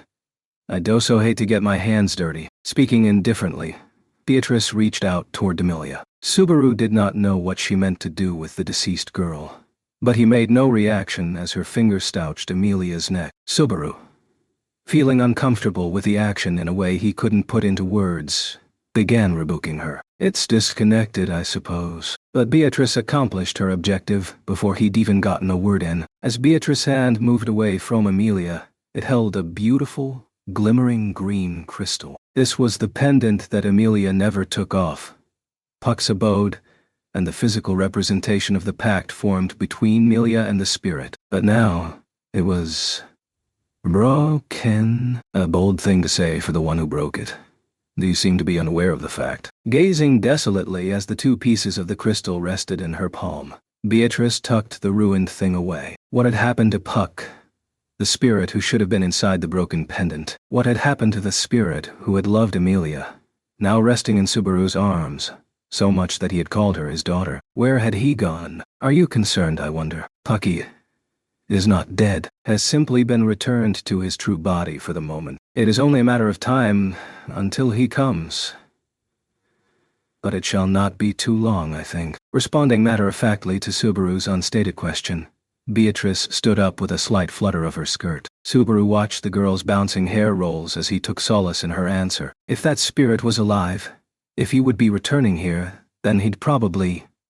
Do you have something you wish to say, I wonder? Seeing Subaru's extremely inappropriate relief, Beatrice gazed at him evenly as she posed the question. Subaru did not notice the feelings in Beatrice's voice. But if she was asking if he had anything to say, then... Kill me. He wanted someone to end his life, then and there. He was sick of everything. It had been one thing after another, and he was worn out. So, he wanted to die. He wanted to die and end everything. Even if he died and did it over, he'd probably lose it all again. If things started over when he died, or even if they didn't, he no longer wanted to be in that world. In a world where Amelia had died and Rem's existence had been erased, there was nothing left for him. That was why... Kill me. Putting an end to it all was Subaru's only hope for salvation. If there was someone out there who would hear his plea, he wanted his good-for-nothing life plucked away. He had trod the dignity of his life underfoot, rendered everyone's feelings meaningless, and abandoned everything in apathetic effort to save his own life. And he wanted to be burned away and utterly destroyed. Surely the girl with supernatural powers standing before him could grant that much. Beatrice surely hated Subaru. If she listened to Subaru's request, there was no doubt he could expect a cruel punishment that matched the gravity of his crime. He was a foolish human being. Dying 9 times over had done nothing to change that. Why not cut him down for the 10th time, then? Now that the benevolence of God, Goddess, Buddha, and Witch were exhausted, there was no better time. Hence, kill me here, please. Subaru earnestly pleaded to Beatrice as he embraced Amelia's remains. If this was going to be the end, he wanted it to be with Amelia in his arms. Having achieved the worst of all worlds through his self-interested efforts, Subaru would indulge himself to the bitter end. Subaru squeezed Amelia harder, closing his eyes as he waited for the end. He imagined he would soon fall into that silent time. 2. Subaru. having selfishly decided to end it all, abruptly heard something. It was a small, frail, halting voice. Without thinking, Subaru let out the breath he had been holding and opened his eyelids to look up at her. As before, Beatrice was standing in front of him, gazing down at him all the while. She embraced her tiny body with both arms, biting her trembling lips as if she were freezing. "To ask Betty to kill you. Is that not too cruel, I wonder?" She said it with a tearful look and a choked voice, leaving Subaru completely at a loss. No matter how many times he blinked, Beatrice's thick sorrow would not vanish. The girl Subaru knew would never wear that expression. After all, she was supposed to hate him. Even though she was always blunt, she'd put up with Subaru because she had some goodness in her. But he thought she was someone who could heartlessly lay into you by nature. Even though he thought she might not readily accept, or might even turn him down, he expected it to be accompanied by disdain and mockery. You don't understand anything." Subaru had never dreamed she would refuse to kill him with such a sad expression. "Beatrice, shall I refuse every single thing you ask? I wonder. If you want to die so much, go by yourself. I refuse to do it." Beatrice shook her head and covered her eyes with a hand, suppressing the emotion on her face, hiding her welling tears rather than letting them fall. She turned Thothan toward Subaru. "What are you?" "Everything is..." In that instant, the world began to distort. Everything around Subaru warped, and a crack appeared. These were preludes to the destruction of the world, or so he thought, instantly clutching the body in his arms close to him. Looking down at him, Beatrice spoke again with cold eyes. "If you're going to be this useless, having you here is a bother. At the very least, perhaps I can protect this mansion, I suppose. What do you say?" "No, Beatrice, do not think Betty is like Roswell. Pain, anguish, suffering, sadness, fear. Perhaps Betty hates all these things." She replied to the question that was not a question with an answer that was not an answer. Space distorted, and the resulting fissure enveloping Subaru brought him beyond the reach of all known physical laws. It didn't hurt. "If you're going to die, can you do it in a place where Betty will not see, I wonder?" Though her final murmur was cruel, she could not conceal even a tiny fragment of her desolation. He could say nothing. He understood nothing, but her emotions did tell him one thing. Subaru's decision and behavior had made Beatrice's odd. The distortion reached its zenith and then it snapped back to normal. Something like static ran across his field of vision as the world was instantly swept away. In the next moment, the distorted air succumbed without a trace and vanished. The gouge in the blood-stained floor was the only sign that Subaru and Amelia had ever been there. Beatrice watched the two vanish before leaning back against a wall with a tired look. She sluggishly raised her palms, lifting them over her eyes, as if that would hide the world from her. "Mother, how much longer must Betty?" The murmur of the girl left alone in the world petered out, reaching no one. Without warning, Subaru was cast out of a rip in space, plunging headfirst onto mossy plants. Subaru spat out saliva that tasted like dirt, then lifted his head and looked around. Bunches of trees appeared in his dim field of vision, surrounded by nature in all directions. Subaru realized that he had been cast into the middle of a forest. A forest at night? Somewhere in the mountains. He was only able to see it all because the moonlight wasn't hindered. A cold breeze rustled the leaves of the many trees, with the sounds of insects dominating the gloomy forest under the twilight sky. The fact that it was night outside the mansion made Subaru aware that he'd slept for more than half a day. Teleportation, or something like it, I guess. The air had bent, and right after the resulting fissure had swallowed him up, he'd been dumped out into the forest. Using the passage magic spell, Beatrice was able to freely rearrange where each door in the mansion connected. Maybe there was no reason to expect she could relocate people one by one if she had a mind to, but even if he could understand that much, he still had no idea what Beatrice had really been thinking. Even then, the final image of her crying refused to fade from his mind. Though she had turned him down, he had been sure she'd disdainfully leave him there. And yet, Beatrice had looked at Subaru with dejection and despair in her eyes. It's as if she'd expected more of him. Subaru himself had rejected such notions, thinking them exceedingly self-serving. He'd acknowledged he was a spirit of pestilence, unable to do anything, hadn't he? He'd accepted it, hadn't he? If he couldn't expect anything from himself, No one else could, either. Having even someone who hated him expect something of him was nothing but the height of pride. Even though he had kept running and running from other people's expectations long before it reached that world. I'm hopeless, aren't I? A crooked smile came over Subaru as he slowly knelt upon the grass. His legs seemed less mobile than expected. When Subaru looked down, he realized that there was something other than him weighing on his knees. Even then, after tumbling through space, Emilius' remains continued to rest atop his lap. Leah, in that world of gloom, a trickle of moonlight shone upon her pale face. She seemed neither in pain nor at peace in death. Instead, she seemed full of conflict, unable to understand the cause of the misfortune afflicting her body, namely how her heart had been crushed while she was still alive, in a world of frozen time. But even if she hadn't felt any pain, that was no saving grace. There was no such thing as a peaceful death, nor was death a saving grace for anyone, except for Subaru himself. In that moment, I'm sorry. I'm so sorry. As he looked down at Emilia's face, droplets fell upon her pale cheek. He had thought his tears had run dry, but they flowed from a bottomless well as Subaru was racked with ceaseless torture. He heard voices blaming him. The people Subaru had met were shouting down at him in frigid anger. There was a girl with silver hair and a girl with blue hair among them. Someone,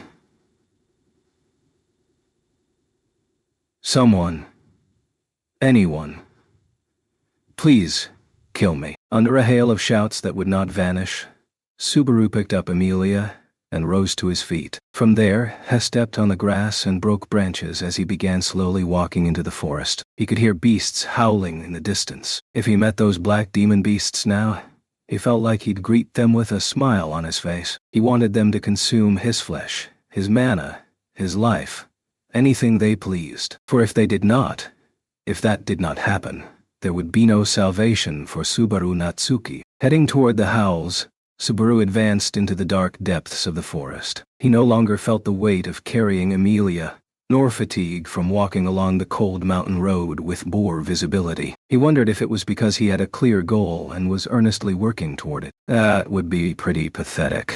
Nor did the word pathetic begin to describe his fate. Here, past this ravine. And then, carefully heading downhill, he climbed up the twisting tree roots as if they were stairs. Like a candle on the verge of burning out, he was exhausting the last strength his life had to offer. But that was not the only cause of the lack of hesitation in his steps. Put simply, he remembered the path. After all, this place was... Yeah.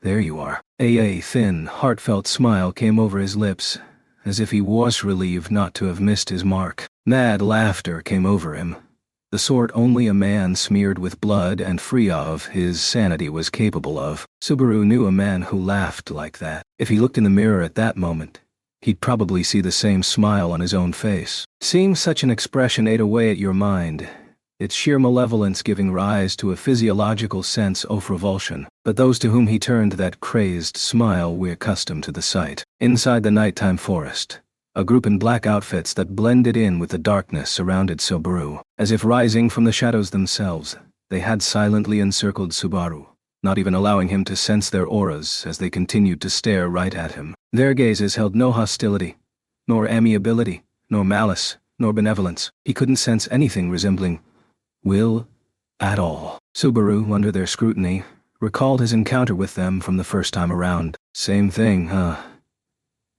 Just as in Subaru's memories, the black-robed figures lowered their heads then and there. Like marionettes lacking wills of their own, they showed Subaru respect.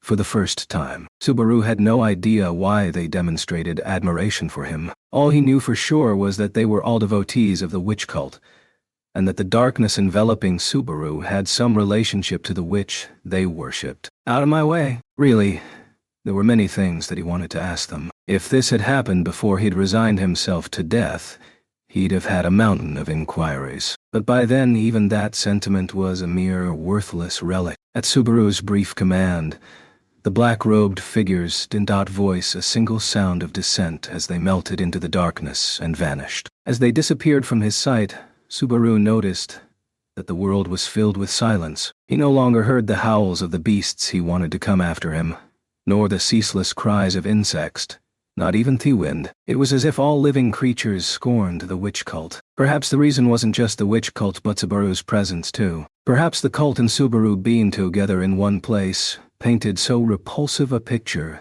that the world itself recoiled. He thought that this latter assessment suited the current him far better. A faint laugh came over Subaru as he advanced past where the witch cultists had surrounded him. He passed beyond the roots, stepped across the soil, crushed the tree leaves with the bottoms of his shoes, and finally, the forest opened. A rocky, sheer precipice spread out before his eyes. "Beloved acolyte, I have been waiting for you." Standing before the rock wall was a gaunt man bearing the same mad smile that Subaru did. My. And furthermore, you carry in your arms. Could that be the half-demon girl? When Subaru approached the rocky area, Betelgeuse cocked his head and looked at Amelia, whom Subaru held in his arms. The madman's head remained parallel to the ground as his tongue slid out in amusement, dribbling spittle. Heavens! For her to lose her life before even undertaking our trial. What a tragic fate. What an untimely demise. And, what diligence up on your part. On the verge of the trial, before I even act, you have stolen the half-demon's body and life. Betelgeuse shouted, hailing Amelia's death with exaggerated gestures, waving his arms around. Subarutha noticed that the witch cult adherents had gathered around Betelgeuse at some point. All of them on their knees as they devotedly listened to the madman's ravings. Diligence. Hearing Subaru's halting murmur, Betelgeuse rushed over with jubilant laughter. Yes, that is right. Diligence. It is splendid. Unlike us slow to decide, meager of wit, and lacking decisiveness, you made the witch will manifest before any other. He slid onto his knees and fell prostrate, virtually slamming his forehead against the rocky ground. Compared to you, my fingers and I were so slow, so foolish, so lacking.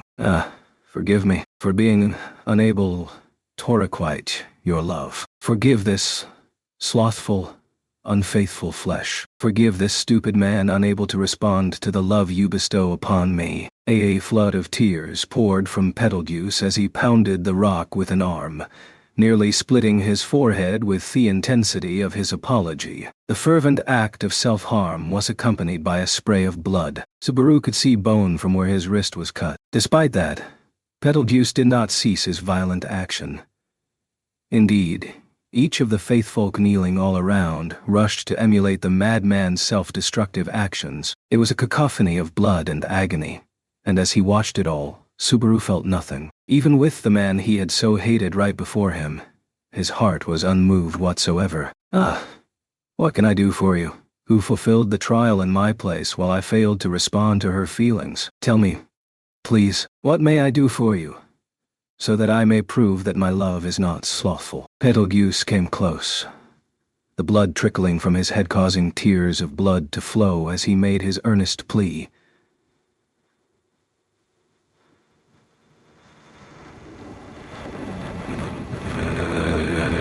Subaru replied, "Kill me." Surely even the expression on that madman's face would register shock from the sudden request. Are you sure about that? But it did not. Without a moment's hesitation, he kicked Subaru away. The wind kicked out of him. Subaru sailed back as Betelgeuse watched him with an expression of ecstasy. Splendid. Splendid, indeed. With the trial fulfilled in search of salvation, my actions and those of my believers seeking salvation may have thus become diligent.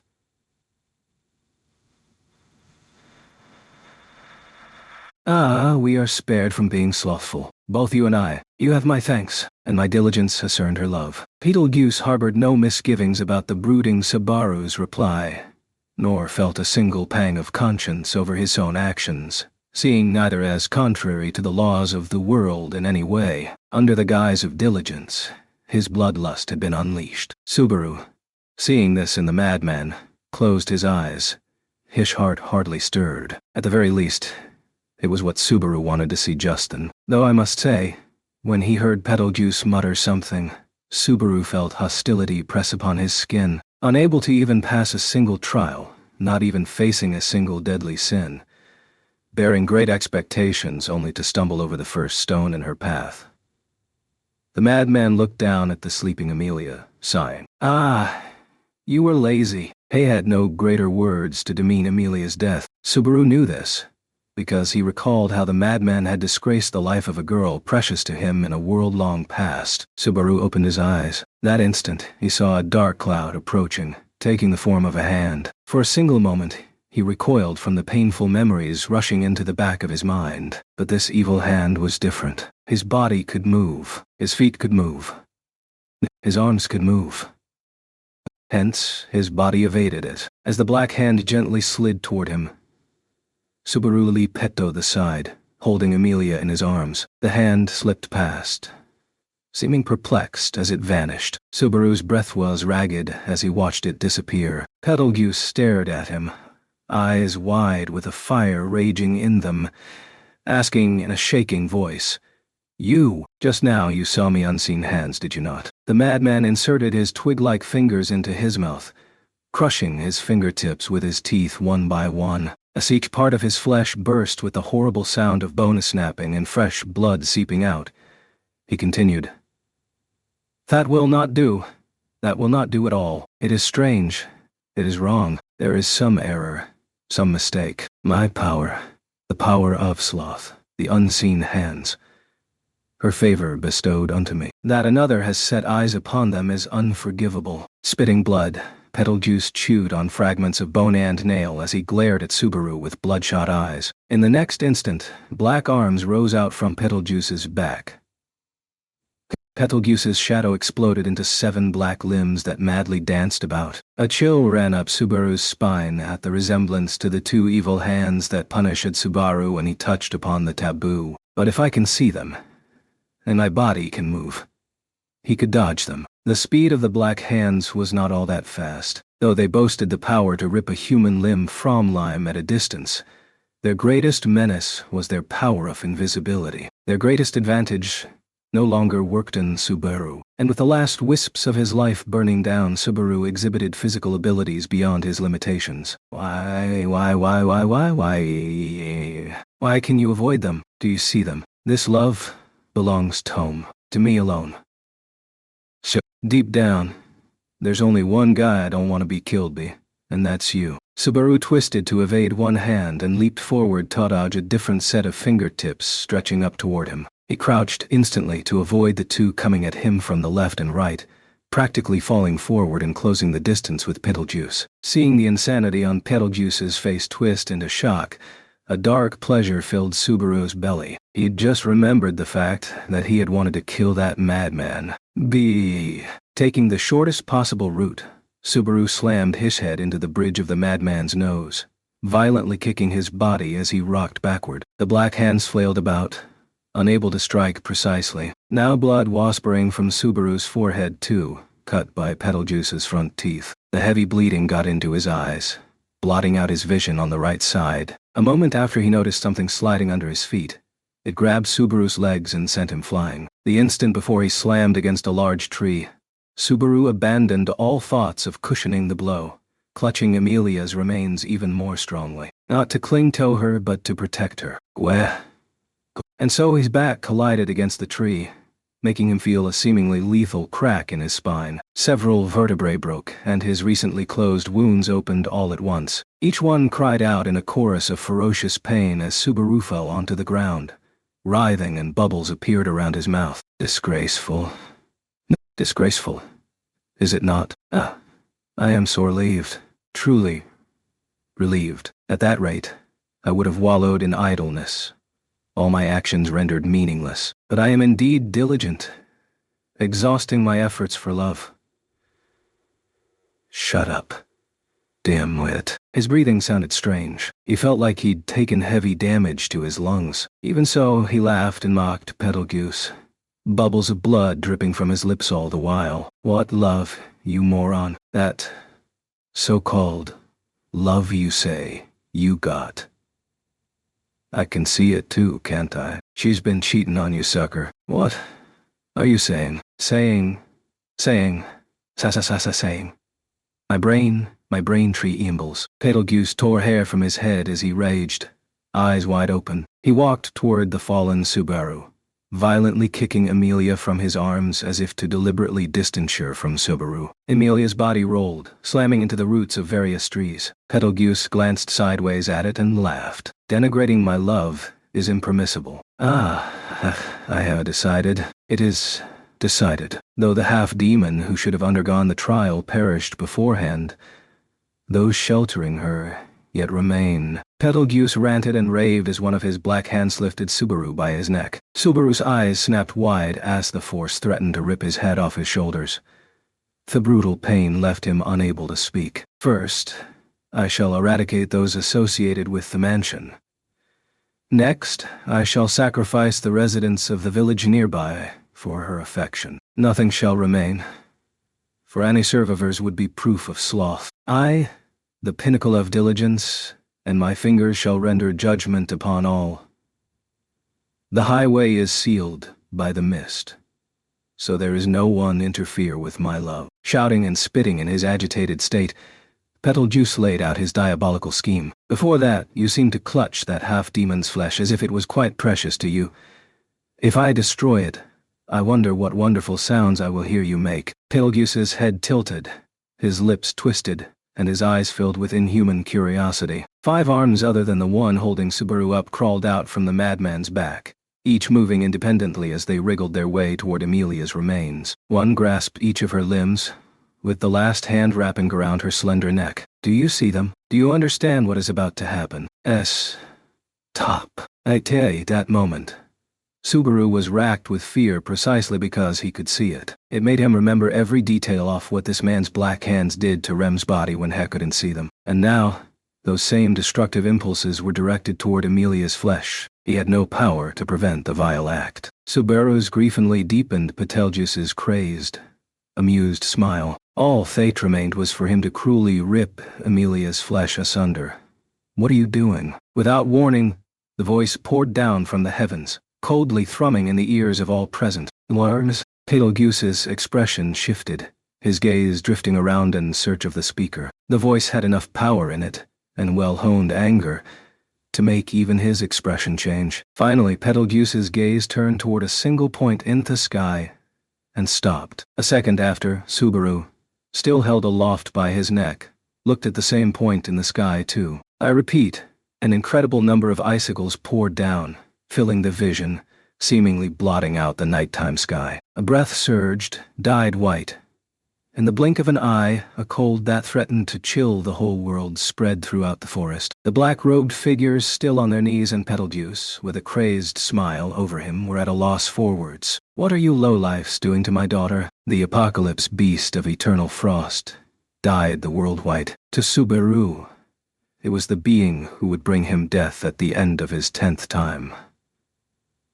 The 10th world. Since being invited to this world, Subaru had experienced death time and again. Under normal circumstances, it was an ordeal no one faced more than once a lifetime. That common-sense rule had been violated, and Subaru, who had already granted 10 opportunities to grapple with death, knew as much about it as anyone, and having come to know it so well, Subaru had become able to sense its approach. His refined senses told him loud and clear that death was on its way. You lot sure like to do whatever you please. The voice, bearing penetrating cold and oppressive might, had come from the icy veil in the sky above. The voice hailed from a small mouse-colored cat, its emotions as frigid as the horde of sharp-tipped icicles accompanying it on its way to the ground. It was small enough to fit in the palm of your hand, with a tail about as long as it was tall. It had a pink nose and round eyes. Its short arms were folded almost human-like, as its expression was fraught with deep hatred. Betelgeuse and the other members of the witch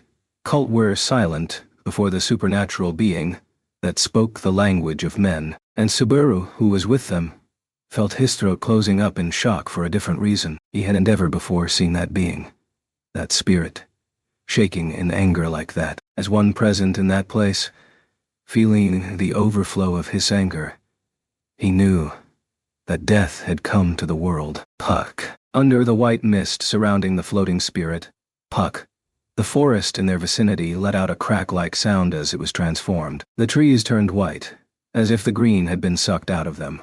Their mana-absorbed leaves, branches, and trunks froze over, dead as they fell. The ground itself displayed identical effects. First, the flowers died, then the cold crept over the soil, and finally, I reached Subaru, also on the earth, stabbing him all over with burning pain. He felt lethargy gradually rising from the depths of his body, causing his breathing to falter as his mind began to fade. Long before, Subaru had experienced being forcibly robbed of his mana at Beatrice's hands. The angered Puck was employing that power on a global scale, turning Thorold's power into his own. Besides Subaru holding back a whimper, Betelgeuse backed up a step with heavy sweat on his brow, and the kneeling witch cult was gasping for oxygen through the open mouths, almost like fish. The witch cult. No matter how much time passes, you never change, do you? In every age, it is you who bring the saddest things of all. Puck spoke as if dealing with noxious insects as he trained his eyes on a single point in the forest. Subaru, following his gaze, saw that there was a single space left that Puck's power was not affecting. Only the prone girl's corpse was protected from the end of the world. Ah, my poor Leah. You died without understanding anything. After gazing longingly at Amelia, Puck turned his eyes toward those who still lived. Depriving my daughter of her life is a grave crime. Do not think any of you will escape alive. How dare a mere spirit? How dare you speak? A half-demon failing an ordeal is nothing but a filthy pretender. The blame is yours for your sloth and inability to protect this fool. My brain is trembling. Betelgeuse responded to Puck's threats by raising both hands to the sky, flying into a rage. The madman's bloodshot eyeballs were unfocused as Betelgeuse's welling bloodlust erupted in a geyser of froth. All that shall transpire, all that must transpire, the proper course of history is recorded in my gospel. The witch loves me, and I must repay her with diligence, whereas you, lowly spirit, wallow in idleness. Love, was it? To Betelgeuse, acts of worship toward the witch were nothing but repaying her for her love. For Themadman, actions that displayed his adoration for the witch had absolute priority over everything else. The witch was supreme, and the witch was the greatest. Furthermore, nothing and no one was permitted to defy his love for the witch. Death to half-demons. And you, too, must pay for your idleness. The witch favors the truth that lets my heart beat. All must be sacrificed for it. Betelgeuse waved his arms, ranting, raving, and loudly stamping his foot. Puck looked down upon Betelgeuse's madness with eyes that were cold to their very core. They contained neither pity nor anger, only a lucid view of the low worth of the object before them. Puck's and Betelgeuse's absolutely incompatible wills clashed, fueling each other's bloodlust. My fingers. This fool must pay for his... die. The descending icicles poured down on the witch cult adherents, skewering them and pinning them in place. The occultists' bodies and limbs were impaled against the ground, pierced like bugs for study. The air creaked, and the flesh of the dead witch cult worshippers froze over, turning the rocky area into an ice sculpture exhibit. Instantly, without warning, Puck had taken nearly 20 lives. During that time, his gaze did not waver in any way. Neither did Betelgeuse's. Unmoved by the loss of the followers who obeyed his commands, who were now literal sacrificial pawns, he exploited Puck's temporary shift of attention away from him. My brain is trembling. His lips twisted darkly, and a moment later Betelgeuse's shadow exploded. Simultaneously, Subaru's body was cast aside as a total of 7 arms bore upon Puck, floating in the sky. With Puck's power, dealing with the gently advancing Jevel hands was child's play. But Puck made no reaction till the advance of the hands, because he didn't see them. Puck! When Subaru tried to raise his voice to warn of the danger, the voice and eyes Puck turned toward him made his blood run cold. Be quiet. Subaru, I will deal with you, la Ange. But before the spirit finished speaking, the black hand strapped his tiny body, which vanished from Subaru's view. Puck's body was so small that a normal adult's hand was more than large enough to conceal it from view. There was no way anyone could have seen it through 7 hands, and each of those black hands were so overwhelmingly powerful that they could rip a human body apart with ease. Carelessness. Negligence. In other words, sloth. You should have eliminated me immediately. You possessed such power, yet you neglected its proper use. And this is the result. The unseen hands that only Subaru could detect enveloped Puck's body and crushed it. Before Betelgeuse, who danced with mad delight, the great spirit was cruelly erased. Don't make me laugh. In the next moment, Subaru saw the converging black limbs being blown apart. That's all. You're 400 years too young to be invoking the witch. If you really want to kill me, the frozen trees, unable to bear their own weight, shattered into shards of ice with one flick of his tail. The corpses of the witch cult followers who had become ice sculptures were smashed to smithereens. The front paws responsible for this made the ground under them intone absolute zero zone of death. Its softest breath rivaled a raging blizzard, and within that white mist, its eyes were like dazzling, glittering gold. Eyes that mercilessly towered over a world of death, then stretched half of Satella's 1,000 shadows toward me. It was a 4-legged feline beast with gray fur, boasting such size that it stood above the forest. It was the beast of the end that had destroyed the mansion and brought death to Subaru in a prior world. It was indeed a grand manifestation of the end. The intensity of the cold went up another level, and I thirst to even keep his eyes open to watch the world gouhide. Subaru endured the pain as he looked up at the beast. Agape. What? A shaking voice echoed from a tiny corner of that world of ultimate cold. What is it you're telling me to bring? This time, Betelgeuse's scream brought a vertical cut to his parched lips, from which a trace of blood trickled. But in the blink of an eye, this, too, froze over, bringing an end to the bleeding and pain. Subaru feared that closing his eyes amid the blowing cold meant he would never open them again. He took in Betelgeuse's final cry and looked up at the beast once more. Puck, is that you? I suppose it would be a little mean to say, isn't it obvious? The gray-colored beast's titanic mouth moved in reply to Subaru's broken question. Each word came with a gale. It was the enormous beast's sarcasm that conferred Subaru's suspicions. With that answer, Subaru came to accept the fact that in the previous world, and the world before that, Subaru had died at the end because, while Subaru was compelled to stay silent, Betelgeuse glared at Puck and murmured, "Impossible." The madman thrust his intact hand into his mouth, crushing his fingers one by one, and they oozed blood. It was as if that pain was what tethered his perpetual madness to the world. This is impossible. It cannot be. A mere spirit. We, a lowly spirit, cannot possess such power. If that was possible, Echidna. Betelgeuse's movement stopped as bloody froth trickled from the corner of his lips, his eyes wide open. Puck had whispered a word that had interrupted Betelgeuse's denial. The color of Betelgeuse's face had changed the instant he heard what was apparently a name. As a man of the cult, you understand what that name means, don't you? Filthy. Betelgeuse's reaction to it was nothing short of dramatic. Along with the sound of something hard, blood gushed from his mouth. It came from his molars. He was so angry he'd bitten down on his teeth hard enough to break them. It is repugnant to even speak that name. You poor lazy fool, ignorant of fear. You dare speak the name of a fallen witch, a witch other than Satella before me. Betelgeuse's eyes had gone from bloodshot to scarlet-dyed.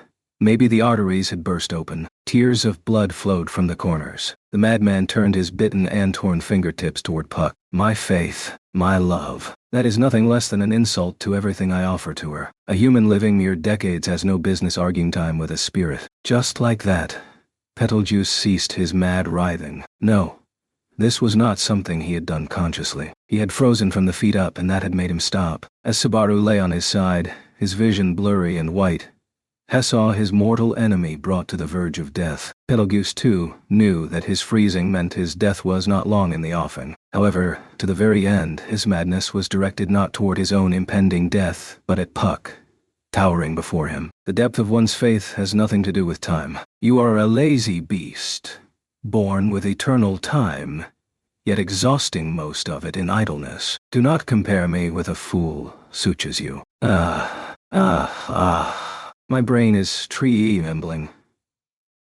Even knowing his own end was near, Betelgeuse's madness never wavered. To Subaru, who knew no phenomenon more absolute or terrifying than death, Betelgeuse's behavior was truly deviant. Seeing him profess his faith at the moment before his demise was proof that he was a truly corrupt being. Death is not punishment enough for you. That's why I ate your kind. The trial has been fulfilled. No matter what happens to this filthy body, so long as my feelings reach the witch Erever, she shall grant her favor. It will be so good to see her again. Spreading both hands before the sky above, Betelgeuse let out a cackle. The snow blew with greater intensity, dyeing his gaunt body white. Subaru wasn't sure whether his voice or his movements gently slowed first. Yet even then, Betelgeuse's laughter did not cease. He was one with his buoyant madness until his laughter finally ceased and, with it, his life. Quit while you were ahead, didn't you? The gray beast murmured, as it thrust down its front paw, smashing the Betelgeuse ice sculpture into dust. Even as Subaru watched the madman's life expire, his shattered fragments carried away by the wind, no strong motion stirred within him. He had hated the man so, had so wished to kill him. Betelgeuse was where it had all started.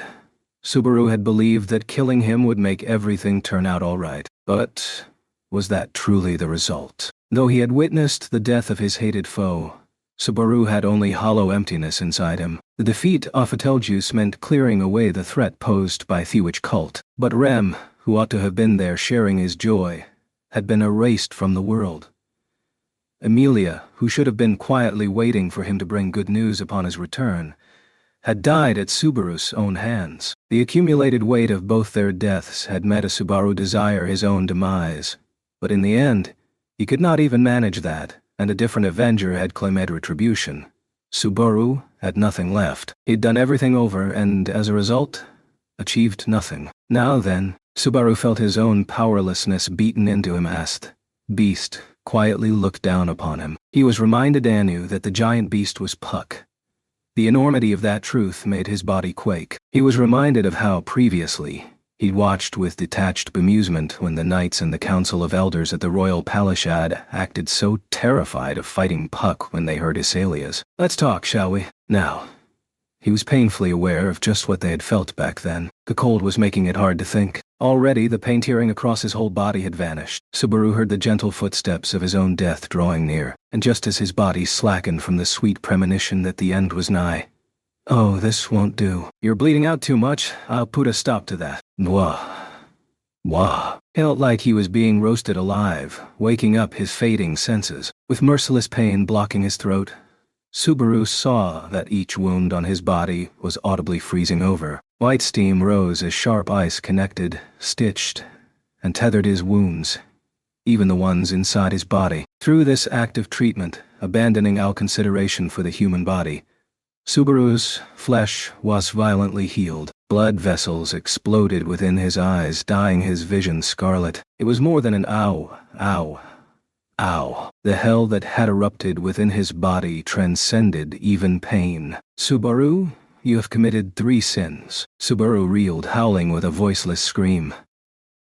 The giant beast continued to speak as if nothing had happened. Though he had become enormous in size, his mouth lined with endless sharp fangs, and the tone of his voice had changed.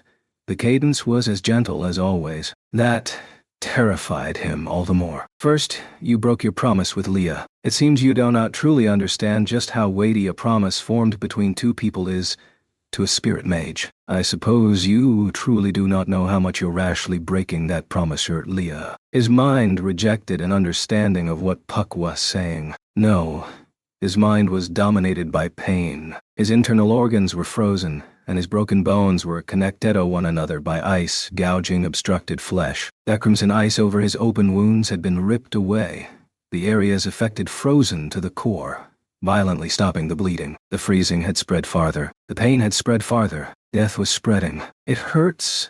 Hurt, shirts. Second, you ignored Lia's wishes and came back. Do you even know how much that drove her into a corner and made her suffer when she didn't want to see you again? Not only did you break your promise, you had to trample on Lia's heart as you pleased. With Subaru on the white ground, limbs spread wide, Puck drew his face close and blew with his icy breath. Subaru's flowing tears became needles, stabbing his eyeballs. His brain convulsed from the intense agony. And third, you let Lia die. It was like having his very soul filed down. The extreme pain made Subaru forget how to breathe. Amid that agony, like having every nerve in his body immersed in magma, Subaru cursed his own shallowness. He'd thought that pain was a lesser thing than death. He was wrong. He was wrong about everything. Pain, death, fear. These smashed the heart of the weakling named Subaru Natsuki in equal measure. The soul of Subaru Natsuki had been backed into a corner with nowhere to run. As Subaru's sluggish mind began to appreciate the terrifying truth, Puck stated to him, "In accordance with the pact, I'll be destroying the world now." Puck's eyes had contained anger. Only at that juncture did a new emotion begin to come to the fore. "I will bury everything under ice and snow as my parting gift to Lia. That one, it has nothing to do with making her happy or not. No matter what's the pact, I will not break what has been agreed upon." Puck's eyes narrowed as he responded to Subaru's incoherent voice. "But that act will end unfulfilled, I imagine. Even if I spread this world of ice to cover every land, like the forest where Lia and I dwelled, the Sword Saint will stand before him. That is a battle I will not win." Puck seemed to lament the disparity in strength when he brought up a certain red-haired hero's other name. Subaru couldn't believe he was hearing those words. Puck, wielding such overpowering might, had bluntly stated that he had no chance of defeating the Sword Saint Dot. And if Puck knew he'd be struck down in the process, why would he sacrifice himself in such a battle? Double why? Lia was the entire reason for my existence. Puck responded to Subaru's inquiry. The wind grew even colder, stabbing Subaru's flesh, filling up his eyes, freezing his blood. The end was nigh. It is meaningless for me to remain in a world without her. Now that I've lost her, I will not allow the world to move on. For me, everything ended when that girl died. When Puck finished speaking, the wind's intensity suddenly spiked. How long will it take for a person to die if he's slowly, gradually frozen from the tips of his extremities on up? Have you ever wondered that, Subaru? I'll take that as a yes. I want you to learn the answer. Slowly, the chill consumed more and more of his flesh. His wounds and internal organs were already frozen, so they were exempt as the rest of Subaru's flesh expired from the fingertips up. If pain could truly drive a person mad, his sanity would have been shattered long before. He wanted his mind to be ripped apart, smashed to bits scattered in all directions. For if not, mist is coming. It seems you've lured quite a nastion. He couldn't hear. Someone was saying something but he couldn't hear. Gluttonies. Nowadays they call it the white whale, don't they? Calling it over, letting Lia die, losing your own life. You truly are incorrigible, do you know that? Couldn't hear. He couldn't hear. But even though he shouldn't have heard it, he heard the voice. He heard laughter from somewhere, a mocking voice. Cackle, cackle. He knew that laughter, the voice of the man he hated to the point of death. Where is it coming from? With the end near, his consciousness sought an answer to that question. Then he realized it. The incessant cackling was coming from his own throat. Ecstasy began to rule his brain, drowning out his pain. He took his first steps into a spreading world of madness. The way it warped everything around him felt good. The laughter wouldn't stop. His own laughter was mocking him. The one who had let Lettram die, who had killed Amelia, and who was dying like Adog himself. Yes, he was truly, how would you put it? Subaru, you're lazy. With a sharp sound, he blacked out. It probably was not only his consciousness and his life that had been severed. It was something more. Something that had been barely holding him together, that audibly came apart in that moment. Snap. Chapter 5. From Zero Amid. The white world, everything vanished. He couldn't tell if his flesh had dissolved, if it had been smashed to pieces, or if it would remain as an ice sculpture for all eternity. No matter how terrible the end of the body he had left behind, it was all the same to him now. There was only one thing he understood with clarity. Over the course of repeating, had seen things end cruelly, with the situation growing worse with each repetition. And now, having destroyed with his own hands that which he most wanted to protect, he finally realized it. No one expected anything of Subaru Natsuki, not even him. No matter how many times he experienced it, he'd never get used to the feeling of the senses he had lost sudden come rushing back. He no longer felt frozen to the core, or even cold at all, and he could tell that white world into which he had sunk deeper and deeper was gone. In the blink of an eye, all his dulled senses became clear, and every last thing was just as it had once been. Blood flowed through the limbs that had known so much pain. The agony of his nerves being immersed in ice was no more. The cold stabbing his skin had been peeled away, replaced by dazzling rays that could give him a sunburn.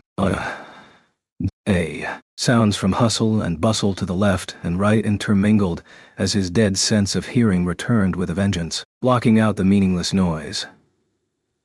Subaru checked the condition of his body, his frozen limbs, his injured spine, and his internal organs that had been turned to sherbetware all functioning without any problems. Everything was back as it should be. Subaru felt relief that the body lost to him was under his control again, and what brought Subaru more tranquility than anything was... "Why are you staring into space like that, Subaru?" Behind the counter, Rem tilted her head slightly, gazing at him with concern. He had been abandoned by everything and everyone, had an implacable sense of powerlessness drilled into him, had despaired at the loss and disappointment at what his own actions had wrought, and after dying like a helpless dog, he had returned. "Rem." "Yes, it is me, your Rem. What might be the matter?" Rem responded to the call of his voice, slipping away from behind the counter and heading out of the shop. Subaru was rooted to the spot as Em walked right in front of him, reaching out with her hand and touching him on the cheek. Her brows knit in worry, revealing a tinge of gloom on her noble face. I am sorry for not noticing. The crowd has worn you out, yes. I am a failure as a maid to have forgotten my most important duty of all. Tired.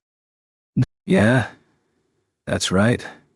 I am." As Rem's hand rested on his cheek, he slowly lifted up his hand, pressing it down upon hers. The touch between them made Rem raise her eyebrows in surprise, but Subaru's haggard voice and expression left her at a loss for words. Rem looked like she was trying to say something, but Subaru didn't even look at her.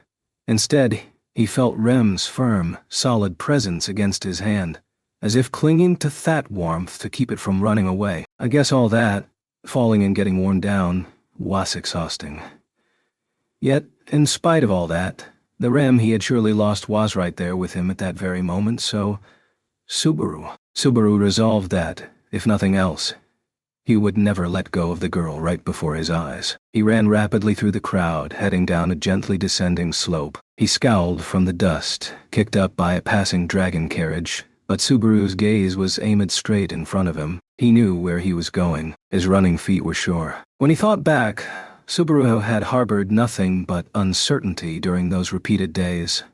Uncertainty about what he should be like, about what lay in Amelia's heart, about whether his existence held any purpose, about whether he could bring out the best of all possible futures, all amid the vortex of madness. He was an unsure man lost in an uncertain, foreign world. But Subaru, unable to make a single manly step in one direction throughout, advanced with clarity of purpose he had never before known. Finally, he'd come to understand. Now that he'd arrived at that answer, the repeated days had not been in vain. Backed into a mental and physical corner, Subaru truly realized for the first time what he could do, what he must do.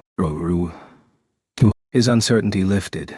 His gaze was trained squarely on his objective, his legs powerfully thudding along the earth. His body was light. Relieved of the pressure on his heart, Subaru wasn't afraid of anything anymore. "Please, Subaru, listen to me." Pulling his arm forward, he could see the main street at the end of the downward slope. Even in the royal capital, it boasted the greatest width, continuing all the way to the main gate through the stout walls that surrounded the capital. Everyone entering or leaving the royal capital had to pass through that gate. With the announcement of the royal selection, the main street was even busier with people coming and going.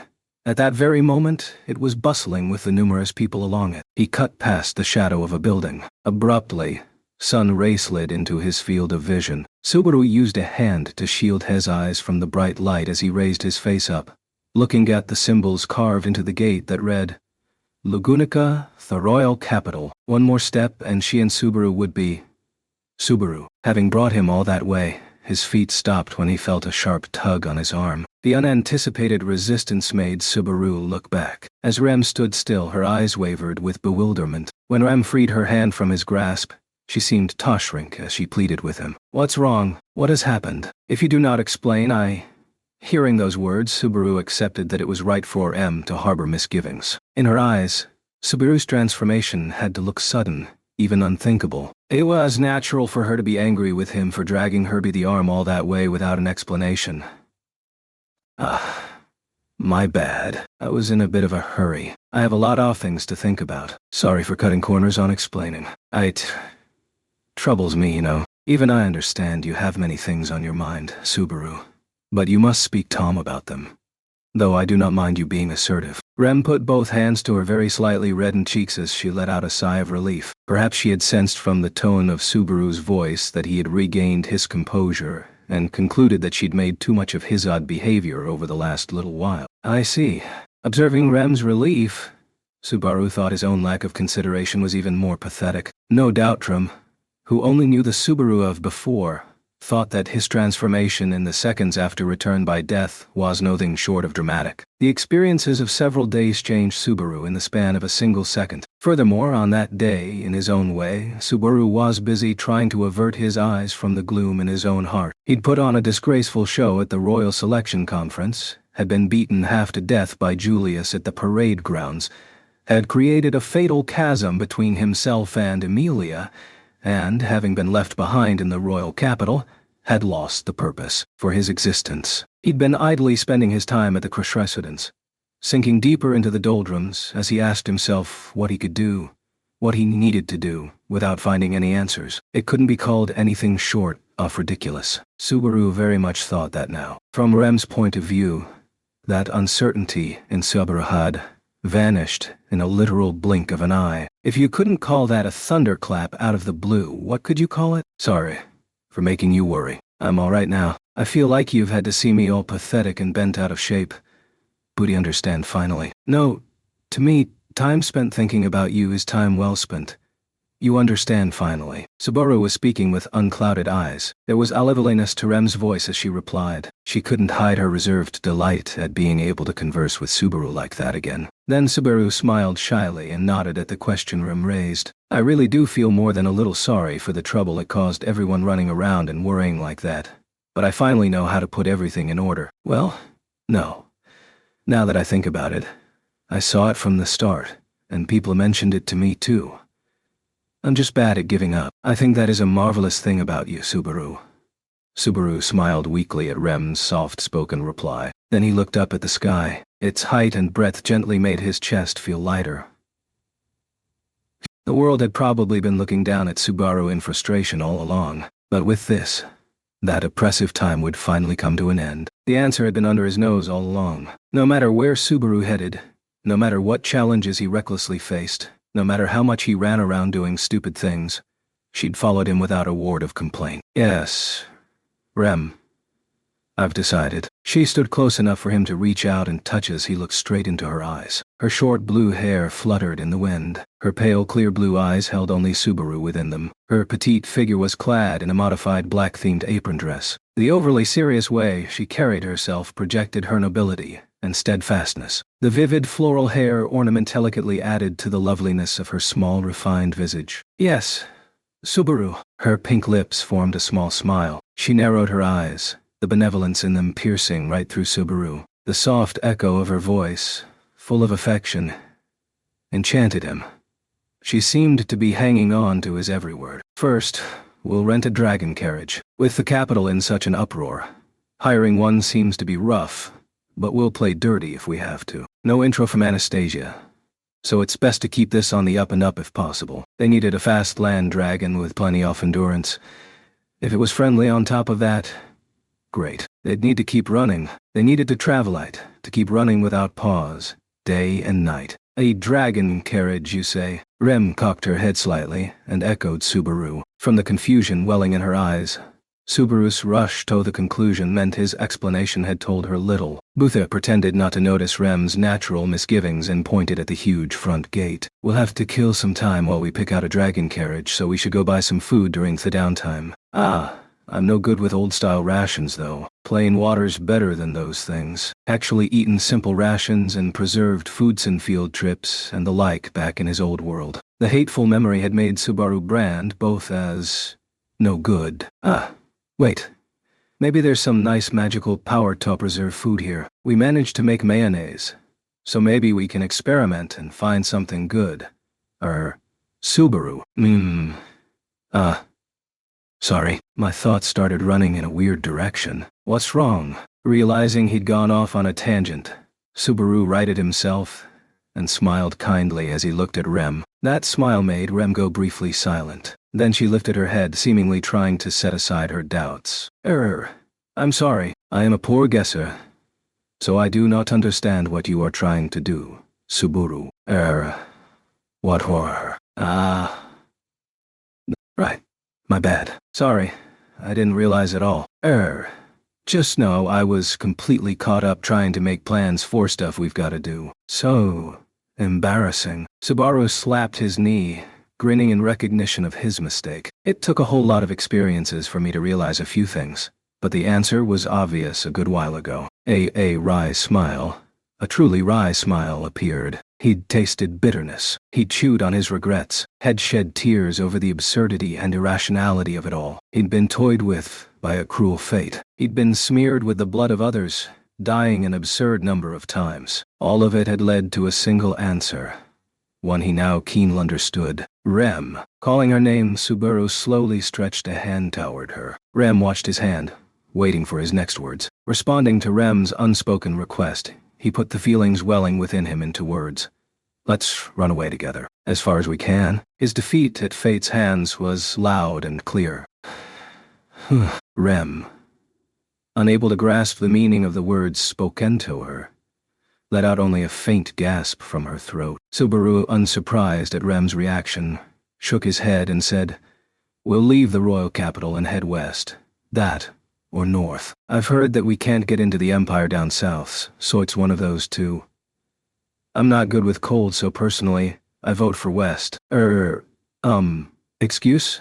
It'll be a long journey with no clear end, and I don't think we'll have an easy time just 'cause it's a good chance to start over. Besides, in the first place, if we rent a dragon carriage, I can't see us ever getting a chance to hand it back. What should we do about that, Maybe buy a dragon carriage instead of renting one? Had left procuring dragon carriages to Rem. Subaru didn't know if they had some rental car like system in place. He didn't even know where you'd buy one. He figured there had to be some means so that you couldn't just grab one and run, but...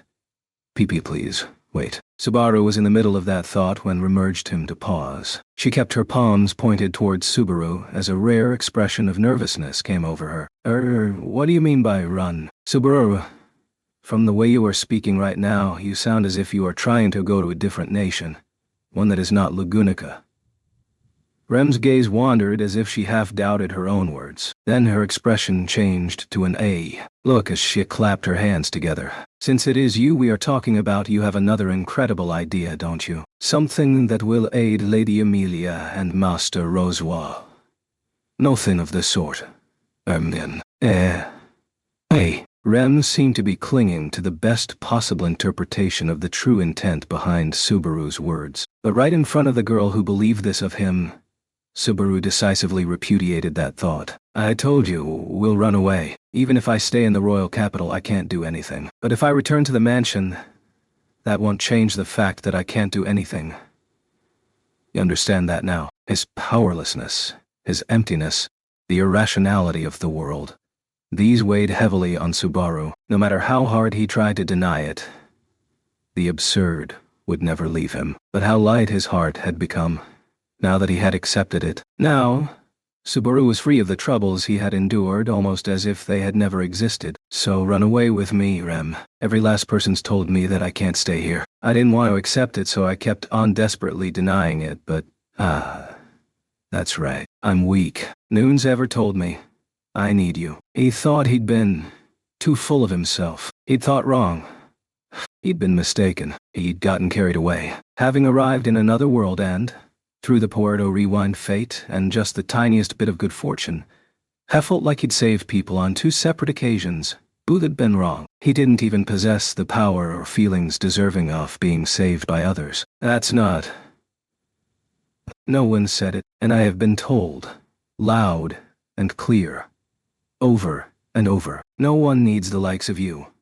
The first time around, Subaru had ignored Emilia's wishes and rushed out of the Crush residence. He didn't listen to Rem's attempt to stop him, courting a massive tragedy as a result. The second time around, he'd been unable to change one iota of the result. Everyone had died again, and through fleeing from reality, he'd caused Rem to lose her life. Again, no one was saved. The third time around brought about the most despicable of all outcomes. He'd gotten even innocent merchants on the roadside involved, offered M up to the white whale, and had robbed Emilia of her life with his own hands. Puck had slaughtered the witch cult, but if, after Subaru's death, Puck had indeed destroyed the world as he had proclaimed, the damage was surely greater than any time that had come before. What about the time unrelated to the power of return by death that could not be rewound? When the candidates had assembled at the royal palace, Subaru had dragged down Emilia in epic fashion. Merely by standing at her side, let alone speaking his impertinent words, he'd tarnished her reputation, and his duel to save face had resulted only in even greater humiliation. As a result, he and Emilia had had a falling out, and he had hurt her heart with high emotional arguments, which had been little more than outbursts of anger. Ha ha ha, he laughed dryly at the realization. Now that he thought back, it was a masterpiece. When he calmly reflected on his own actions, it was painfully clear that he'd been a pestilence. He wanted to lend Emilia his strength. There had to be people only he could save. There was no doubt everyone was done for if he wasn't there. What thoughtlessness. What arrogance. Yes, what hubris. Subaru's actions had only worsened Emilia's standing. Even so, he'd betrayed her enormously generous heart, and his foolish undertakings had only dragged Rem with him toward death. Incredible. Just incredible. No doubt everyone knew that would be the result. That was why everyone had told Subaru, "You need to behave. Don't do anything. Your strength isn't required. Don't butt in. Just go away." Those around him who had told him so knew a great deal about the future. They were very different from Subaru, who ought to have known that he could do nothing, that understood nothing, that he was able to comprehend nothing. Maybe they were the ones really doing things over. If they aren't, I'm the only one screwing up like this. It was pathetic. There was no one lowlier, more unsalvageable, or more miserable than he. What did you call a man who resigned himself to being glawed at by others, and acted so as to make others laugh? You called him a clown. Subaru, who wasn't even aware of the customers pointing at him and laughing, was unworthy of the title. He was just a simple, irredeemable fool. So I've decided to go away. That's best. I know that's best. If someone like me tries to do something, it'll just add more corpse. And if I'm not lucky, a lot more Thanon. Corpses, corpses, corpses, corpses, corpses. Strangers, acquaintances, people precious to him, important people, people who believed in him, people he wanted to think believed in him. Endless corpses. He'd had it. Why did all those things have to happen to him? He'd suffered so much. Didn't he deserve some reward? Even Subaru knew that the idea that hard work was always rewarded, that any wish with a clear objective could come true so long as you gave it your all, was nothing but a pipe dream. But despite that, was it so wrong to have but any wish, to avoid the worst of all worlds? Subaru had been wrong. That was why the result continued to betray his expectations. Let's run away, Rem. You, me. We can't stay here in this country. Subaru had resolved to leave it all behind, flip the bird at everything, and run. And having decided to put so many things behind him as she fled, he wanted to take only one with him. Rem, the girl standing before him. He couldn't bring himself to abandon everything in its entirety. He was afraid of being alone. He was terrified of solitude. Even in that vast world. That world of incomprehensible darkness. Knowing that having nothing so that he lose nothing was the right answer. Subaru couldn't put aside his fear of being all by himself. As the days repeated themselves, Rem had been the only one who'd stayed with Subaru. She'd been right at his side, watching his disgraceful displays, unsightly words and deeds, and off-the-wall way of living. Subaru thought that made her worthy of one final gamble. Each of the 3 times, Subaru had let Rem die. To keep her from dying, he couldn't return to the mansion. Even when he had arrived at the mansion, she heroically offered up her life along the way. In the end, nor could he say with certainty that he could save her by keeping her at the royal capital. Even if they were spending their time in peace and quiet here, if Rem conveyed news of the crisis at the mansion, Rem would probably rush out of the city. If it came to that, Subaru wouldn't be able to stop her, and she would meet the same fate. He'd lose her again, and Subaru could clearly see how empty he would be without her. If he seriously wanted to save her, he had to get her out of the kingdom. You are saying all this so suddenly, I do not know what to do. Rem shook her head a little in the face of Subaru's forceful plea. It wasn't a gesture of rejection. Her expression projected the uncertainty that reigned inside her. Rem couldn't simply accept at face value what Subaru had suddenly said. He had cited far too few facts to make an informed decision. Subaru understood the irrationality of it, but even so, Heckle speak no further of the circumstances. He no longer knew how much information he could divulge with the witch's evil hands looming. He felt like he'd brush against the witch's curse no matter what he talked about. No matter what he did, he felt like it would lead to more sacrifices to the irrationalities of fate. And if that came to pass, it wouldn't be Subaru who would be sacrificed but people precious to him. It was a stalemate. He was hemmed in on all sides. Fate had shut off every avenue of escape. Therefore, Subaru had no means left to him but that plea. He was earnestly appealing to Rem's conscience, knowing that it was underhanded in every possible way, knowing that he was using the feelings for Subaru Thatram harbored in her heart. There's no time. I'm sorry, this is so sudden. Really, I am. I'm sorry from the bottom of my heart. But please choose. Choose. Me or everything except for me.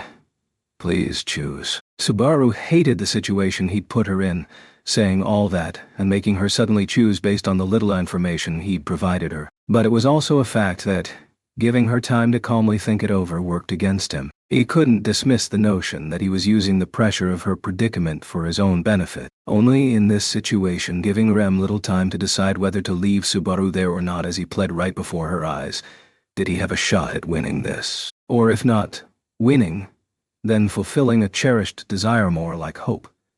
The selfish hope that Rem, at least, would forgive him for running away. Let's get a dragon carriage and head west. Let's live Agunica and go all the way west of Kararaji, was it? Let's buy a little house and live there. Just the 2 of us. Rapid fire. Subaru began sketching his vision of the future. It was an ordinary, tranquil future.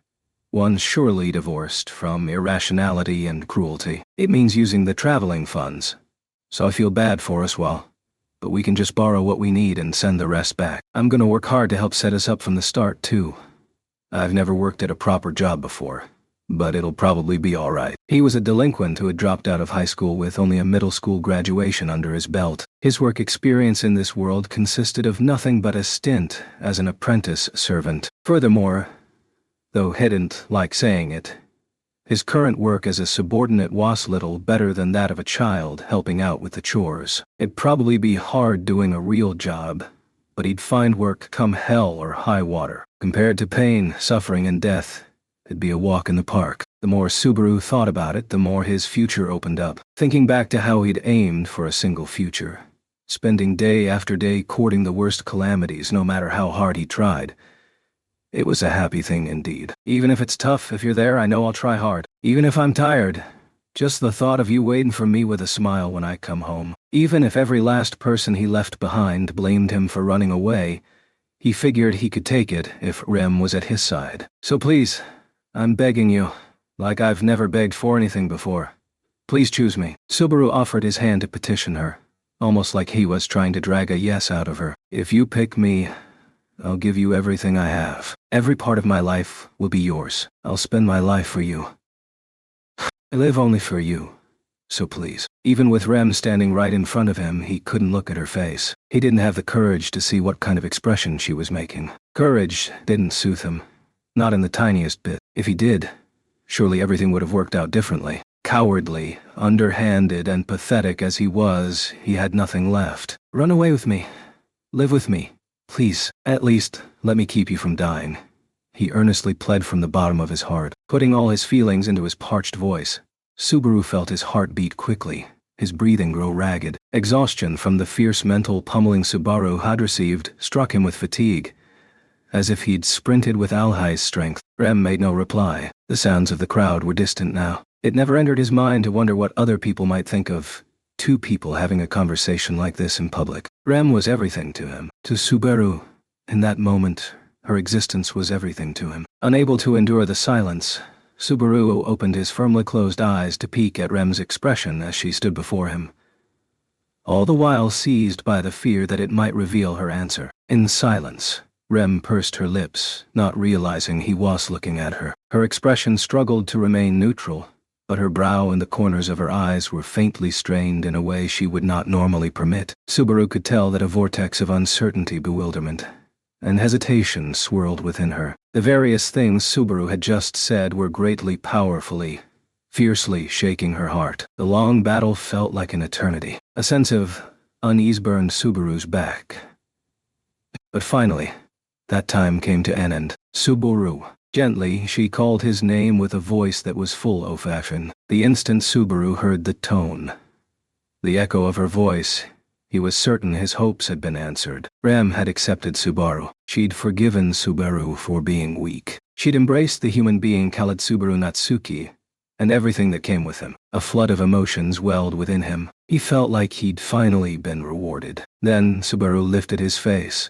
"I cannot run away with you, Subaru." With a very sad face, Rem dashed his hopes. "After all, when we talk about the future, we need to smile, don't we?" With an expression resembling a tearful smile, Rem spoke the words that had once come from Subaru's own mouth. He'd gambled, and he'd lost. When Rem threw his own words back at him with a tearful smile, Subaru's inner self was exhausted, overwhelmed by a feeling that he'd thrown everything into match and lost. Subaru had trusted, no, hoped, that Rem, with her strong dependence on him, just might say yes. That maybe, just maybe, even as he cast everything aside, she might choose him. It was a fleeting dream, a conceited thought. He should have understood that from the start. If his inability to find any worth in himself was the whole reason he'd chosen Torin away, what business did he have expecting that? Right now,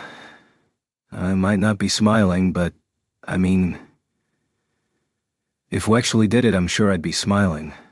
Yeah, that's right. So, even though the matter had already been settled, unconvincing arguments poured out of Subaru's mouth in an attempt to smooth things over. He couldn't think of an effective rebuttal to Rem's words, but if he didn't say something, his desires were over then and there. He might still have a chance to change her mind as long as they kept talking, though that might have been an exercise in wishful thinking. As Subaru clung to that hope, Rem watched him, a faint smile coming over her as she murmured, "I have thought of it as well." She raised her shapely face up ever so slightly. "After arriving in Kararagi, first we would rent a room at an inn. Though a house is the foundation for building a life, we could not be reckless with the money at our disposal. First, we would need a stable income." Rem lifted a finger up as she added to the image of the future Subaru had proposed earlier. "Fortunately, I received a proper education due to Master Roswell's good judgment. Even in Kararagi, I believe that finding employment would be a simple matter for me. As for Subaru, you would probably need to settle for physical labor.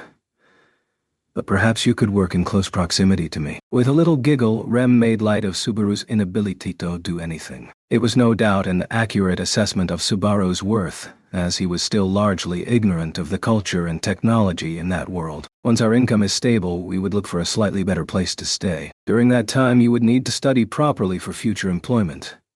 It would take about a year before you could do real work, maybe. You can become independent even faster, but only through your own efforts, Subaru. With that, Ram laid out an unexpectedly brutal studying regimen. When she had instructed him in Ram's place, her method of teaching was gentle, but her criticisms were merciless. He might have grumbled along the way, but he was rather fond of her strictness. With both of us working, we could save some money. Perhaps enough to eventually buy a house. Maybe a store of some sort would be better. Kararagi is a land overflowing with commerce, so there will surely be a way to profit from your eccentric ideas, Subaru. With an amused clap of her hands, Rem laid out a future that sounded too good to be true. Subaru too felt like he could clearly picture the scene playing out in Rem's head. As usual, Subaru would cause her lots of trouble, and she would indulge him. Of course he would feel responsible for that, so he'd end up working hard with plenty of sweat rolling off his brow for sure. That would be nice. An honest living, for her sake, and hers alone. How happy a life would that be? As our work progresses, this is embarrassing, but maybe, children?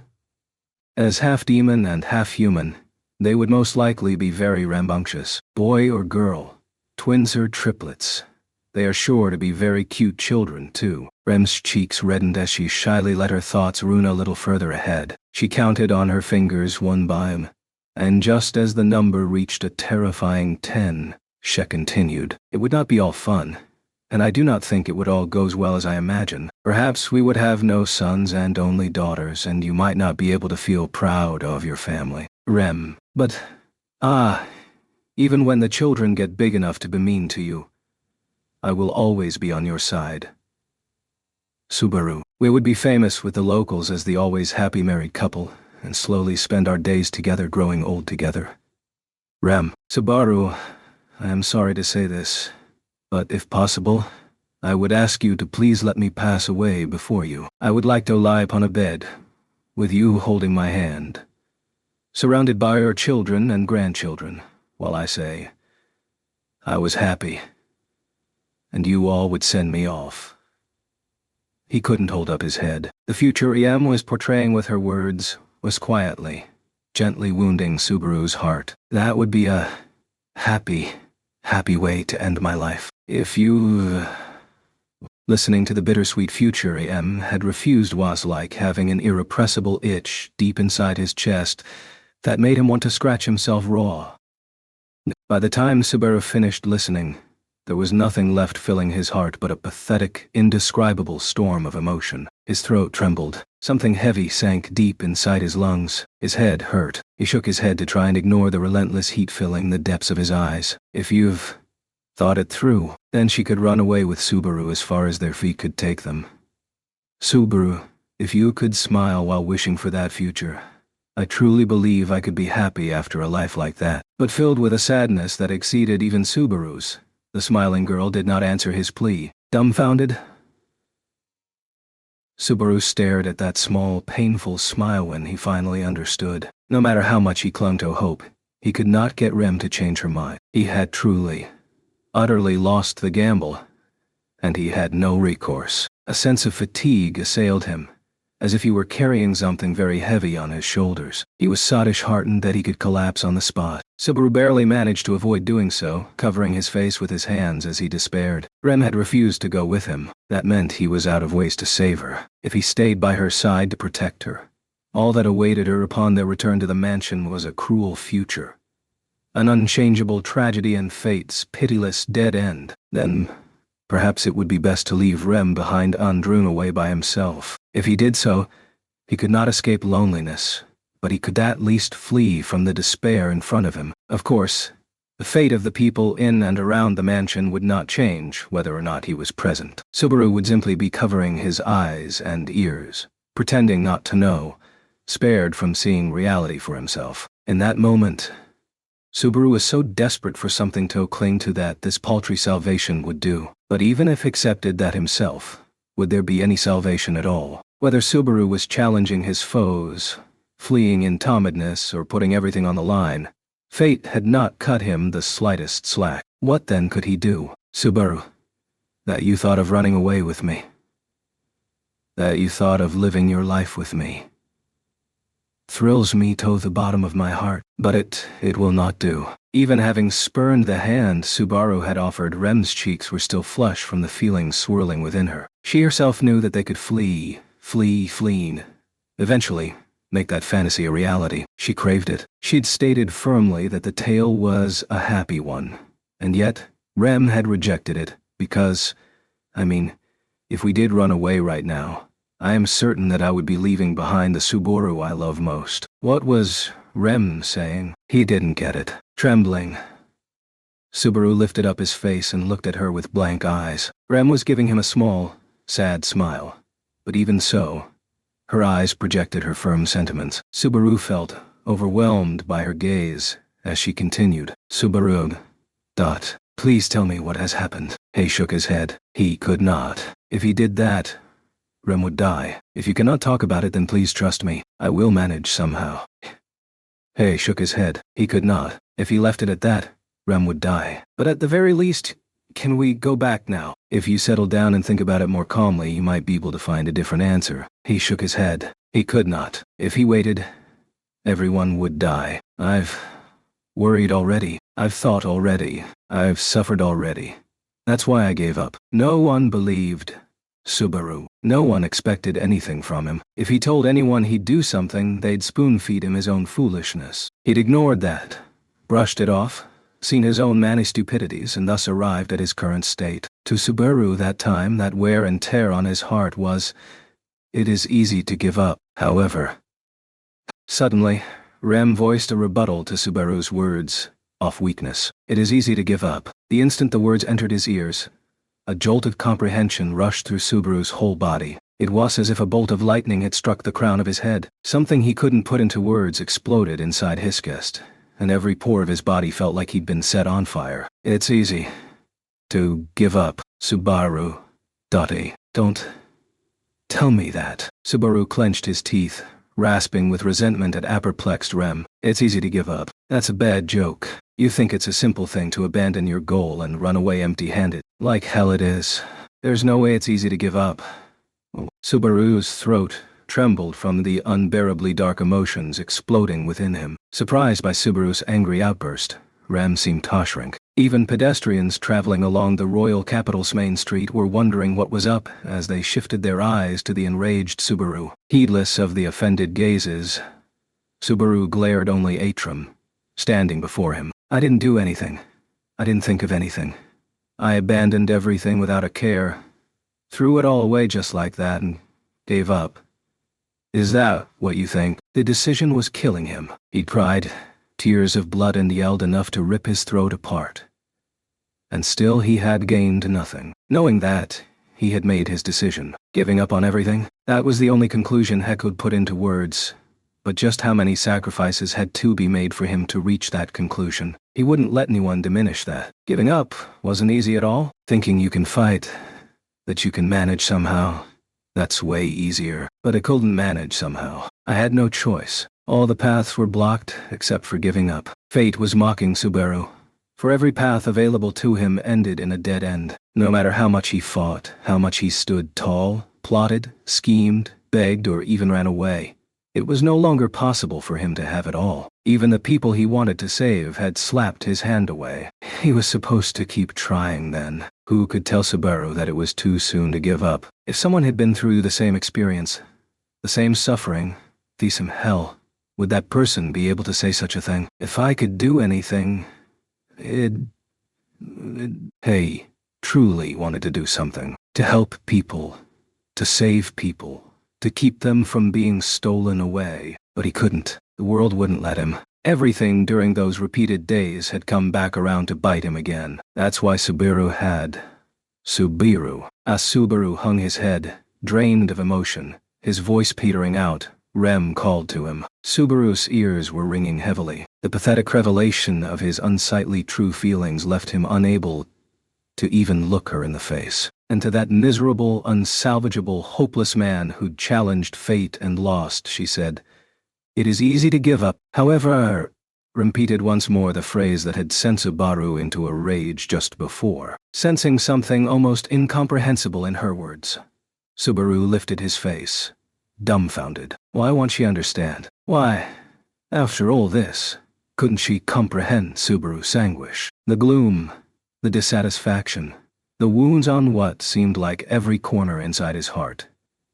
It does not suit you, Subaru. It all vanished as Rem stared directly into Subaru's black eyes and spoke. Rem stated those words as if she truly believed them, as if they represented some kind of absolute truth. I do not understand what painful thoughts, what knowledge is making you suffer. Subaru, I believe I cannot belittle it by saying that I understand. But even so, there is one thing that even I recognize, and that is, you are not someone who can give up on things before they're done. Subaru, to the man lost in sorrow before her, who'd cast away everything, who had said he was giving up but a moment before, Rem said such a thing without shame, without fear, without hesitation. I know this. When it is a future you want, you smile when you talk about it.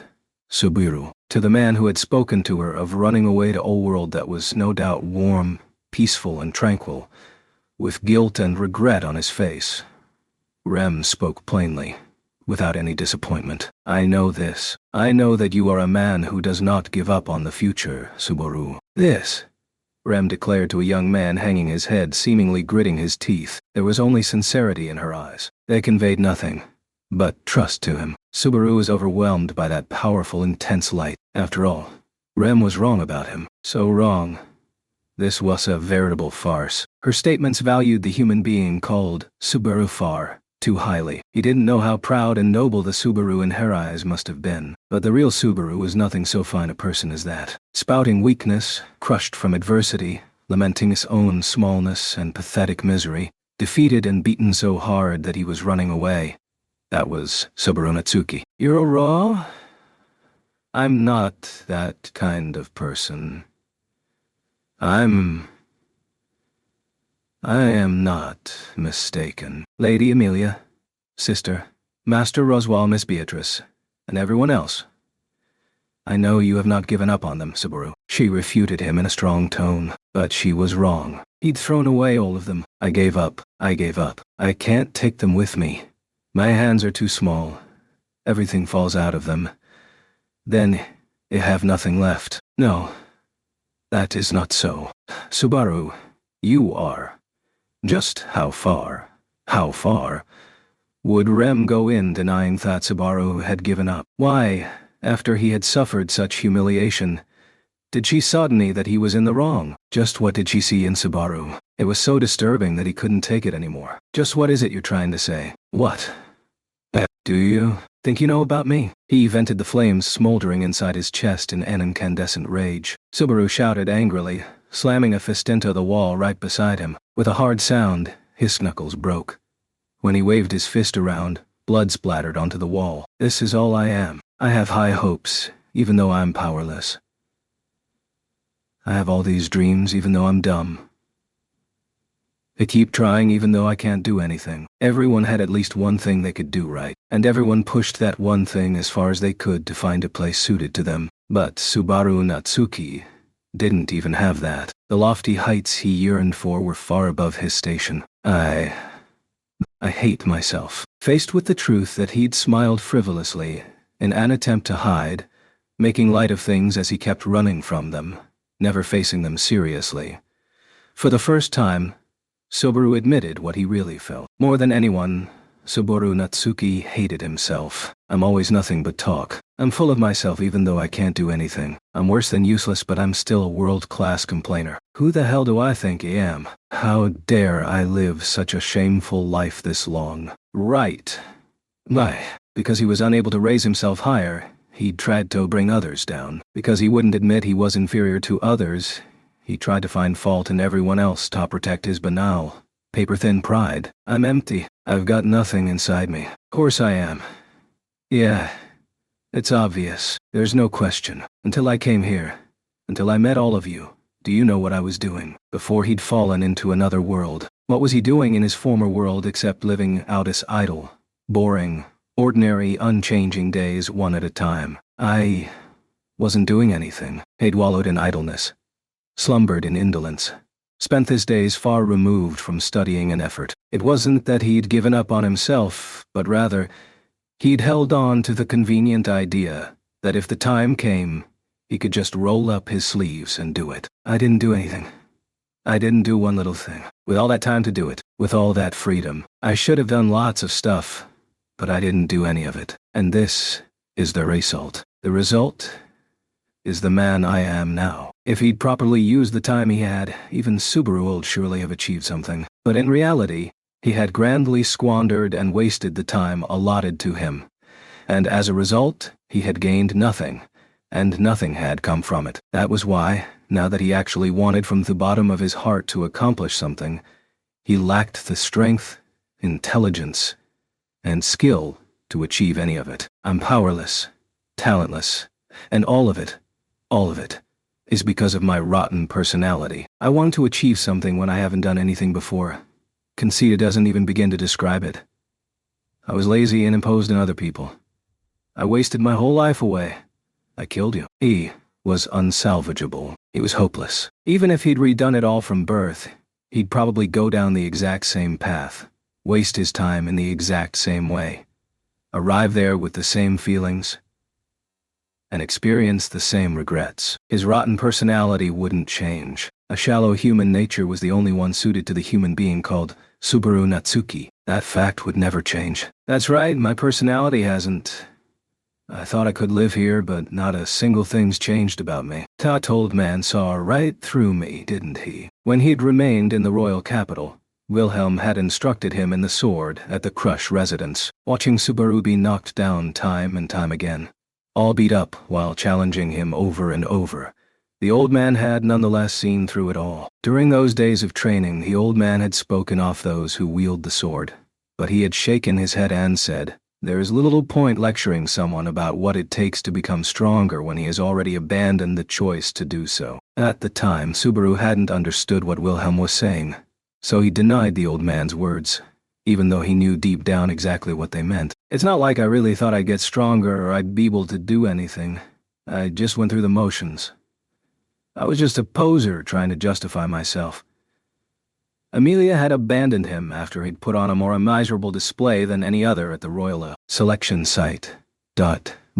Unable to bear being viewed as such by those around him, he tried to protect himself by adopting the mantle of a hard worker, where those gazes could see. His behavior was the simple product of his search for a suitable excuse. I'm changing myself. He should have known that the thought was itself proof that nothing had changed. I wanted to say, I couldn't help it. I wanted other people to say it couldn't be helped. That's all it was. That's the only reason I pretended to put myself on the line like that. Even when you were helping me study, I was just putting on a show to cover up the embarrassment. I'm a small, underhanded, filthy guy down to the bone, always worrying about what other people think of me, and none of that's ever changed. His bluffs had been stripped away, and the hubris underneath had crumbled. Once his thin shell was shattered, his vainglorious heart, not wanting to be thought of badly by others, and his ego asserting that he wasn't wrong, poured out. Even I knew. I understood all of it was my fault. Really. If he could yell that it was somebody else's fault, that there was some reason for it, it was easier. He wouldn't need to look at who he truly was. If he kept his facade intact, he'd never have to look at what was on the inside. He wouldn't have to look at his ugly self. He wouldn't have others see it. Though he was weak, selfish, and all talk, he wished to be loved nonetheless. I'm the worst. I hate me. Subaru was short of breath after venting all the gloomy darkness tearing him up inside. He had let himself have it with all the filthy, corrupt things in him since coming to that other world. No, those dark things had been in him long before in his old world. His nature as a human made even him want to puke. Even though he'd spewed it all out, the deep feelings in his chest only soured further. Weren't you supposed to feel a little better after you vented something pent up inside? On top of not feeling the slightest bit better, he realized with crystal clarity just how foolish he was. The shame seething inside him made him want to die then and there, and his weakness in exposing so much filth, thinking of nothing beyond his own concerns, was the stupidest thing of all. With Rem standing right there, still believing in him, Subaru had tried to sully and stain the beautiful picture in front of her sparkling eyes, exposing it as a fraud. And now, after all that, he was more concerned with his own standing than with her. That was it in a nutshell. Truly accepting and recognizing the corrupt, flawed parts of himself that he hated didn't mean things were going to instantly improve. If anything, the depth and darkness of the chasm within him underlined just how incorrigible he was, robbing him even of his will to live. The true character of Subaru Natsuki did not merit pity. As Subaru sank to the lowest depths of his filthy ego still, the blue-haired girl, I know this. I know that Subaru is someone with the courage to reach out even with impenetrable darkness all around him. Even then, Rem would not forsake him. Her absolute love, her inviolate trust, chafed upon Subaru like nothing before. Having berated himself so much, having divulged so much of the ugliness in his heart, having confessed that he was a complete fraud, an unsalvageable piece of garbage, why did she look at Subaru with such affectionate eyes? I love it when you stroke my head, Subaru. I feel connected to you when your hand passes through my hair. With Subaru fallen into silence, Rem began to express something unexpected in a soft, quiet voice. I love your voice, Subaru. I feel my heart getting warmer from every single word. I love your eyes, Subaru. They're usually quite sharp, but I like how they become soft when you're being kind to someone. Subaru said nothing as Rem continued, showering him with her words. I love your fingers, Subaru. They're very pretty for a boy's, but when they hold my hand, I always think to myself, they really are a boy's fingers. They are slender and strong. I love how you walk, Subaru. When someone is beside you, you always check once in a while to make sure you really are side by side. I love that you walk that way. His heart was screaming. While Rem wove those words, Subaru's chest cried out, stop it. I love your face when you sleep, Subaru. You're as defenseless as a baby. Your eyelashes are just a little bit long. Your cheeks are so gentle when I touch them. And even if I touch your lips to tease you, you don't notice. I love it so much that it makes my chest hurt. Why? Why was she still talking? Why was she still able to toss out such compliments at Subaru? The useless fool that he was. You said that you hated yourself, Subaru. So I wanted you to know that you have so much good in you. None of that is real. Rem was looking at a convenient illusion. The real Subaru wasn't that kind of person. The real him was filthier than that. His genuine self was ugly. The exact opposite of the one she viewed so favorably. You just don't understand. I know more about myself than anyone else. You only know about you, Subaru. How much do you know about the Subaru I see? Reflexively, Subaru raised his voice. But Rem's shout was 7 louder than his own. Subaru was shocked. It was the first time she'd raised her voice since they'd arrived here. The shock made his breath catch in his throat. At long last, he realized that Rem's eyes, dutifully maintaining the neutral expression, had large teardrops welling in them. Of course, hearing Subaru's confession had hurt her. Of course, listening to his extreme masochism had brought pain to her kind heart. Yet even so, she believed in Subaru. Rem knew all the horrible things within him that he had told her about, and she believed in Subaru despite them. Why do you? So much. I'm weak, puny. I'm running away. Even now I'm running away just like I did before, so why? Why do you believe in a pathetic, unreliable guy drowning in his weakness like me? If I can't believe in myself, how can you? Because you're my hero. When those words of unconditional, infinite trust hit him, Subaru's heart quietly trembled. No matter what awful conditions piled atop one another, no matter what flaws he might have, that one sentence was infused with the hope that he would come running and chase evil away. And far too late, finally Subaru realized it. He was wrong. He'd thought wrong. He had been so wrong. He'd thought that she, Rem, was the only one who'd allow Subaru to fall as far as he needed to. That no matter how weak, pathetic, and humiliated he was, she'd forgive him. And he'd made a mistake. It had been an error, a lethal degree of foolishness. Rem was the only one who would never allow Subaru to give in. Everyone had told Subaru that he didn't have to do anything, that he should just behave himself. They had said that they expected nothing from him, and that his actions were futile. But it was Rem who would not permit Subaru to be weak. She was the only one who'd kept saying, "Stand up. Don't give up. Save everyone." No one expected anything from Subaru, but she had refused to abandon him, even when he had abandoned himself. Nor would she accept his giving up. Such was the spell that Subaru Natsuki had cast upon her. In that gloomy forest, a world where I had lost myself, a world where I could only lash out without thinking, you came and saved me. When I woke and was unable to move, when Sister Wasek exhausted from having used too much magic, you stood up and faced the demon beasts as a decoy so that we could escape. You had no chance of winning, and your life was truly in danger, but even so, you survived. And when you returned to my arms, you were warm. When you woke up, you smiled and said the words I most wanted to hear. At the time I most wanted to hear them, and you were the person I most wanted to hear them from. One by one, she enumerated the spell that Subaru had cast upon her. Those spells had bound her deeply kind heart with the chains called trust, and these firmly bound her until that very moment. On that fiery night when I lost everything except Sister Time stopped for me, never to move again. Rem gazed squarely at Subaru as she spoke of a fragment of her terrible past. Her gaze was infused with intimacy that had not wavered to even the slightest degree. My heart had stopped, frozen in time, but you softly melted it and gently made it move again. Do you know how much you saved me in that instant? On that morning. You can possibly know how happy I was, Subaru. That's why, said Rem, placing a hand on her chest as she continued. I believe in you. No matter how much you might suffer, no matter how much things seem to be going against you, even if no one else in the whole world believes in you, even if you cannot believe in yourself.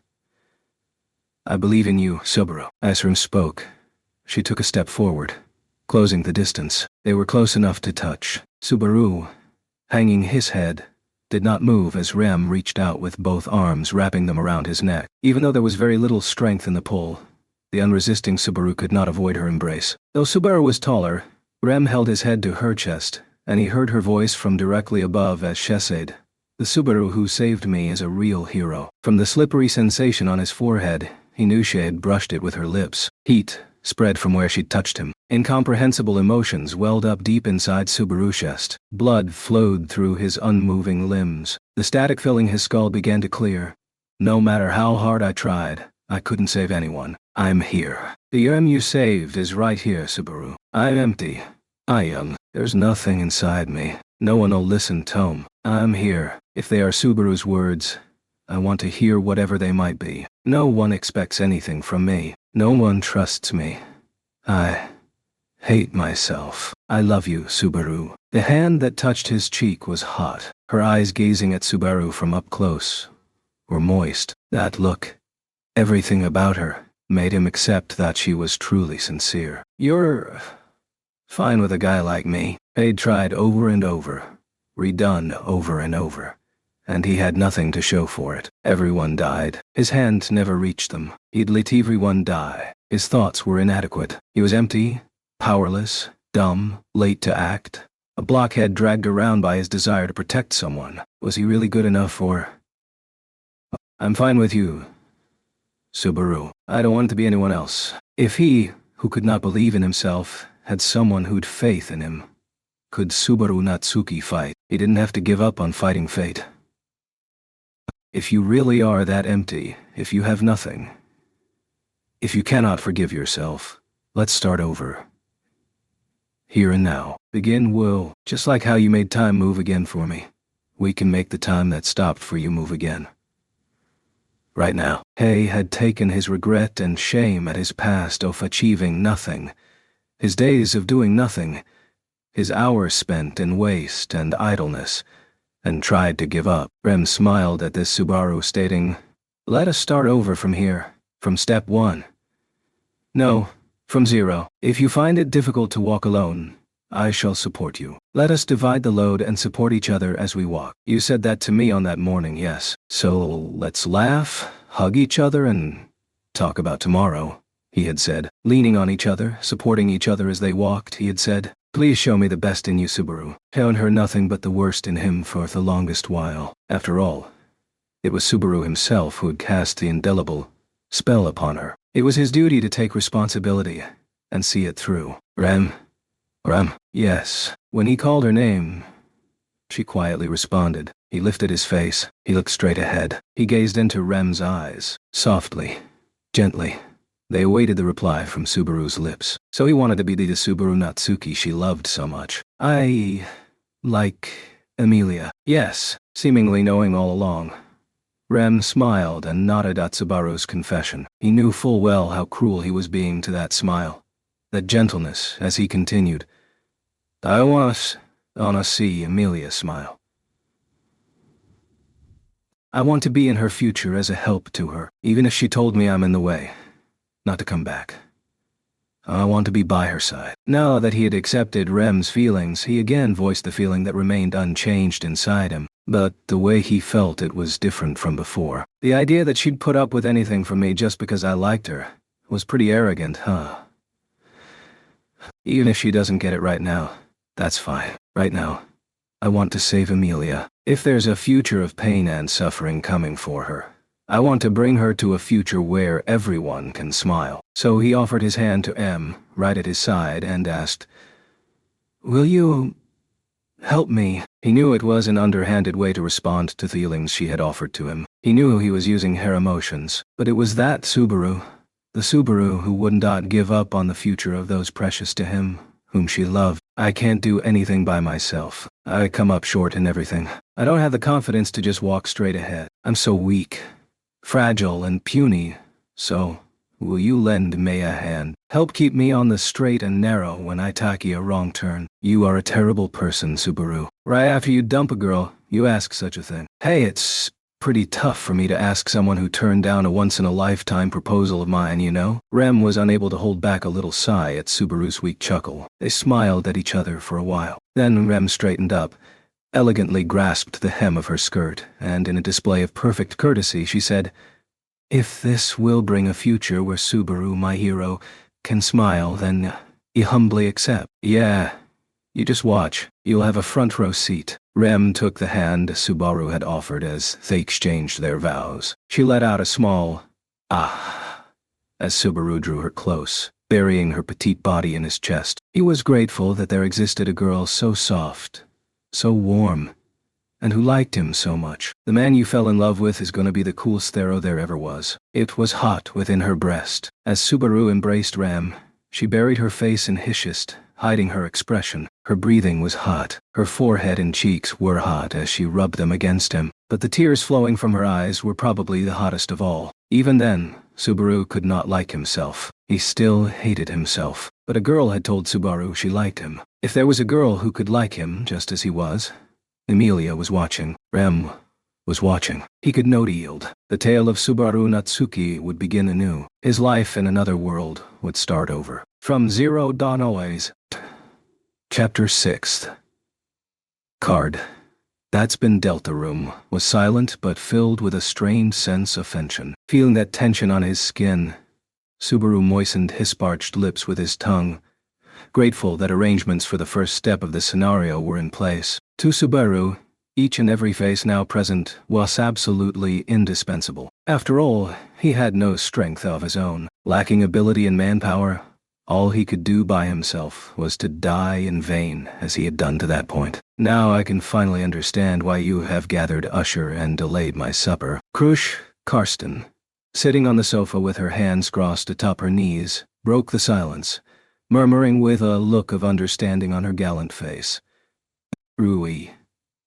To be honest, Fairy still has some doubts, meow. I mean, how does such a clumsy boy get that look in his eyes all of a sudden? With an expression as casual as his tone, Ferris kept his guard up as he gazed at Subaru. He was brimming with a willingness to defend his lord from any danger. In contrast to Ferris, Wilhelm kept his silence as he sat to Krush's left. Wearing his sword on his hip, the Edgewordsman closed his eyes, with only his refined martial spirit hovering about him. There was no trace remaining of the warmth with which he had greeted them upon their return from the lower city. Now, he was wholly immersed in his role as a man wielding his sword for his master, Krush, rather than for himself. Subaru was meeting Krush and her retainers in their reception room of her residence, a place of which Subaru had few good memories. Twice in the past, He had endured bitter hardships there. He was meeting with Crush, Ferris, and Wilhelm. That much was the same as before, but there was something different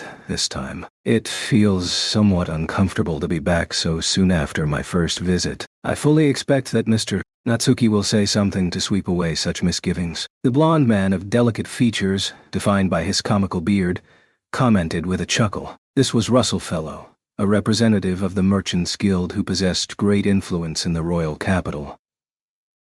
Subaru lightheartedly slumped a little at Russell's apparent diversion. Rem's calling one more person over right now, so please wait just a little longer. It isn't guaranteed my guest is coming, but it's a good bet. I await a prompt arrival. Incidentally, may I inquire as to your evidence for this good bet? Russell didn't even blink in the face of Subaru's presumptuous statement. Subaru's lips twisted as he faced off against a real merchant with a head, mouth, and tongue superior to his own. It's a simple story. The person I invited is sensitive to the smell of money. Or so I heard them say personally. If that's true, there's no doubt. That was true for you as well, wasn't it, Russell? My, you certainly have me there. Russell put a hand to his forehead, seemingly indicating that Subaru had scored a point on him. Of course, Evan Subaru wasn't blithe enough to take the gesture at face value. He was well aware of the danger posed by the narrow tightrope he planned to walk. The rope was just about set to be tied on both ends. The crossing was yet to come. Subaru would do it, supported by the power of borrowed courage. A few minutes later, the door opened, and a lone girl, Rem, appeared. I am sorry to have kept you all waiting. That's okay. Subaru brought up his right thumb with a wink as she walked to his side and leaned her face close to his ear. She said that she would be slightly delayed, but that she would definitely come. That's so. All right.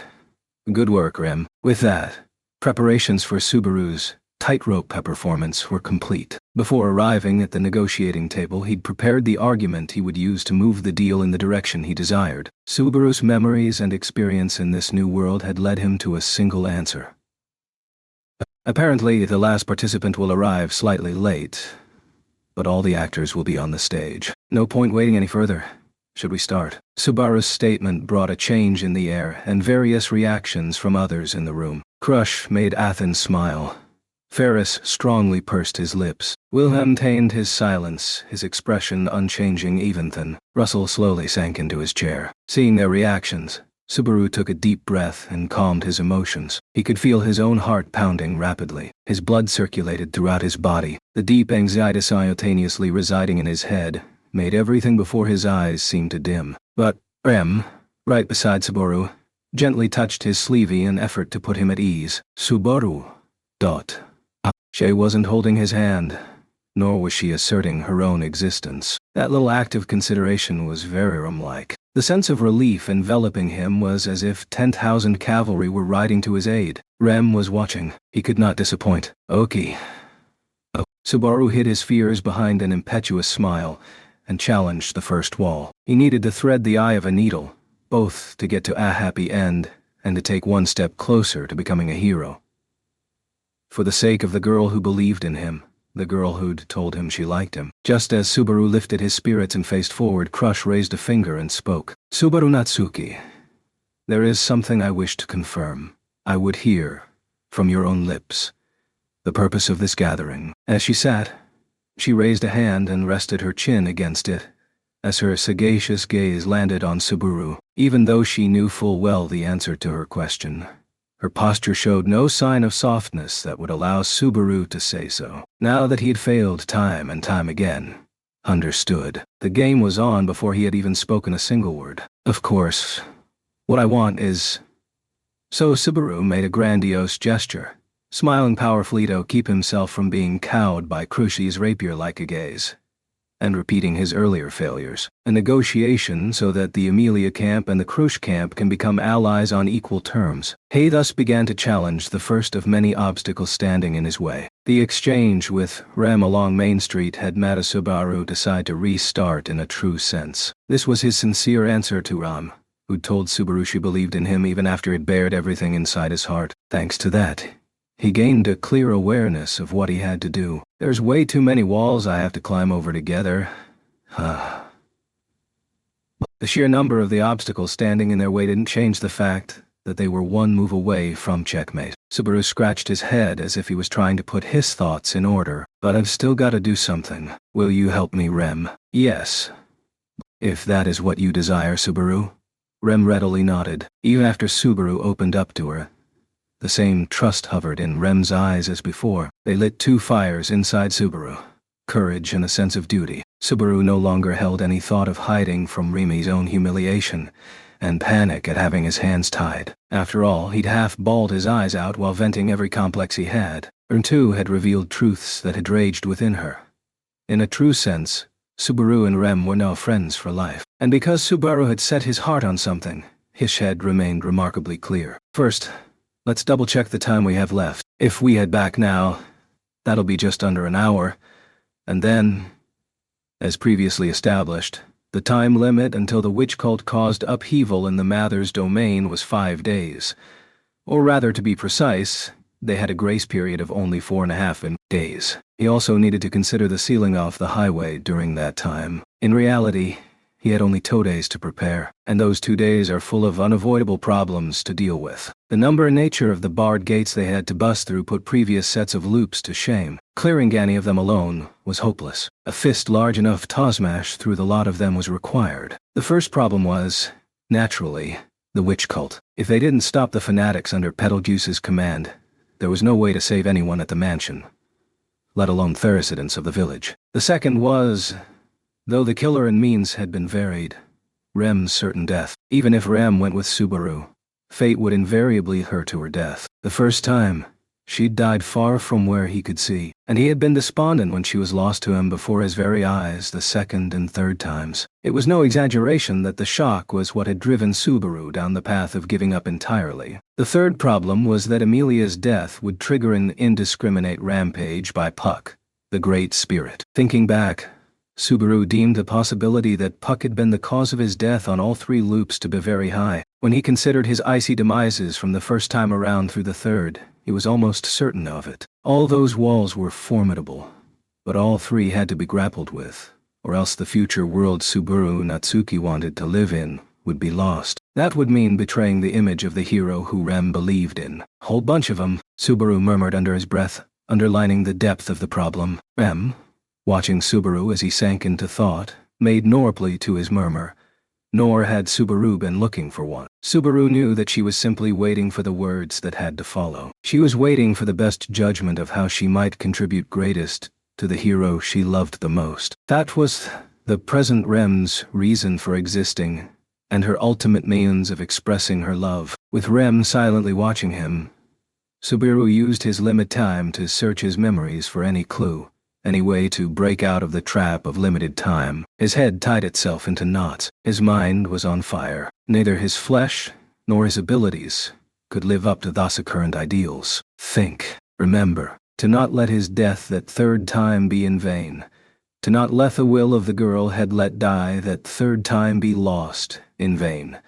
Subaru's mind assembled everything that had happened during that third, finished world into one heavy pile. The people he'd met, the conversations he'd had, partings, encounters, anger, madness, sadness, despair, recovery. And there's a possibility. Suddenly, something little more than a single option rose up in the back of his mind. Each of the threads was weak, so fragile that tying them together threatened to make them collectively snap. They seemed far too unreliable to rest his hopes upon, but he was all in. It was worth a shot. Rem, we need to talk. I have a few things I want to ask you. Yes. Subaru sought Rem's cooperation in drafting the plan that he'd only just thought of in his head. Now that Amelia's participating in the royal selection, it looks like the witch cult is gonna move. If they go after Amelia, there will no doubt be harm to the mansion and the village. I want to stop that. The witch cult? A grave look came over Rem's eyes the instant she heard the words. But as Rem nodded at Subaru's words, her self-control held those emotions in check. Master Roswell also has concerns that the witch cult might make a move. Though I do not know the details, I believe that he has studied the matter and drawn up countermeasures. But that's not going to be enough. In fact, Subaru didn't really know what countermeasures she'd taken against the witch cult. He didn't know if they hadn't been executed, or if they had just proven ineffective. Either way, Whatever pre-existing preparations Roswaal had set weren't up to the task, and he knew that hell would come to pass without fail. Now that Subaru knew that future, he had to secure the power to protect the lives at the mansion and the village without relying on Roswaal. I'm pretty sure the witch cult is gonna come in a quick, decisive battle. Rem, what does the mansion have to fight with? This is a difficult thing to tell you, but the possibility Master Roswaal is absent from the mansion is quite high. He had planned to visit an important associate within his domain upon his return from the royal capital. Based on Rem's prevaricating reply, the situation was the same as last time. Roswaal wasn't there. The only people at the mansion at present were Amelia, Ram, and Beatrice. Only 3 people, and one of them was Beatrice. He was deeply suspicious that the uncooperative girl would willingly engage the witch cult in battle. That made Subaru recall the exchange between Beatrice and him the last time around, if only a brief one. He remembered that he'd asked Beatrice to kill him. He remembered Beatrice's face, turning eyes toward him like that of a child whose hopes had been betrayed.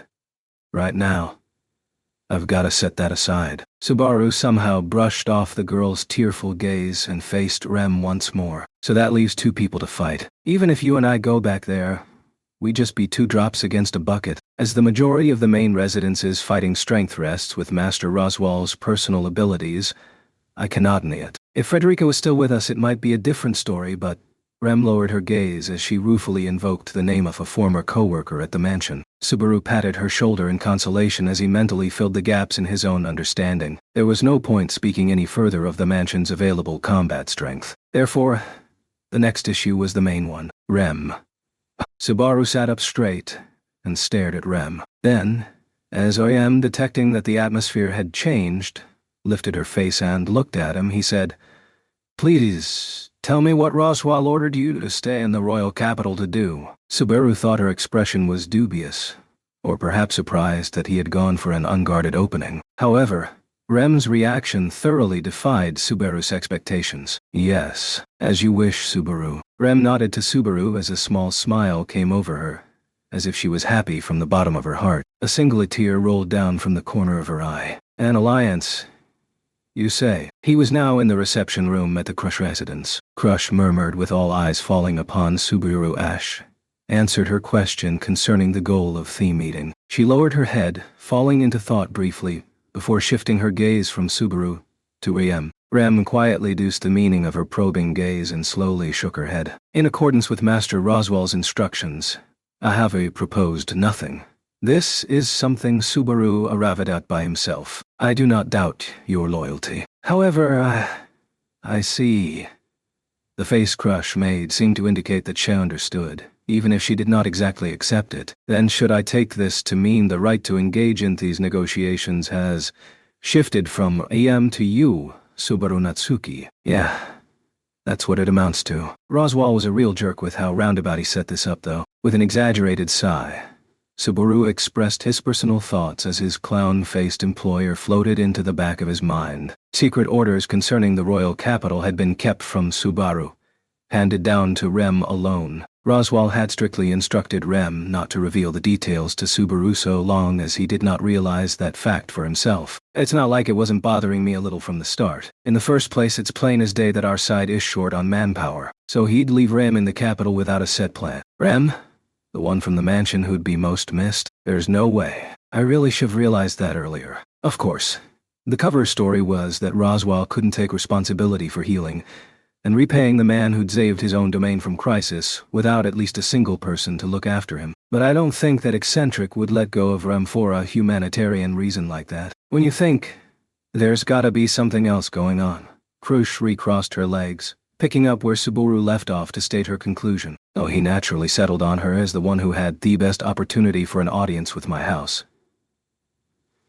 Besides, I heard that Rem and Crush were having secret meetings every night. I hate myself for being an idiot and not considering what the discussions were about, though." He didn't even manage a laugh for how he'd been unable to see beyond himself that whole time. After all, even though Rem had actually dropped plenty of hints to convey Roswaal's secret intentions, it had taken him until the 4th time to look back and realize it. "So every night you've been meeting about forming an alliance. I heard from Rem all about what my side's offering for the terms of the deal." "The deal chiefly concerns magic crystals in the Great Tellier Forest and the mining rights thereof. Just like that, Crush exposed what Subaru's words hadn't hinted at, seeing that there was nothing to hide. The instant the words reached the ears of the lone merchant present, his eyes glimmered. My.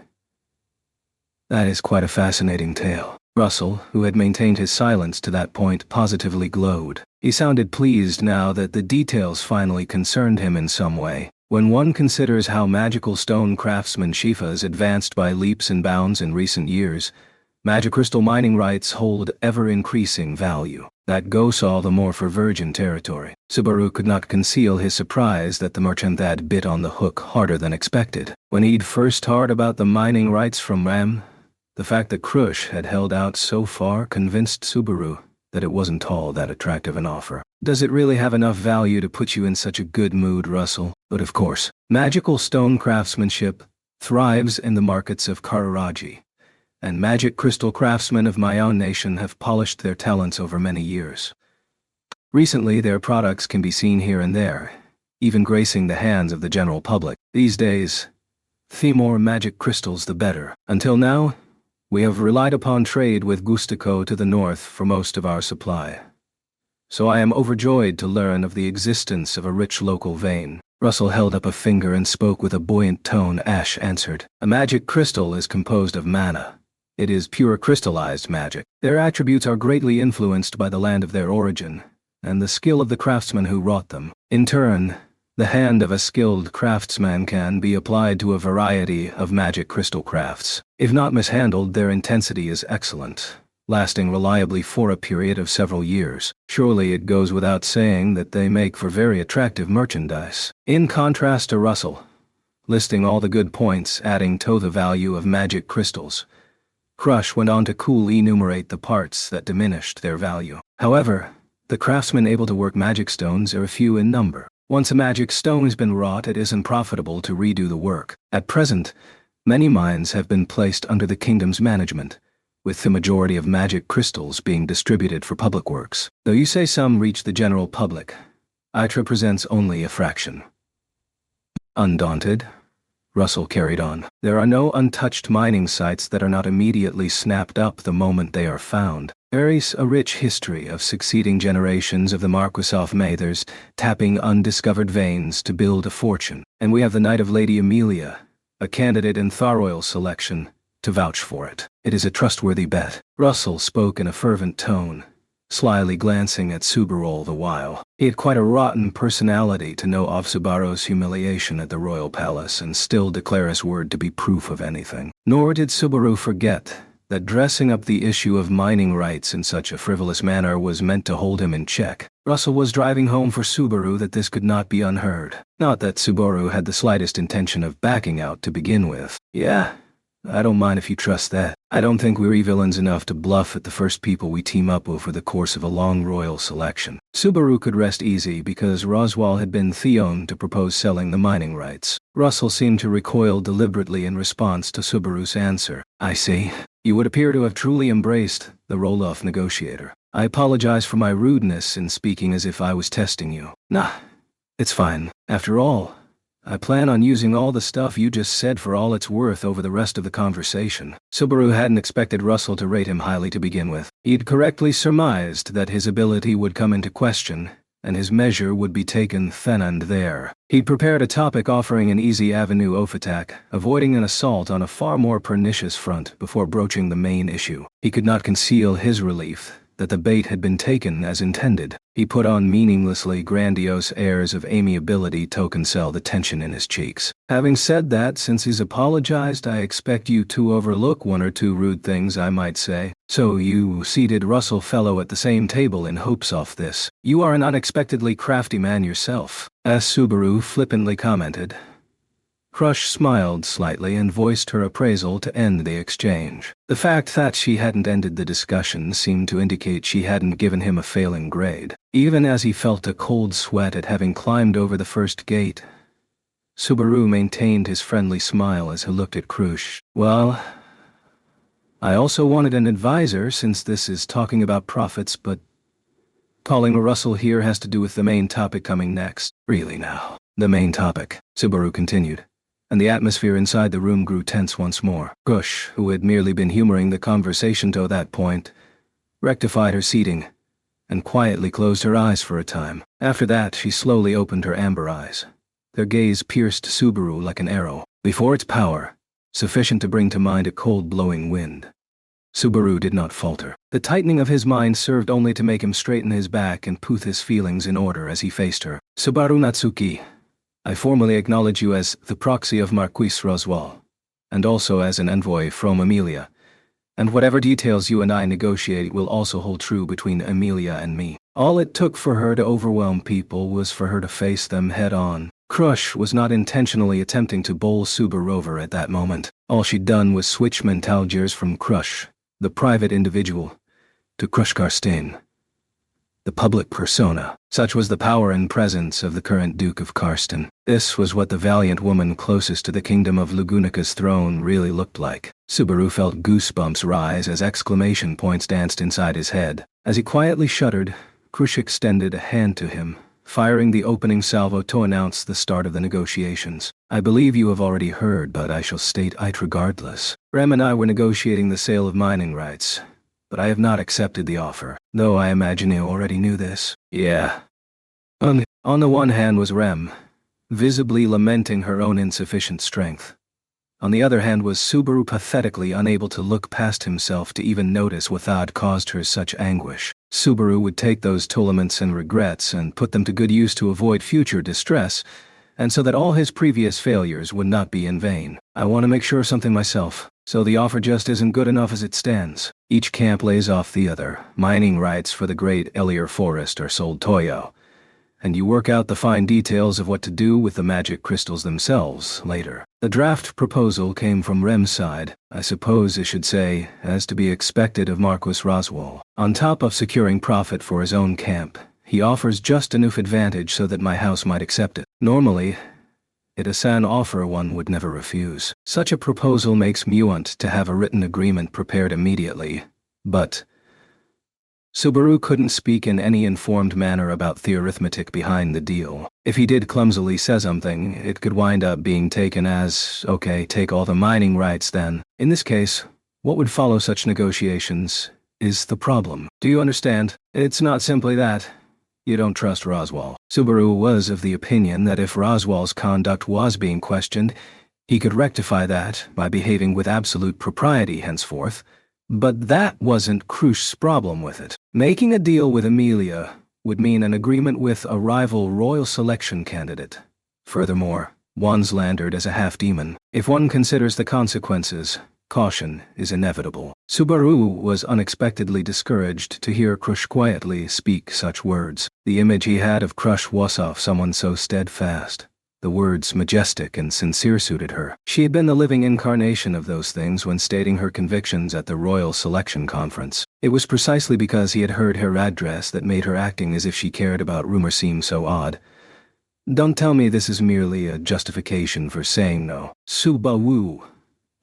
Ferry thinks that is really not the sort of thing you should say during an important negotiation. Ferris had held his silence since the start of negotiations, but Subaru's careless remark brought anger to his smile. Avin on his forehead was bulging as Subaru quickly covered his mouth and lowered his head. Goodness, this puts me in a bit of a bind. As he did so, Crush, watching the exchange, loosened the corners of her lips very slightly. It is I who is embarrassed to have my justification exposed so bluntly. I shall learn from this. The opportunity does not often arise. With convoluted logic, she overlooked Subaru's present shrewdness. That said, being saved by the awkwardness of his opponent's position put him in a precarious place. So that is an excuse for... Then you don't really think that forming an alliance with Amelia is a terrible thing in and of itself. Subaru Natsuki. I shall correct one misconception. Crush raised a finger, pointing it toward Subaru. A person's worth is decided by how her soul lives and how it shines. A person's true nature is absolutely not determined by the circumstances of one's birth and where someone was raised. Of course, even Crush understood that they had an indirect influence. She did not lack the power of imagination to deduce how the senseless cruelties inflicted by Amelia's environment, simply because she was a half-elf, had strengthened her in the process. Her words at the royal selection site were not false. It is because I am certain of her pride and resolve that I acknowledge Emilia as a rival. Well, that's convoluted. In other words, forgive me. I have fondness for theatrics. Crush pursed her lips slightly, seemingly fully aware of just how grandiose her own statement was. A moment later, her expression tightened. I am not refusing an alliance with Emilia because she is a half-elf. From my perspective, Emilia, who is in no way politically opposed to me, is not someone I need to go out of my way to antagonize. I would even be willing to ally with her. Meaning that? Do not be so hasty to reply. Subaru Natsuki. It is no exaggeration to say that what you utter, and how your words are interpreted, will determine the course of these events. Crush chided Subaru for assuming her reply was favorable as she threw the ball into his court once more. In other words, now that Subaru held the right to negotiate, she wanted to see what cards were in his hand. Mining rights for the Great Elior Forest would be highly advantageous for my side. On the other hand, it is a fact that there is no need for me to rush to get ahead in Thorial selection. The period of time is 3 years. Too much haste to stir things up would sow the seeds for troubles down the road. So you're saying the advantages and disadvantages of forming an alliance with Emilia don't match up? Not precisely. At present, the advantages and disadvantages cancel each other out. By my house thinking, we require convincing, a push for us to take that own final step. Crush seemed personally in favor of the idea of forming an alliance. On the other hand, a noble house was apparently too large to be swayed purely by Crush's private opinion on the matter. Hence, she sought something that would silence the voices around her, urging her not to stir things up. When Subaru tried to speak, he was a little surprised at how his own throat seemed to be blocked. The tension and anxiety welling up in his chest blocked his throat just as he was on the verge of stepping forward. From here on would be completely ad-libbed in a way he'd never before experienced. He hadn't checked it with anyone. It was possible he was reading this wrong. But Crush would probably bite. Yes. Subaru believed in his own idea. To form an alliance, we're offering mining rights and information. Information. When she heard the word, Crush stroked her own long hair as she prompted him to continue. She hadn't decided yet. Now came the hard part. Yeah, that's right. I'm offering a certain piece of information with it. Then I would hear it. Will these words from your lips stir us to action? Naturally, Subaru's entire body trembled from anxiety and tension, but a slight warm sensation to his elbow drove all that way. For Rem's fingers, touching Subaru's arm, were the spark that lit the borrowed courage within him. Subaru inhaled. In a single breath, he said, "The card I'm playing is the time and place where the white whale will show up."